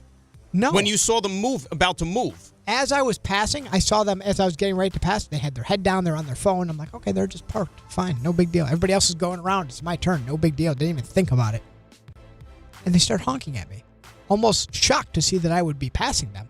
They didn't put a signal on. They didn't give any kind of indication it was time for them to go. So why wouldn't you just wait for the final car to go through this little pack of cars that are passing you on the side street? Why would you start going right as someone is trying to go around you as you're already disrupting the entire flow of traffic by being double parked? This feels like common sense. Am I crazy? Because people are animals. Animals. That's why. It's anarchy. So this person slows you down in the first place because you had to, go to the 3 or 4 miles an hour to get by. Yep. And then they cut you off, so they're inconveniencing you a second time. And then they blame. And that's then my fault. the cherry on top, they beep at you and they blame you for the whole mess. That's right. But there was no incident. No incident. There was no incident, but there's some people out there that are probably just not safe for society. And they shouldn't be behind a wheel. No, definitely not. I mean, I think they're way too free in giving out these license things. Absolutely. And allowing people to operate vehicles on their own volition. You can't do that. It's 1,000% right. RJ, good stuff. Everybody, good stuff. That is the Friday roast. Consider yourselves roasted at 800-919-3776. When we come back, you know what? I don't know if you had a chance to hear this. You want to talk about, and this could even have been a roast topic, a faux pas, a put your foot in your mouth moment, if you will, if there ever was one, that I'm sure a group of people are not very happy about it. I'll tell you what that is next. It is Pat and Dan. Dan and Pat, ESPN New York. 8:39. Let's get a check of the road. Say good morning. Adam Walski. In Queens, we have an accident on the northbound BQE. It's on the ramp to the Long Island Expressway. It's causing delays, though, on the BQE back toward the Williamsburg Bridge. Also slow on the BQE both ways near the Brooklyn Bridge. And you have delays on the LIE, eastbound approaching the Cross Island. Westbound is slow between the Grand Central and Woodhaven Boulevard. And southbound, the Harlem River Drive is very slow approaching the Triborough Bridge. This update sponsored by RockAuto.com. Grinding and squealing are signs it's time for new brakes. Skip the hassle of searching for the right parts and shop RockAuto.com. Find trusted name brand parts at lower prices and have them shipped directly to your door. All the parts your car will ever need, Rock Auto. I'm Adam Walski for 880 ESPN New York. There you were, surrounded by fans. Everybody remembers the game. Nobody remembers the guy coughing behind you. Till a few days later, at 2 a.m., you wake up with a fever and your throat's on fire. Now what? Urgent care? Closed. ER? Slammed. Telehealth? Maybe, but the pharmacy's closed. You needed a medical emergency kit. These aren't first aid kits. They contain essential prescriptions used for over 30 common conditions. Sinus and ear infection, UTIs, stomach bugs, traveler's diarrhea, and more on hand before you need them. Use your doctor-developed guidebook to select the right prescription or call their telemedicine doctor standing by. It's like an urgent care and drugstore at home. When you're sick, traveling, or stranded, you'll wish you'd ordered a medical emergency kit. Order online in minutes and it's shipped to your door. And save $45 with my promo code 880 at urgentcarekit.com/880. That's promo code 880 at urgentcarekit.com/880. You've got a big day, so you use Unstoppable Scent Boosters to give your laundry non-stop freshness. So no matter how long the day goes, you can't stop this power, this walk, this pose, this strut, this look, this talk. Your clothes will be so fresh you can confidently strut into that end of the day meeting like a bosses. Let's talk business in my office. Add new Unstoppables beads to your wash for 24-hour non-stop freshness so you can smell unstoppable. Get in the zone, AutoZone. Welcome to the end of summer sale at AutoZone. We're celebrating the end of long days and short nights with big deals for a short time. Like on Wash and Wax, you can get 3 Meguiar's products for just $20. Need new brakes? Duralast brake pads are free with the purchase of Duralast rotors. We've also got oil deals and more. We're ending the summer right with the end of summer sale at AutoZone. Get in the zone, AutoZone. Restrictions apply. Skechers elite athlete OG Anunoby has been making history on the basketball court. Anunoby tips it in. Unbelievable. What a shot. He's been balling out in Skechers high-performance basketball sneakers, and the world is noticed. But how does OG train off the court to keep in peak physical condition? Hands-free Skechers Slip-ins Aeroburst. They help prepare OG for the physical demands of playing at a championship level. Get your pair of Aeroburst for only $165 at a Skechers store, Skechers.com, or wherever high-performance running shoes are sold.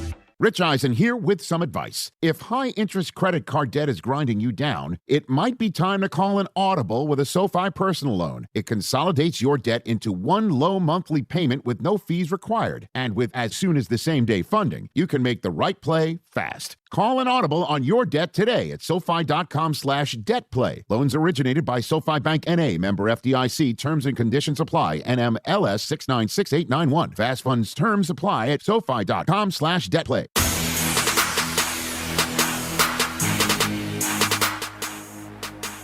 All right, Grass and O'Keefe here on DNR ESPN New York at 800-919-3776. So, I don't know if you've been keeping up with the news here lately. The Seattle Seahawks were sold. Was her name Jody Allen, the former Paul Allen's sister? Yes. Okay, she still had the Allen last name. Okay, Jody Allen was the owner. They had a big Super Bowl win last year, and she's like, you know what? I'm going to leave on a high note. I'm out. Cashing in my chips. And I heard this NFL ownership thing, like that's good business. That's good money. Let me put it on the open market and see what we can get. Well, they cashed in pretty good. What did they go for, Raymond? Was it $9.5 billion, somewhere around there? Right, RJ? Yeah, it's like 9.5, 9.6. That's incredible. That's incredible. So, I mean, if you got the money lying around, go buy a football team. And I'm guessing that's not what they bought the Seahawks. No. They turned in quite a profit. So anyway, the new owner, and congratulations to he and the people that also contributed with the money of the Seattle Seahawks, who has taken over a championship football team. His name is Vinod Khosla, and I apologize if I'm getting the pronunciation wrong in any way, but Raymond says I got it right. So he had a press conference. He was officially sworn in, voted in by the other NFL owners at the league meetings earlier this week. So he stepped up to the podium and, tell us a little bit about yourself, why you like football, how you came into this position and what you hope to do now as the steward of the Seattle Seahawks franchise. And, let's just say he was a little too honest, maybe, in describing his football background. This is, and again, the owner, brand new, of the Seattle Seahawks. Take a listen. I also happened to come to this country in '76 when the Steelers were winning the Super Bowl. So actually, I was originally and still am a big Steelers fan. Also, a little known fact, but I still watch all the Steelers games too. It's not little known anymore. That's obviously I've heard that and seen it many times. Every single time I hear it, I almost think that it's not real. Because fans get so up in arms over the most just, mindless things nowadays. Can you imagine? Pick your favorite team in this city. Whatever.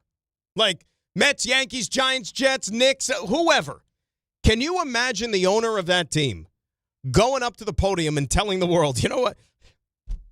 I don't like this team. I was a long time and still am, by the way. That's the thing. If Steve Cohen, went up there. Can you imagine if Steve Cohen, when he bought the Mets, said, you know what, I grew up a long-time Yankee fan and still am a fan of the Yankees. It's okay that you came to the country, right. 76 yeah, Steelers were winning Super Bowls. Fine. And I still do watch the games. Right. That's where he loses me. I mean, he comes to the country in 76. He's not going to be a Jet fan with Lou Holtz, making the Jets sing a fight song during Greg Buttle's rookie year. He's not going to be a Jet fan. He's going to be a Steeler fan because they were a dynasty in the 70s. God bless him. So he earned some money along the way to where he's a multi-billionaire, and he buys the Seattle Seahawks, and he's going to come out there and tell you, he's like, you know what, I was a Steelers fan and still am. Watch all those games. Do you think when the schedule came out, I don't even know what order he did this. Do you think he checked the Steelers first? Do you think he checks the Steelers schedule or the Seahawks Hope there's schedule? no conflicts. That's what I mean. Oh, we're both playing at 1 that day? Oh, damn. Which one? I'll DVR the Seahawks. That's what I'm saying. He tells us, we got to set the DVR. So, two things. One, I love this because the guy that just spent $9.5 billion is openly not even a fan of the team. I love this. You imagine having $9.5 billion to throw away for a team you don't even like. And I know people are saying, oh, you're just mad because your team's in shambles right now. It's like, yeah, you're right. And I would say, yes, I agree with you. That's because my owner's in a trailer park trying to solicit. Yeah, this guy's not even the worst owner in his division. Yeah. Not even my owner's not even ladies of the night, ladies of the morning, of the mid-morning.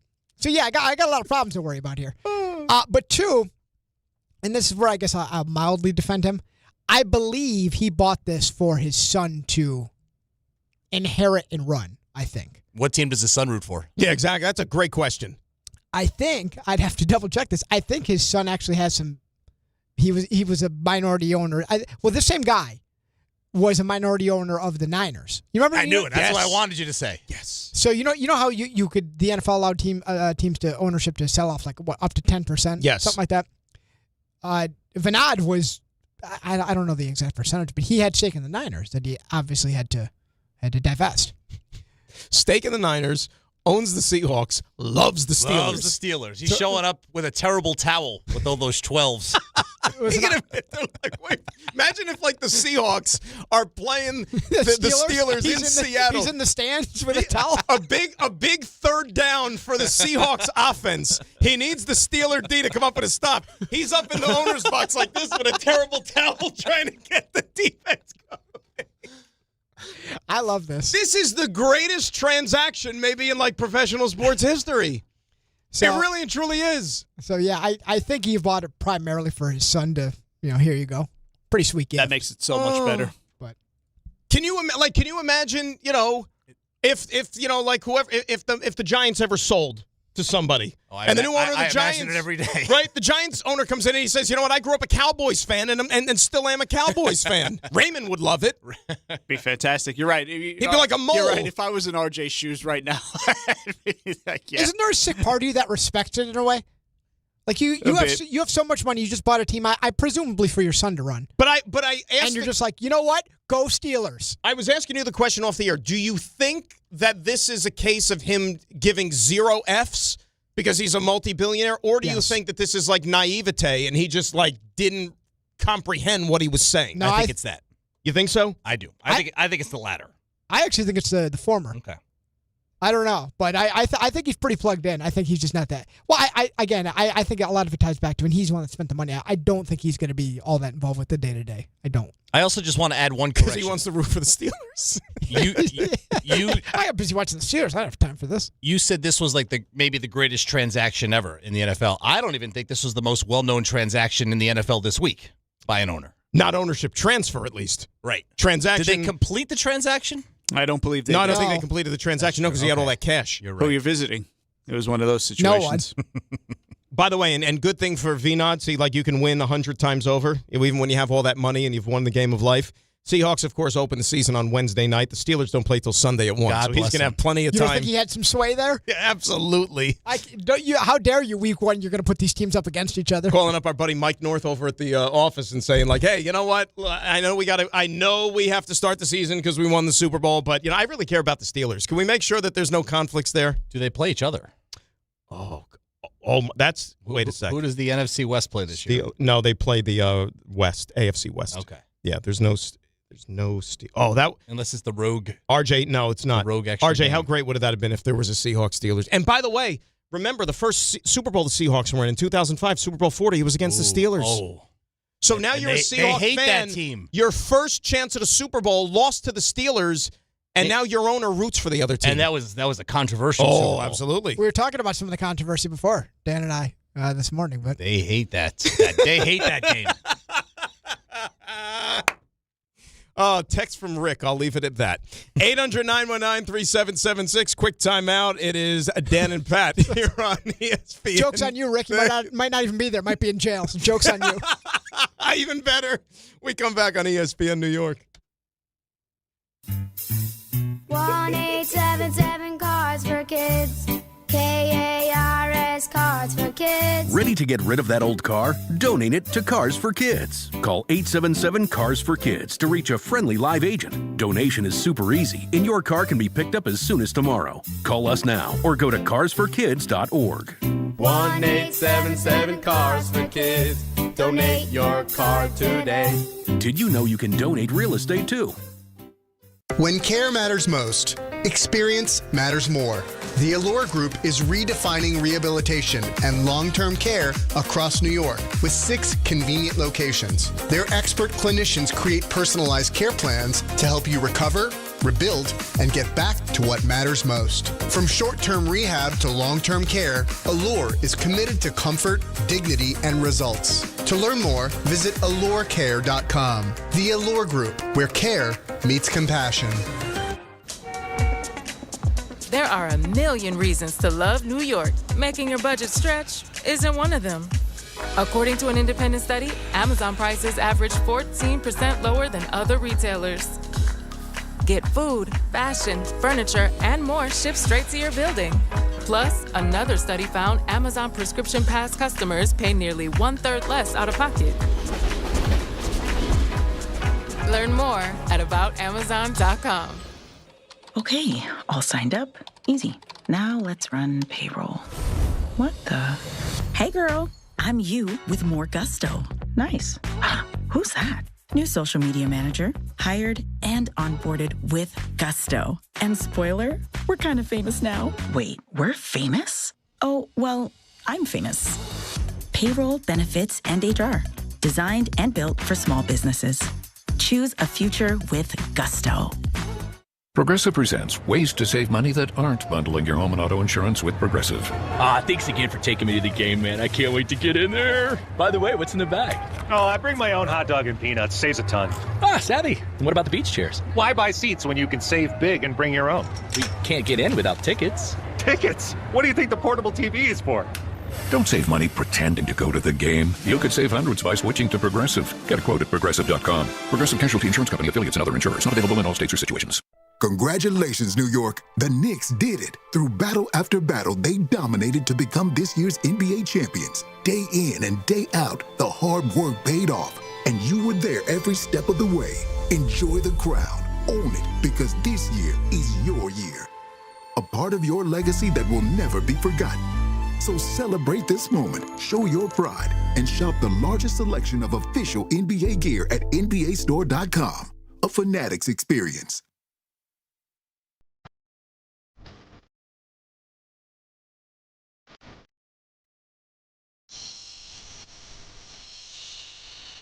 All right, it's time right now for your weekend weather report. It is brought to you by Neutral. Temperatures low 80s all weekend. That is not too shabby. A little bit of cloud cover. And you get a 30% chance of rain on Sunday. But overall, I would say thumbs up for what you have ahead here over the next few days. That was your weekend weather report. It's brought to you by our good friends at Neutral. Keep it tasty with Neutral Vodka Seltzer. It's made with real vodka and real fruit juice. Enjoy responsibly. All right, we've got one more hour still to play. RJ is working feverishly on the stuff you missed. Ray Santiago is putting the finishing touches on the plays of the week. But there's still a lot of stuff we have to get to as well. Some more football tidbits. One of our favorite NBA players saying something that is also a little bit of head-scratching, which we will get into later. But when we return, we got to get back into the Yanks, who the bats went disappearing last night, and maybe not at the best time, with the Boston Red Sox coming in for 4 games this weekend, which are very, very big in the AL East standings. It is Grassa O'Keefe in for DNR right here on ESPN New York. Hey, it's Peter Rosenberg. This summer, I made a decision. Instead of just living with my pain, I wanted to find out what was actually causing it. That's why I went to see Dr. Jay Shah at Samwell Pain. What I liked right away was his approach. He takes the time to understand what's going on and builds a treatment plan that's right for you, without jumping straight to surgery. If you're dealing with back pain, neck pain, sciatica, or joint pain, it's worth having the conversation. With offices in Woodbridge, Livingston, and Inglewood, getting care is convenient no matter where you are. Go to samwellpain.com to learn more or schedule an appointment. Calling hard seltzer lovers. Searching for the tastiest seltzer? Look no further. Neutral Vodka Seltzer is absolutely delicious. Made with real vodka and real juice, Neutral keeps it tasty with every sip. With flavors like peach, orange, strawberry, and pineapple, there's something for everyone. Neutral. Keep it tasty. Enjoy responsibly. Copyright 2026 Anheuser-Busch. Neutral flavored vodka and carbonation. 4.5% alcohol by volume. St. Louis, Missouri. Hi, this is Don LaGreca. Just like the New Jersey Devils bring intensity on the ice, Viking Pest Control brings the same level of protection to your home. And I know because I use Viking at my own place. The season may be over, but pests are always in play. So it's time to lock in your off-season defense. As the pest control provider and proud partner of the Devils, Viking delivers 45 years of trusted experience to keep ants, cockroaches, stinging insects, rodents, mosquitoes, and more out of your zone. And when you bundle pest control mosquito services, you score big savings. One call, one company, total peace of mind. Visit VikingPest.com. Protecting your home inside and out. They built this station from the ground up. And now, for one afternoon, they're back together. Michael Kay and Don LaGreca, the two longest tenured voices in ESPN New York history, reunite for a special 2-hour broadcast celebrating 25 years of ESPN New York. 25 years. Two legends. One conversation you won't want to miss. Thursday, September 3rd from 1 to 3 p.m. right here on ESPN New York and streaming live on the ESPN New York YouTube channel.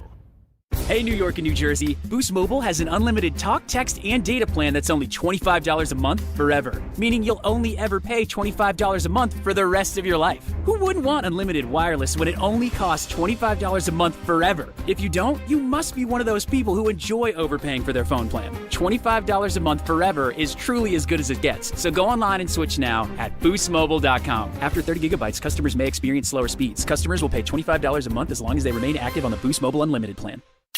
ESPN New York and MSG Network are joining forces. Big news, Jazz hands. Start your mornings with DiPietro and Rothenberg, live on the MSG Network. Then stick around for Don, Hahn, and Rosenberg, live on MSG every afternoon. We are beyond excited to start simulcasting on MSG Networks. So think about this for a quick second. You got us in the morning 6 to 10. You got our afternoon show 3 to 7. And then right after that, you're talking Knicks, you're talking Rangers. Oh yeah. You wake up, you pop it on again, and there we are, waiting for you. Good morning. ESPN New York and MSG Network, together like never before. It all starts Tuesday, September 8th. University of Maryland Global Campus offers more than 50 flexible online certificates that provide short-term credentials and real-world skills you can use immediately. With a range of affordable undergraduate and graduate certificates in high-demand fields like business, AI, cybersecurity, data analytics, and healthcare, you can earn credentials quickly to help advance your career. No application fee if you apply by September 1st. Classes start soon. Learn more at umgc.edu. Certified to operate in Virginia by Chev. Reese Davis here. When the pressure's on, you find out who's ready and who's not. Same goes for the job site. The work doesn't slow down when conditions get tough, and you need tools that can finish strong. That's why DeWalt tests its tools under real-world conditions that push even the best to their limit. Only then does a tool earn the DeWalt badge. They're built to perform again and again, like they did on the first use. DeWalt, guaranteed tough. Available at the Home Depot. How doers get more done. 880 ESPN, WHSQ, and WCBS-FM HD2, New York. A good karma sports radio station. This is DiPietro and Rothenberg. The steward of the Seattle Seahawks franchise. I also happened to come to this country in '76 when the Steelers were winning the Super Bowl. So actually, I was originally and still am a big Steelers fan. Think he checks the Steelers schedule or the Seahawks There's schedule? no conflicts. That's what I mean. That guy's not even the worst owner in his division.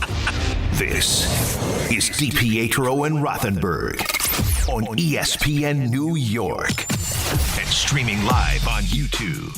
Oh, yes, indeed. Our buddy V-Nod. Final hour of the show on this Friday. It is Grassa and O'Keefe in for DNR here on ESPN New York at 800-919-3776. That is the telephone number. Christopher R. Carlin waiting in the wings coming up an hour from now. We've got RJ Stuff You Missed and Ray's Plays of the Week. Also to feature in the next 60 minutes. We know, of course, Jets-Giants, the preseason finale tonight at 7:30 over at MetLife Stadium. Figure to see Cade Klubnik get the start at QB for the Jets as Gino's going to get the night off here, it looks like. And we'll see what type of starting representation the Giants and John Harbaugh decide to throw out there on the field in the preseason finale. The Astros who did a nice job with the Yankees here over the last few days in the Bronx, taking 2 out of 3. They win the rubber match last night. They move on to Citi Field for a weekend set against the Metropolitans. And the Yankees welcome in the Boston Red Sox for 4 important games, as the Sox are now just 2 games back in pursuit of that top wild card spot in the American League standings. And remember, tonight's game, an Apple TV vehicle for the Yankees if you're looking for the broadcast tonight. But let's talk about this team and what happened last night and the fact that the bats just dried up. And this was a team that put together 24 runs in the previous 3. You felt good about the offense for a change, and maybe they were going to kick this thing and continue to put consistent pressure on the opponents the rest of the season. But last night it didn't work out. And as I said a little bit earlier in the show, the thing that's disappointing to me is, look, I know you're going to have one of these games, whatever. It's not like this is like the old Houston Astros with Verlander and Garrett Cole, and Framber Valdez at the top of the rotation. Like, this is an Astros starting rotation, which stinks. And last night, they had the better of the Yankees. Yeah, and I think it proves that the concern that Yankees fans have about their team's lineup is real. They had a nice week so far, 24 runs in the previous 3 games. They didn't even win all of those.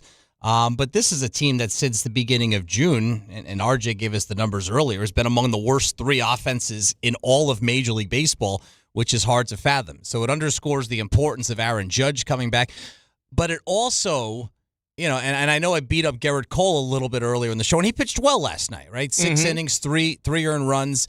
But it also, you have to understand how this team is constructed right now. And you have to go into a game, no matter who you're facing, with the understanding that your team's probably not going to put up 6, 7 runs every single night. So when there is an opportunity for, your ace pitcher, or at least the guy getting paid to be your ace pitcher, to go out and keep your team in a 1-run ball game, he has to do it. And Cole didn't do it. He made a couple of mistakes last night, but they were such costly mistakes with 2 outs, where in both situations he was 1 pitch away from getting out of that inning. And that's a frustrating part as well, because the outside of Max Fried, the pitching rotation is there. It's almost intact. And when Cole's on the mound, you feel comfortable. You have to win those games because, like you said, no Verlander, no Cole, all those guys that used to be there. Yeah, they moved on. Even Hunter Brown so is their stinks lineup. this year. Yeah. There's no Bregman.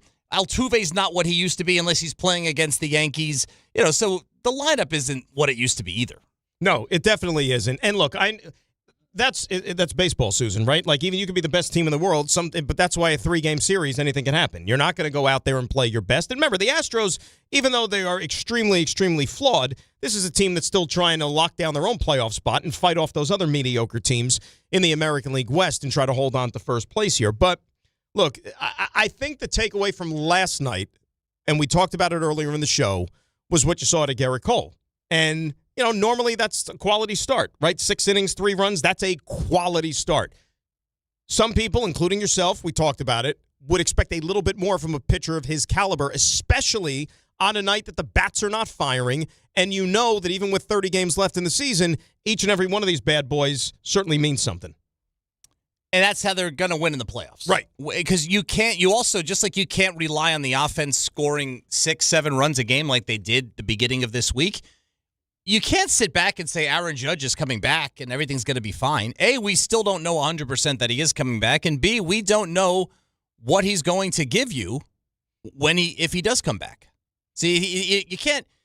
This team, especially when you have Cole on the mound, when you have Schlittler on the mound, you have to seize those opportunities, especially this late in the season. So that was a letdown for you with Garrett Cole last night. Yeah, it was because, listen, obviously the bats didn't produce. They scored 1 run. They had been doing well. But, again, I think psychologically in the 6th inning, when it goes from a 1-run game to a 3-run game, it was essentially over at that point. Right. And then the other thing I wanted to bring up, we didn't talk about it, was the Lombard thing. I look at him, you talk about the eye test. Right? 6 games in a row, by the way, for those keeping score. With an error. And that's the first time that's happened for a Yankee since 1914 or something like that. The immortal Roger Peckinpah. So one of my first trading cards was a Roger Peckinpah. I look at this guy and I think he's a very, very slick fielder. But I think sometimes you can be a little too slick for your own good. And I think he's made the difficult plays look easy and smooth. And I think part of, he's got in that aspect, probably further along than where Jeter was, for example, who we saw play that position for so many years. But you can't do that at the expense of taking your eye off the ball and not making the routine plays. Well, the thing about it, look, remember when he came up, and there was evidence of this early, like a young player making the adjustment to the big leagues. Defensively, it's always going to be ahead of offense, right? So even if he was going to struggle with the bat, the rest of the league is going to make the adjustments to his strengths, his weaknesses. You figure at least the glove is something that's going to be dependable. And he made tremendous plays. I mean, think about it. Like those first couple of weeks, every Yankee fan and every baseball observer under the sun noted the fact that this guy's probably the best shortstop defensively the Yankees have had since blah, blah, blah. Like, he certainly had a big league glove. All right, he's fighting it a little bit right now. Am I going to sit here and abandon ship on what George Lombard Jr. is supposed to be as a shortstop and being able to field the position? Of course not. It's 6 games. You know what I'm saying? Yeah. Obviously, you'd like to make the plays, but I still expect this guy to be a supreme. And you know what? Even probably somebody's going to merit Gold Glove consideration throughout his career. Absolutely. He definitely has the look of that. I guess my point is this. There's 29 games left in the season. He needs to, he's playing important games now. This isn't an extended tryout for a guy. This is a guy who's playing the most important defensive position in the middle of a pennant race. He needs to lock that down. I have no concerns about this guy long-term as a major league defensive player, but he needs to lock that down now. He acknowledges that, you know what, he's got to do a better job. Yeah, I don't know. It's something we're trying to figure out. Obviously, it's not acceptable. Can't happen at this level. If you make your pitchers have to get extra outs, and just makes it way harder on us. Other teams are going to capitalize. So something we're definitely going to have to clean up, and got to be better tomorrow. And have you gone through a stretch like this before, George? I mean, yeah, it's baseball, and there's going to be ups and downs on both sides of the ball. Definitely had my fair share of times or made my errors or whatever it is. It's part of the game, but going to have to bounce back and be better because can't keep having my pitchers have to get extra outs. Let me ask you a question. Do you think there's ever going to be a scenario, because I think this would actually be a bad thing, that you're seeing, if you're Aaron Boone or the organization, you're seeing a young player like this scuffle, and you think, you know what, maybe he needs to just clear his head for a day, and you don't write his name in the lineup? I don't think that's a bad thing. I think it is a little bit. You do, huh? Yeah, because then I think it's calling attention to something that I don't think is a major problem yet. Not yet. And look, this is going to end. Now, I can see tomorrow, for example, because you got a doubleheader, get him off his feet one of the 2 games. Don't run him out there for both ends of the doubleheader. I'm okay with that. But if he's not in the lineup tonight, that would send the wrong message to me, I agree. to be quite with honest with you. I think he should be, and I think he will be in the lineup tonight. Especially against a lefty in Sandoval. There's a way. There's a way to do it. I think that this guy, he's 21 years old. He's never played, this many games at this level of intensity, and it's only been 3 weeks. But yeah, could he use a night off? I think so. But yeah, you don't want to do it today because today you draw attention to it. Plus, you're facing the lefty. You're going to need him this weekend because there's lefties all over the place that the Yankees are facing with the Red Sox coming into 3 of them already set in stone for the Red Sox in Sandoval, Bennett, and Suarez. They haven't announced a starter for the second game of the doubleheader tomorrow, and neither of the Yankees. They're going to bring back Bruce Hurst? Bruce Hurst, see if he's available. See if John Lester's got a few innings left in that left arm of his. But, so you could be looking at Southpaws the entire weekend here, and maybe Saturday's an opener game for them. Who knows? We'll see what they decide to do. But from a Yankee standpoint, unless there was some sort of a change of plans, it looks like Max Fried is going to make his return in that game, or one of the 2 games tomorrow, in that doubleheader, which, he's going to be on a pitch count, right? The proverbial pitch count. But as long as there's no issues with him, again, you point to the fact that this starting pitching, despite the fact whatever else might be going wrong for this team, that's what you feel best about, given their chances of maybe catching Tampa Bay, but once you get into the playoffs, making some noise on that American League side of the draw. They have given, going back a month now, the Yankees a chance to win every single night. And again, my point about Cole is this. Sometimes you need a little bit. Cole definitely gave the Yankees a chance to win last night. But there are certain games where the bats aren't going and you're facing a certain lineup or a certain pitcher where you need a little bit more from one of your top guys than just giving your team a chance to win. But for the most part, for the last month, every single night, seemingly, the Yankees starting pitching has given their team a chance to win. Yeah, and look, that's what you expect. And the Aaron Judge situation is hopefully coming to a near conclusion within the next couple of weeks. It's got to one way or the other. He doesn't want to go through minor league rehab assignments. He's going to go out there and just hit the ground running. If you want to sit there and take a loose look at the schedule, is there a chance that he's back in the next 2 weeks? Maybe, right? You kind of point to that. Maybe that Subway Series which would be a lot to, hey, get back in the lineup, and it's the Subway Series, the anniversary of 9/11 against the Mets, but that might be the case. You know what I'm saying? So these games, and this series in particular this weekend, even though it's 162 games, 8 of them that are left on the schedule mean more than all the others. These 4 against the Red Sox, the 4 against Tampa Bay in September, and hopefully, am I being unrealistic? See if you could go 5-3, 6-2? 6-2. They're all home. Let's go get greedy. 6-2. All 8 of those games are home. I think pound for pound, if you match up these teams, the Yankees are a better team than the Boston Red Sox, and I still think that if you match up the Yankees with the Rays, the Yankees are a better team than the Rays. So if you're facing a team that you're better than, you're home, you should win that series. Big start for Cam Schlittler tonight against Patrick Sandoval. Let's say hi to Edgar. He is Bloomingdale Everyday Edgar up next. Hello, Edgar. What's up, boys? I was there last night, and it was 1-0. 1-0. I'm like, Cole's pitching a gem. Come on. No runs. When he gave up the 2-run shot, I walked out. It's the bats. Yeah, they had good nights, but I don't know. And the pitching is good, but we don't have bullpen now with 2 of our guys out. Yeah, but the bullpen, though, Edgar, that's going to start to get some reinforcements as well, because when these pitchers come back, there's not going to be enough room in the rotation for everybody. Clark Schmidt, who's going to make a rehab appearance this weekend, he's coming back as a reliever. That's a fresh arm you're adding to the mix. You know what I mean? And then so on and so forth. There's going to come a time where Will Warren's going to probably have to transition into a bullpen role. When Luis Heel is good enough to get big league hitters out and he gets a call up, he's going to go to the bullpen. So at some point, Ryan Weathers. But that's true. But I'm sick of hearing, as a Yankee fan, you got to hear when they come back from injury, like they're going to magically be like, oh, good, we're going. Everyone after injury doesn't come back the same. People are different. But you know what? They are going to come back. Getting Judge back. You know what they're going to be? They are going to be fresh. Those arms are going to be a lot fresher than somebody who's had to, throw whatever amount of innings because he's been pitching for 162 games. Before I let you guys go, You think Judge is coming back? You think he's coming back? Yes. Or you think it's over? Or you think they're going to tell us, nah, he's not. He's out. No, he's back. I think he's coming back. I would say he's coming back. Couple of weeks.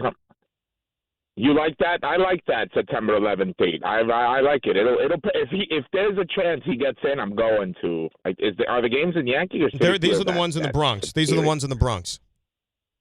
Oh, okay. Yeah, I might have to do it, man. Those seats are going to probably be when him coming back. Yeah. All right.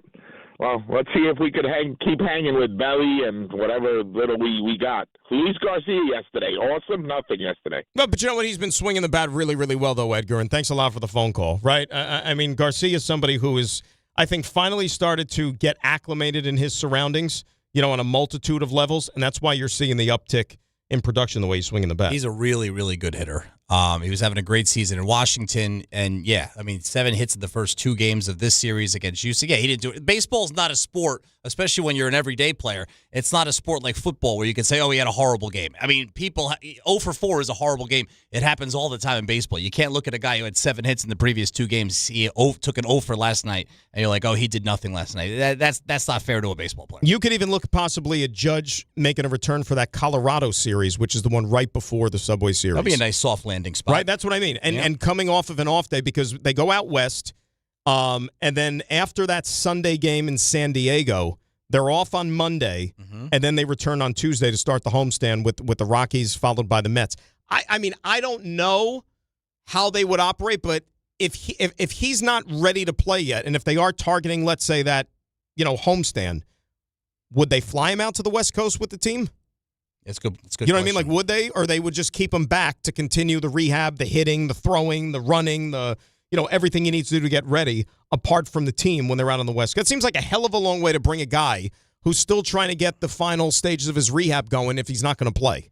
I mean, the thing about the Yankees is we know what their floor is for the playoffs. Their floor is the 5th seed, right? The worst they're going to be in the playoffs, and the worst they're going to be is the visiting team in a wild card series, probably against the Red Sox. So, obviously, your number one option is to get healthy, most importantly, Judge. And then beyond that, you really do want to make a run at this division, which you're still now 4 games behind. But as you said, you have those 4 games against Tampa.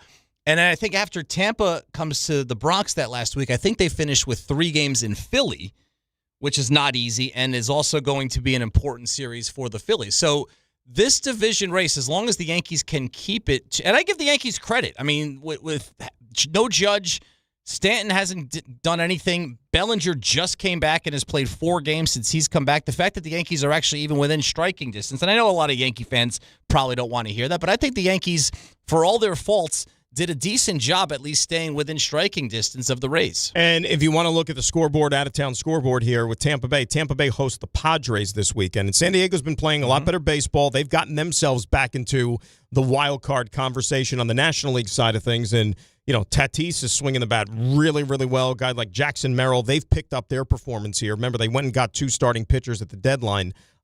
Speaking of starting pitchers at the deadline, see how good Clay Holmes has been with the Cubs since getting traded over. It's just he was good in New York this year. He was good, and then the injury, unfortunately, got a hold of him. That comeback or a freakish injury, and that's the thing. Why, if you are a team like the Cubs and you took on a guy like that, you had confidence that you wouldn't have any sort of injury concerns because it was nothing to do with his arm. You know what I mean? The injury, his absence was nothing arm related. It was a stupid, bone in the leg because he took a line drive off of it. But nevertheless, RJ. What's up, buddy? Hi. How's things? Oh, pretty good. It's good seeing you. Good to be seen. You happy that your preseason is over now? Yeah, it's in the books. It's in the books. I mean, it's. I feel like it really hasn't been eventful. Everything's gone pretty smooth. Niners flying under the radar, so. That's true. Yeah, no one's talking about it. By the way, we haven't talked. Is the Mike Evans groin thing any sort of a lingering concern? Yeah, of course. Nothing. Yeah, of course. I mean, he's been kind of sidelined 3 different times. Jeez. So I mean, from what I hear, he's going to be good to go week 1. So I guess that's all that matters. But nothing soothes injuries like a nice 18-hour flight to Australia. I've always said that. You better bring a lot of ice packs to be able to soothe that sucker on the plane. Yep. So things are going well, I'd say, for me. Got a game in less than 2 weeks. Less than 2 weeks. Less than. Be talking about it in 2 weeks. Yeah. We're going to be talking about it in 2 weeks. Oh, we cannot wait. Right now, though, we're going to be talking about something else. RJ is going to be telling you a whole bunch of things. It's called the stuff you missed. Now. Walk up 3-pointer. He got it. See ya. Oh! Put it in the box. The you missed. All right, well, brought up a little football. So the Niners kicked 6 field goals yesterday. They beat the Raiders. Saw Fernando Mendoza, and this game goes 7-14, 57 yards and an interception. Did not look great. Who did look great? Dylan Gabriel. He was an afterthought in the quarterback competition for the Cleveland Browns. Put on a show yesterday. 12 of 15, $186, 3 touchdowns. Browns hammered the Patriots 37-12. Browns also announced they are releasing receiver Cedric Tillman. Bills beat the Steelers in a game heard over on 1050. You can hear all Bills games on ESPN New York 1050 this year. Nail-biter, 28-27. And the Rams beat the Chargers. Justin Herbert playing this game through a long touchdown, 65-yarder to Quentin Johnston. Other football news, Dolphins are trading receiver Tutu Atwell to the Rams. Seahawks, they may have an owner that is not really a Seahawks fan, Steelers fan, I guess, but no problem signing over $90 million in extension over 3 years to Leonard Williams. Seahawks are getting some business done this offseason, though. Maybe they're taking advantage of the new owner. You think Vinod was a driving force behind that Leonard Williams extension? I think so. You got to get this done. In the limited time I've had to watch the Seahawks, because he's been dialed into Steelers camp, he's like, that guy. Get that done. Think about that trade. You just mentioned that trade, Dolphins-Rams. Is that a case of the outhouse to the penthouse? Oof. Right? Yeah. How's that guy feeling? Yeah, and Tutu Atwell, he once was a Ram, right? Yes. He's back to being a Ram, so good for him. Colts are activating their top receiver, Alex Pierce, off the PUP list. Packers sign Jonnu Smith, tight end, to a 1-year deal. Current Titan, former Giant, Wan'Dale Robinson being evaluated for a concussion, I guess, during a hit that some deemed dirty during joint practice with the Chicago Bears. And notable to Jets fans, well, Packers fans as well, but Josh Jacobs, not good. Charged with 2 misdemeanors after that domestic dispute. Notable because the Packers have a Week 2 game against the Jets. So that needs some sorting out. That's very notable. Yep. That could be coming down the pike. So, think about it. If he's popped for that game, you're taking on a Packers team in Week 2 without Micah Parsons and Josh Jacobs, potentially. I don't know about the Packers. I know what their ceiling is, and I think they have a high floor, but we'll see. Remember, you get the higher of the 2 picks. That's correct. You get the higher. You can just as easily root against the Packers as you can root against Well, us. that is killing two birds with one stone in that game, is it not? You guys mentioned the Yankees, covered it in great detail. So here come the Boston Red Sox 4-game set. Yankees trail the Rays by 4 games. Lead Boston by 2 for the top American League wild card spot.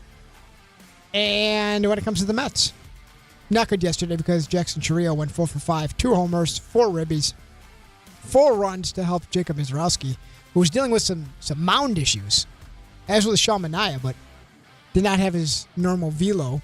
Birds beat the Mets 8-2. Mizrowski gave up 2 hits, struck out 6 over 6. Sean Manaea on the other side gave up 6 runs, 8 hits over 5 2/3. Milwaukee takes 2 of 3 in the series. Boy, have a day, 37-year-old Chris Sale. Oof. He's out there throwing gas. 100 miles an hour, complete game shutout. Braves sweep the Dodgers. I did not think he had a season like this in him. Because remember, he battled injuries there. Think about it. If he didn't battle injuries, he'd still probably be in Boston, right? Think about this. And what he has been able to do here, kind of, for lack of a better term, RJ, let's face it, the run in Atlanta has probably punctuated his Hall of Fame. Oh, yeah. He's got a Cy Young in Atlanta, right? Yep. Yeah. He is. And he had a great run. It didn't end well, but he had a great run prior to that. 100%. Yep. The White Sox years were, tremendous. Tremendous. And then he had a couple of moments with the Red Sox. That petered out at the end, but he helped them win the World Series. Yes, he did. To be doing this at 37? Yeah, especially after that injury. So I thought feel he like, was done. I feel like we play this every year. In the National League, Dodgers of the field. Dodgers who got swept by the Braves. I got to be honest, I'm going, in the National League.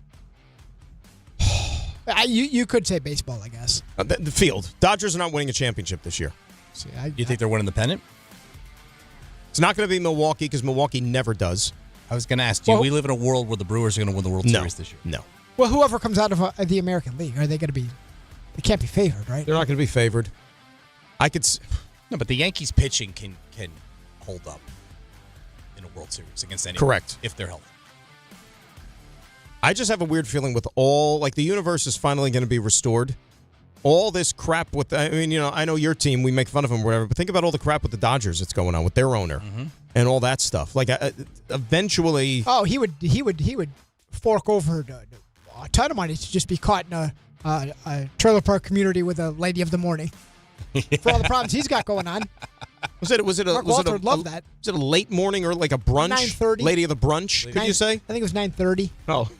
Ladies who brunch. Yeah, Mark Walter would. He'd love to have those problems with what he's got. There are different degrees of problems. Imagine being a professional sports owner and then wanting to trade places with Jed York right now. Mark Walter.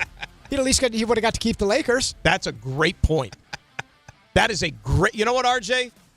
Jed York's going to get to keep the 49ers. Brilliant. Yeah. Yeah, but think about it. The jokes are never going away. No. Him in an orange jumpsuit too. There's a difference between when you get pulled over and we see the mugshot and then when you see the. But the orange jumpsuit wasn't even the most egregious thing we saw him wearing this week. No, listen, the Yankees. The guy likes who he likes. They had the owners' meetings out in Arizona, right? Do you think Jerry just takes him to the side and says, "Look here, son. That's how it's done. This is how you have to. This is how you be discreet." Raptors are going to retire Kyle Lowry's number 7, and Kyle Socrates got his U.S. Open title defense started with a win. In Winnipeg Jets goalie Connor Hellebuck confirmed he has in fact requested a trade. Oh, Olympics hero. What was the Alcaraz thing you said? He won. The tournament didn't start yet. They're doing qualies this week. Oh, is that all that was? And this Fugazi mixed doubles thing. Oh, so he won that. They did the draw yesterday. Yes. And the main. He'll get his round started. I'm sorry. Before I lose this, Pat, that had to be awkward for Connor Hellebuck. Win the gold medal, then have to go back to Winnipeg. Canada? Yeah, I was thinking that. Had to be awkward. It's want to get away. But they did the draw yesterday, RJ. So he's going to start with Roman Safian. How about this? Sorry. You've got 5, the way that the draw works out, 5 former U.S. Open champions in the bottom half of the draw on the men's side. Yes. You got Marin Cilic, Stan Wawrinka, who the USTA came to their freaking senses, a few days too late, but gave Wawrinka a wild card because this is his last year on the tour. Medvedev, Alcaraz, and Djokovic are all in the bottom half of the draw. You're right. I apologize. No, that's intriguing, and we'll see what kind of form he's in because he hasn't played in months. That's a big talking point. He will begin his Sinner's out, right? Sinner's out. Yes. He will begin his title defense. I'm sorry. And the great Roger Federer goes into the Tennis Hall of Fame tomorrow. You're in a big Rhode Island. Federer guy. I am all over that. Was he first ballot? Yeah, I think so. Okay. If he get in first ballot, they should just blow up the Hall of Fame. They should blow up the Hall of Fame. Is that it, RJ? That's it. Tremendous job. And like I said, that analogy with Mark Walter and your owner. I love it. Brilliance. We were trying all morning. I think that tops it all. Think about that. He pulled that out at 9:25 on a Friday. Yeah. You know what else happened around 9:25? RJ's got the heavy hitters. Oh boy. Look out. See, that's why he's the best. He sure is. That's why he's the best. Because he can not sleep all week and still come up with these type of zingers. God bless. Late in the show. 800-919-3776. Oh, when we come back, you're familiar with Kevin Durant, aren't you? Heard of him. He's got like the podcast thing. He likes to, opine about. He's on social media. Too, he's a social media guy, and some other aliases of his are on social media as well. Yeah. Wait till you hear what he had to say about a little bit of NBA history. Okay. How about that? Let's get into that next. It is Dan and Pat, Grasso O'Keefe, ESPN New York. I'm done.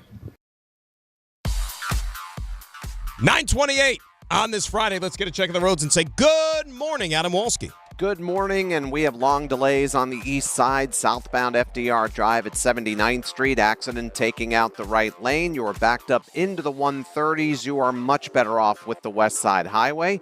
Westbound Cross Bronx, you're slow from the Bronx River Parkway out to the George Washington Bridge. Also delays on the BQE, both ways approaching the Brooklyn Bridge. Also looking slow on the Van Wyck, both ways around Hillside Avenue. And this update sponsored by RockAuto.com. Grinding and squealing are signs it's time for new brakes. Skip the hassle of searching for the right parts and shop RockAuto.com. Find trusted name brand parts at lower prices and have them shipped directly to your door. All the parts your car will ever need, Rock Auto. I'm Adam Walski for 880 ESPN New York.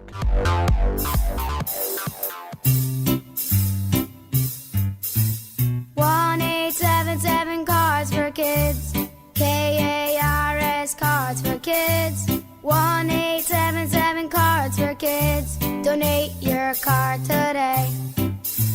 1-877 Cars for Kids. KARS Cars for Kids. 1-877 Cars for Kids. Donate your car today. Ready to get rid of that old car? Donate it to Cars for Kids. Call 877 Cars for Kids to speak to a friendly live agent. Donation is super easy, and your car can be picked up as soon as tomorrow. Go to carsforkids.org now or call 877 Cars for Kids to donate your car today. 1-877 Cars for Kids. KARS Cars for Kids. 1-877 Cars for Kids. Did you know you can donate real estate too? Go to carsforkids.org. That's cars with a K. Hey, let me ask you something. Would you seat your 3-year-old child on a windowsill? Would you seat them beside a lit fireplace or by the deep end of a pool? One last question. Would you seat your child in a car seat that's not correct for them? Car crashes are a leading killer of children ages 1 to 13. Secure their future. Seat them in the correct car seat. For more information, visit safercar.gov/the-right-seat. Sponsored by the New York State Governor's Traffic Safety Committee.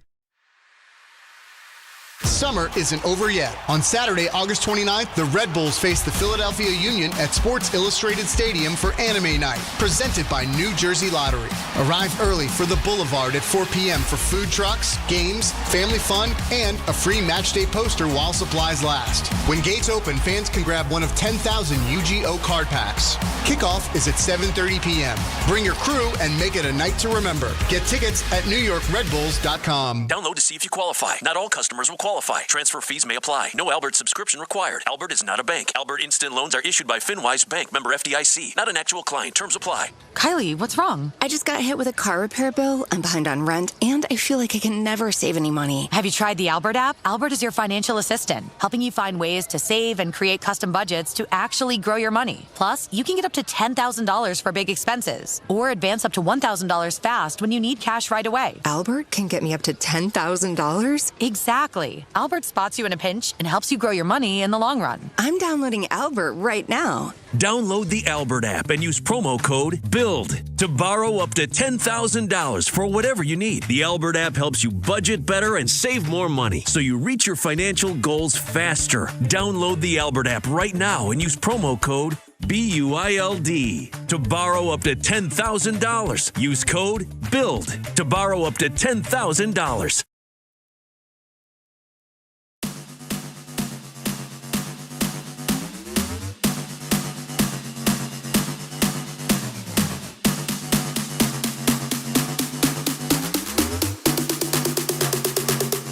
Dan and Pat, ESPN New York here on ESPN New York. 800-919-3776. Wrapping up the week of shows, the Friday program. Raymond, by the way, where and we know that anything can happen between now and another 20 minutes or so, but would you say that the plays of the week have already been finalized, sealed? I think they've been pretty much sealed for quite some time here. Let's call it what it is. Really? This week was on a platter.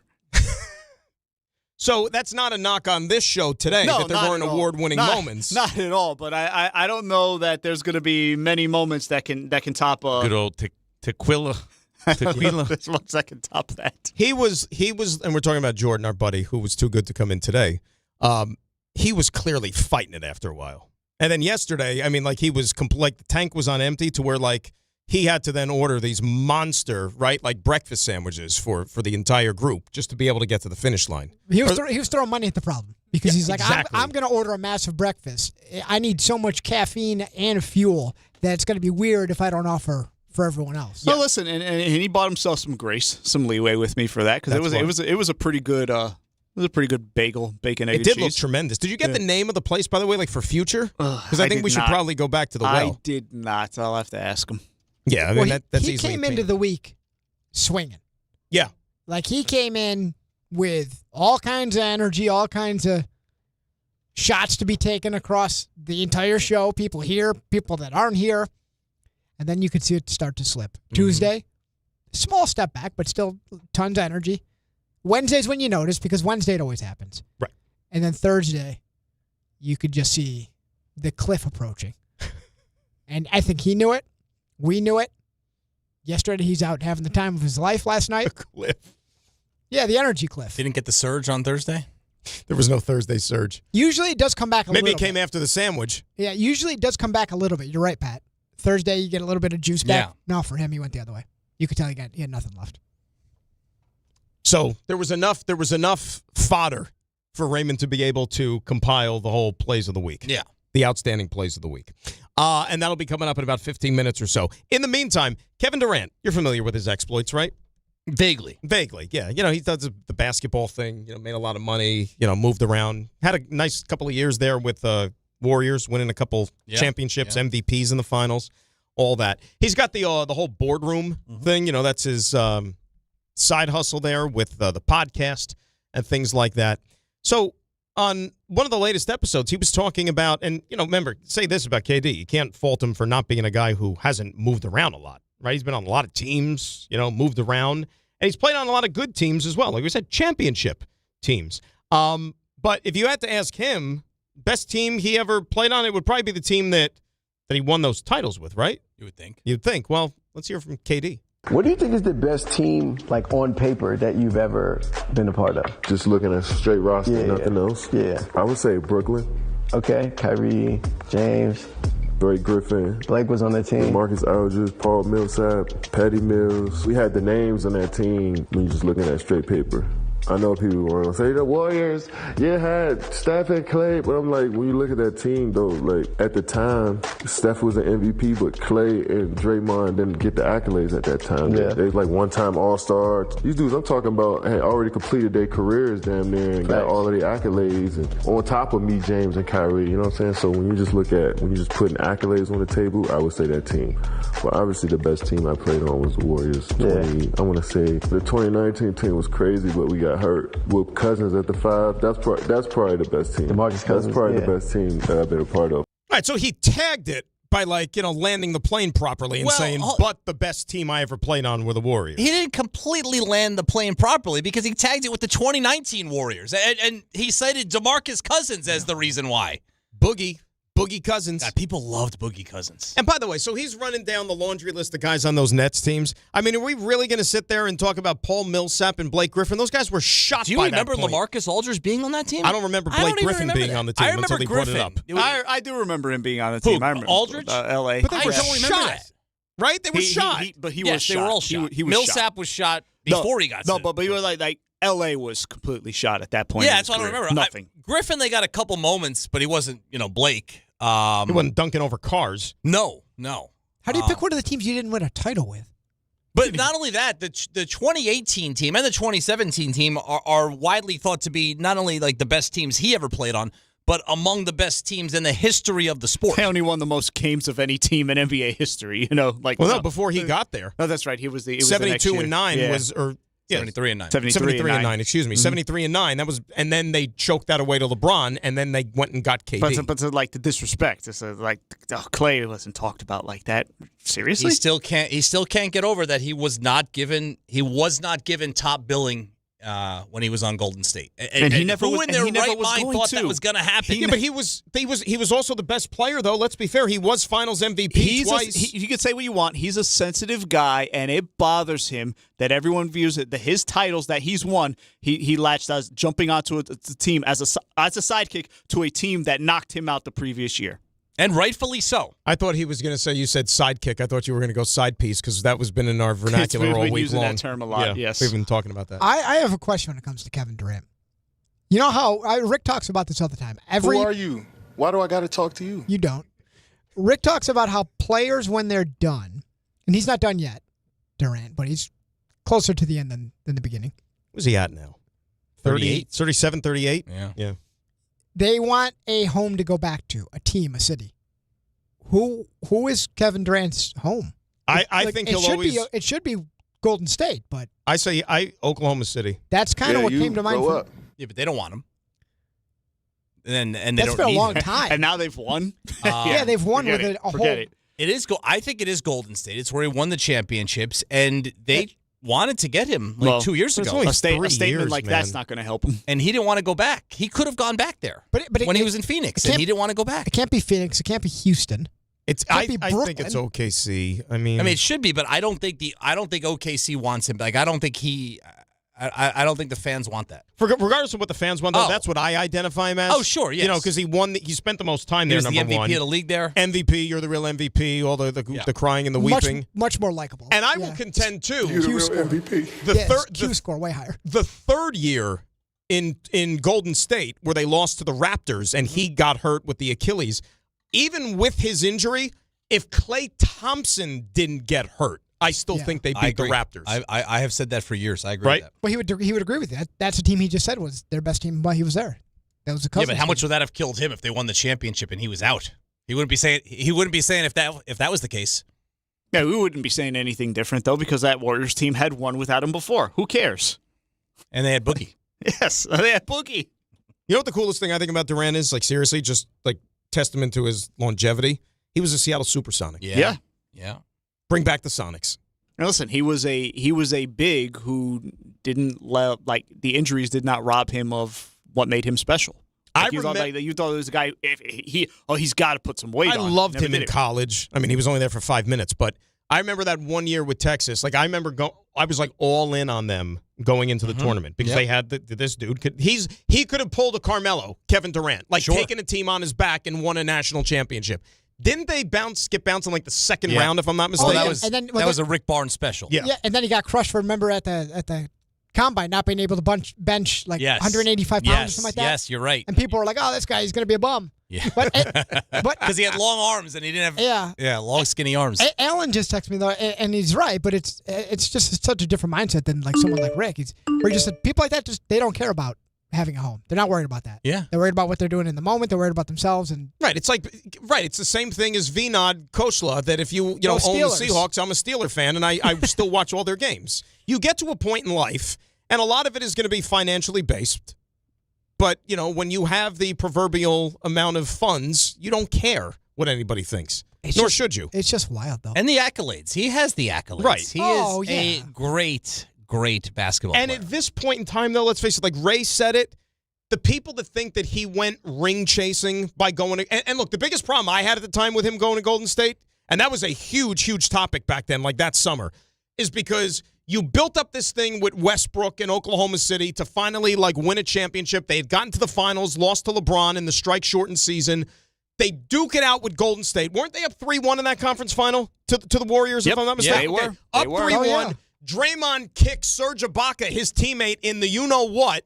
And then after losing to them, a dude who comes and assaults one of your teammates, then you go and join them in the offseason. That's what rubbed me and I think a lot of people the wrong way. Yeah. And that's it's And funny because it worked the opposite the year after. He played horribly in games 6 and 7 100%. of that conference final. So he had it right there. And listen, they lost game 5. It was at Golden State. They were on the road. They had game 6 coming back. They had a lead in the third quarter. And then Klay Thompson obviously went crazy. But Durant and Westbrook, but we're talking about Durant here. Durant was terrible in those games, game 6 and 7. I'll tell you what, he could see the future, though. Because if he doesn't join Golden State and doesn't get those 2 rings, what are we saying about him now? Oh, I think we're probably kinder than we're being. If he had never won, I think you might be right. I think we might. I think be he might kinder. be a more sympathetic figure. We'd be talking about him as the best player never to win. Oh yeah, yeah. Player option next year, by the way, little over $46 million. So he's got this plus a player option. I probably think he still has one more uniform to wear. Another uniform to wear. Jeez. I really believe it. Yes. His alleged burners would agree with you. Yeah. Right? I mean, I think he's probably wearing another uniform. Is he one of those guys who's completed the uniform rainbow? I'm trying to think. You got to go to the top of the basketball reference. Green, blue, black, purple, red. Got to get a LeBron yellow. Completed it. Got to get a yellow in there. Got to get a yellow, LeBron orange. might have. He's got some red and blue now, right? Has LeBron ever worn green? No. I don't think he will. No, not even one of those tricked out jerseys, right? For Miami, Lakers, Cavs. No, probably not. So you need the green. Need the green. Okay. We got to take a timeout. When we return, Raymond Santiago's Plays of the Week. And boy, this should be a doozy. It is Dan and Pat, DNR, ESPN New York. Hey, Yankees and Knicks fans. Come out to Yankee Stadium on Friday, September 25th, and be ready to receive a very special giveaway. It's Josh Hart Yankees Bobblehead Night, presented by Delta Airlines. The first 18,000 guests will receive a Josh Hart Yankees bobblehead. Again, don't miss Josh Hart Yankees Bobblehead Night, presented by Delta Airlines, when the Yankees face the Orioles on Friday, September 25th. For tickets, log on to yankees.com/tickets. If you've been injured on a construction site, then you need a lawyer who knows New York's unique labor laws. At the Parisman Firm, they have decades of experience handling construction accident cases and a proven track record of delivering huge results. Their team has already recovered nearly $1 billion for hardworking New Yorkers. From scaffold accidents to slip and falls and equipment failures, they've got your back. Call the Parisman Firm now at 718-WORKERS. That's right, 718-WORKERS, because your case is their cause. Get the justice you deserve today. At City Harvest, we believe no New Yorker has to go hungry. With your help, we're on the road 365 days a year, rescuing over 77 million pounds of nutritious food and delivering it free to millions of New Yorkers, transforming surplus food into sustenance, sustainability, and smiles, rallying thousands of New Yorkers to power a network of nourishment across our city. One day, one meal, and one New Yorker at a time. That's how we feed good. Donate at cityharvest.org. Chris Canty here. Football season is back, and Lids has you covered. Just in time for kickoff. Want the latest headwear to rep your team at the tailgate, at the barbecue, or at the game? Shop the 47 brand NFL collection, exclusively in store at your local Lids. This collection puts a new spin on retro NFL gear.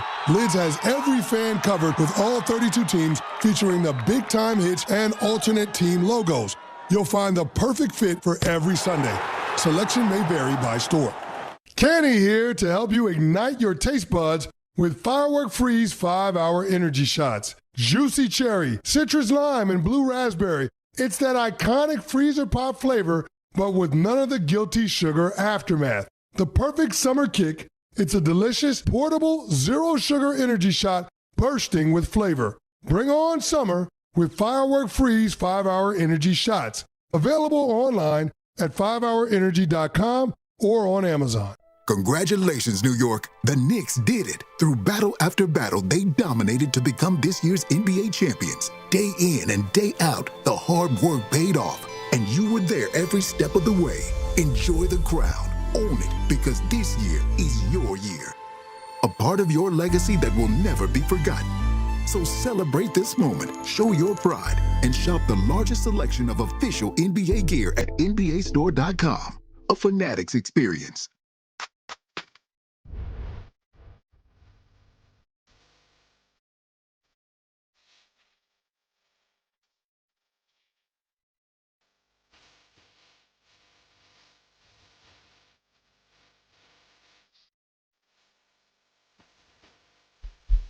All right, Dan and Pat, Bronson O'Keefe, a few more minutes here on ESPN New York. Just to set the scene for you for the evening, as far as your sporting interests are concerned, once again, both baseball teams home.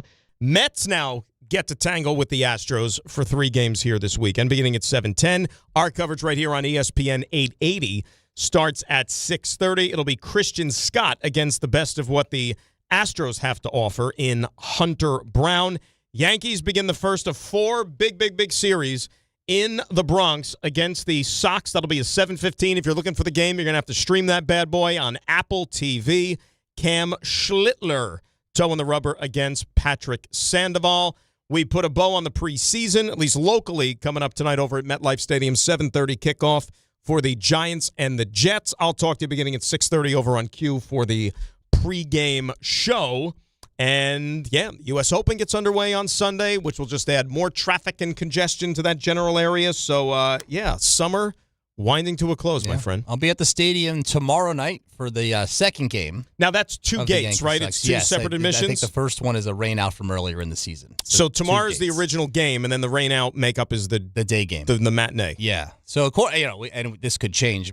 Fried could pitch the night game if he, A, pitches at all, and B, comes back tomorrow. Right, and we'll see how the Yankees approach that. So you'll be going to the Saturday night Fox vehicle. Yes. Saturday night baseball. And also, Raymond, tomorrow is week 0 of the college football season. How about that? We got a little UNC TCU action. From Dublin, beginning at noon on ESPN, of course. 8 games in total. 1 conference matchup, like I said, 1 power conference matchup. We got NC State at Virginia. That's a 3:30 on ESPN. Got a Florida State vehicle. Got a Florida State against New Mexico State. That's on the CW, as a matter of fact, tomorrow night. And then Memphis UNLV late football on Fox at 10 There's a couple o'clock. interesting ones. Stanford, Hawaii. Yes. It's not nothing. It's not nothing. Like, if you're jonesing for football, let's put it this way. There's 2 preseason games tomorrow, I believe, like one at 1 o'clock, the other at 6 o'clock. And then you get college football as well. The college football is probably more meaningful than, more. Look at it this way. From this weekend on until Valentine's Day, it's football that matters. My only request tonight, run the clock, no timeouts in the 4th quarter, and let's get this preseason over with and shift gears and focus on the real thing. This was fun today. Sure was. You did a great job. I appreciate You that. brought it. You Thank finished you for having the job. Me. You know what? I like to think that I did. You did, and it's always a pleasure to chop it up with you, pal. Great job as always. And RJ, great job by you all week. Raymond, you as well. And I know you still have some more work to do with a little thing called the Plays of the Week. Raymond, guess what we're going to get into on the other side? Are the plays. I want you to guess. And specifically the Knicks of the week. That's right. You're good. You win a prize today. Truly never gets old hearing that little Ed McMahon laugh. You are correct, sir. Should have known from the get-go what kind of week this was going to be. Because there was a little mailing in on the group chat that we usually do for these type of shows. I will take in 2 blame days because I was an LBI and I was trying to. Somebody was an LBI. Think about it. All week, this guy with the excuses. I forgot about that at the beginning of the week. I've seen him in LBI. I know what that looks like. That jumped out to me. He's like, oh, look at this. He drops it. I was an LBI right off the bat. I could banter with myself. Excuse me? Yeah. Yeah. Meaning, like, I can amuse myself without having to text. Yeah, I think you should clip that. We did. bigger issue for some people. Not for me, though, but I'm still refusing to be an iPhone person. Part of being that guy is not caring how other people view you as that guy, though. And, listen, it bothers you. Doesn't bother me. You're going to be that guy that ruins the group text on the text thing. Yeah. Oh, no, green bubbles in the group text. Oh, no. Listen, it's how I feel about the whole thing. The other thing that I feel a way about is the taking down of the Knicks flags around here. I've got a real problem with it. This isn't a championship banner. They're flags you can buy at Party City for $2.99. I'm going to go buy more. Yeah, you should buy more. Decorate this place the next time you come here. Just have them. Where's the championship mindset from you guys? I'm going to go out there and I'm going to put the flags back up. Yeah, championship mindset is celebrating this the entire summer. Forget the summer. Through September, opening night, banner night. They serve we their have purpose. to enjoy. No, the purpose is not served. The summer's not over. Stop. I applaud. He's doing a great job. Stop. I applaud national heroes that we talk about on this fine program. Now, was Davy Crockett a real person or was he a man of fiction? There's a lot going on there. Jordan, listen, did a good job filling in. There were a couple slips which we all hear. It's almost fortunate that Rick is not around to capitalize. I'm always on top of my wife when I go away. Yeah. Remember, he walks through the door sideways, folks. It's fantastic. It's another thing we have touched on is this needling. We've got week 1 coming. And it's a big NFC East matchup on Sunday Night Football. Are they a threat to the Cowboys? Not yet. Well, listen, that's how it feels. You may never miss an opportunity to do a voice or a song, something. They're going to win the division. Stop it. Let's get back to the crux of the issue, which is Jordan dropping this bombshell on you. That's why I'm not here on Friday, because... Well, when you say here, you mean... I'm not doing the show on Friday. This is news to me. It's news to me. You guys didn't know that? Oh, no. Wow. Yeah. Why is Friday optional? Yeah. The question that needs to be asked is... How come people are so reluctant to close out? Like, finish the job. Finish the job. Unlike this week, you'll be a part of this show every Friday. If I find out that you're at the frat house on Friday and not doing the show, we'll have problems. Yeah, well, listen. We learned a lot about what the relationship between us and Jordan is. I told you at the beginning what this relationship was going to be like. I got a wife and family at home. That's what he's saying. You're right trying. now. I left $140 on the dresser. Shout out to Jed York. We're basically one step away from I told you guys, don't call me. I do want to see the profits from that cocaine, though. Oh, what's going on there? Let's move on to math. October 11th, week 5. Jets, Browns. Who's the Browns quarterback that day? October 11th. Week 5. How many weeks into the season are we talking? Week 5. I'll say it for the 5th time. All right. If that wasn't the sign that somebody was like running out of gas, whatever day that was. That was Wednesday. Oh. Listen, moving on to 5s. Shout out to Jaden Daniels. No, the 5-pack. Great job. Names people know, but I think like Ryan Leaf. It's like, no, we're gonna really, dig in here. But see, Washington State. A very good one. I mean, I thought you were going to say some correctional facility. No, does that count if he would have said that? But you said it, Dan. Jordan was feeling the effects by midweek. Looks like he's not going to be available at all. Probably should put my Yeah, put the microphone mic on. People want to hear you. It's Wednesday. I'm starting to go downhill. Yeah. Well, listen, Jordan, notorious for fueling in between breaks. It's like we're a diner. By the way, Ben, I'm not even eating right now. Screw me. Listen, he's giving you 100%. How you got to explain this to your kids one day, Jordan? Give 80% of something and then save the other 20 for something better. It's what you got to do. This schedule implies with your name on it. Now there's a written act, so it's a digital copy printout. How do I get the blame? Implies that you initially committed. Possible? Yeah, listen, we are the side piece. Ray, it's been about 24 hours, right? How do you feel being the side piece? Yeah, I just told you. All these other things that you're doing, which I know command your attention, you're very important. We were first, and now we're gone, and it hurts. And Jordan eventually lashed out at us. I don't care. That schedule has nothing to do with me. Then you brought his kids into it. Dad, what happened in doing August as much of as I can. 2026? So Tell us the story of that week with DNR. What happened on the Friday show? That's what my kids sound like? Yeah, for the purpose of the story. I don't know what Jordan's kids sounded like at the party, but I just got to stand in the corner and not have fun and do nothing. That's what you got to do. Good old tequila. Eventually Jordan pulled the Dave. Fine, I'll just be quiet. I'll sit over here and be quiet. And then, if this wasn't bad enough, he took shots at RJ. Now I have to do some self-reflecting. What can I do better? make some sleep tweaks. He said RJ looks much older than he is. What kind of mid-30s guy is getting insulted because someone thought you were closer to 40? That's like an old man thing. No, listen, not an old man. Good job with the 5 questions for each team yesterday. Oh. I just got a little bit of a tingle there, RJ. Oh. Very excited. No, we were not talking about the NFL new uniforms that dropped this week, those Jags uniforms. Juicy on the butt cheeks. Yeah, really, really impressive. Listen, we closed it off yesterday with just being bothered by the talkback. You more than anybody. I don't know how many people. Are you better now or no? You sure? You better now? Power through, okay? Am I doing something so drastically wrong, or is Dan just not able to power through it? Yeah. Jordan on the attack. See, this is what I mean. He's going on the attack today. No. Everybody better watch out. I could sum up everything that happened this week in one final drop from the sage that is RJ Santillo. So let's cover this. 9 minutes in. I'm old, and you stink at radio. That's what it comes down to, everybody. What a week. Enjoy your weekend, boys. Oh, Raymond, tremendous job. Enjoy the weekend. RJ, enjoy the weekend. Pat, great job, buddy. How about a little Rule 76? No excuses. Play like a champion. It is Pat. It is Dan. And preseason ends tonight. Oh, baby. On ESPN New York.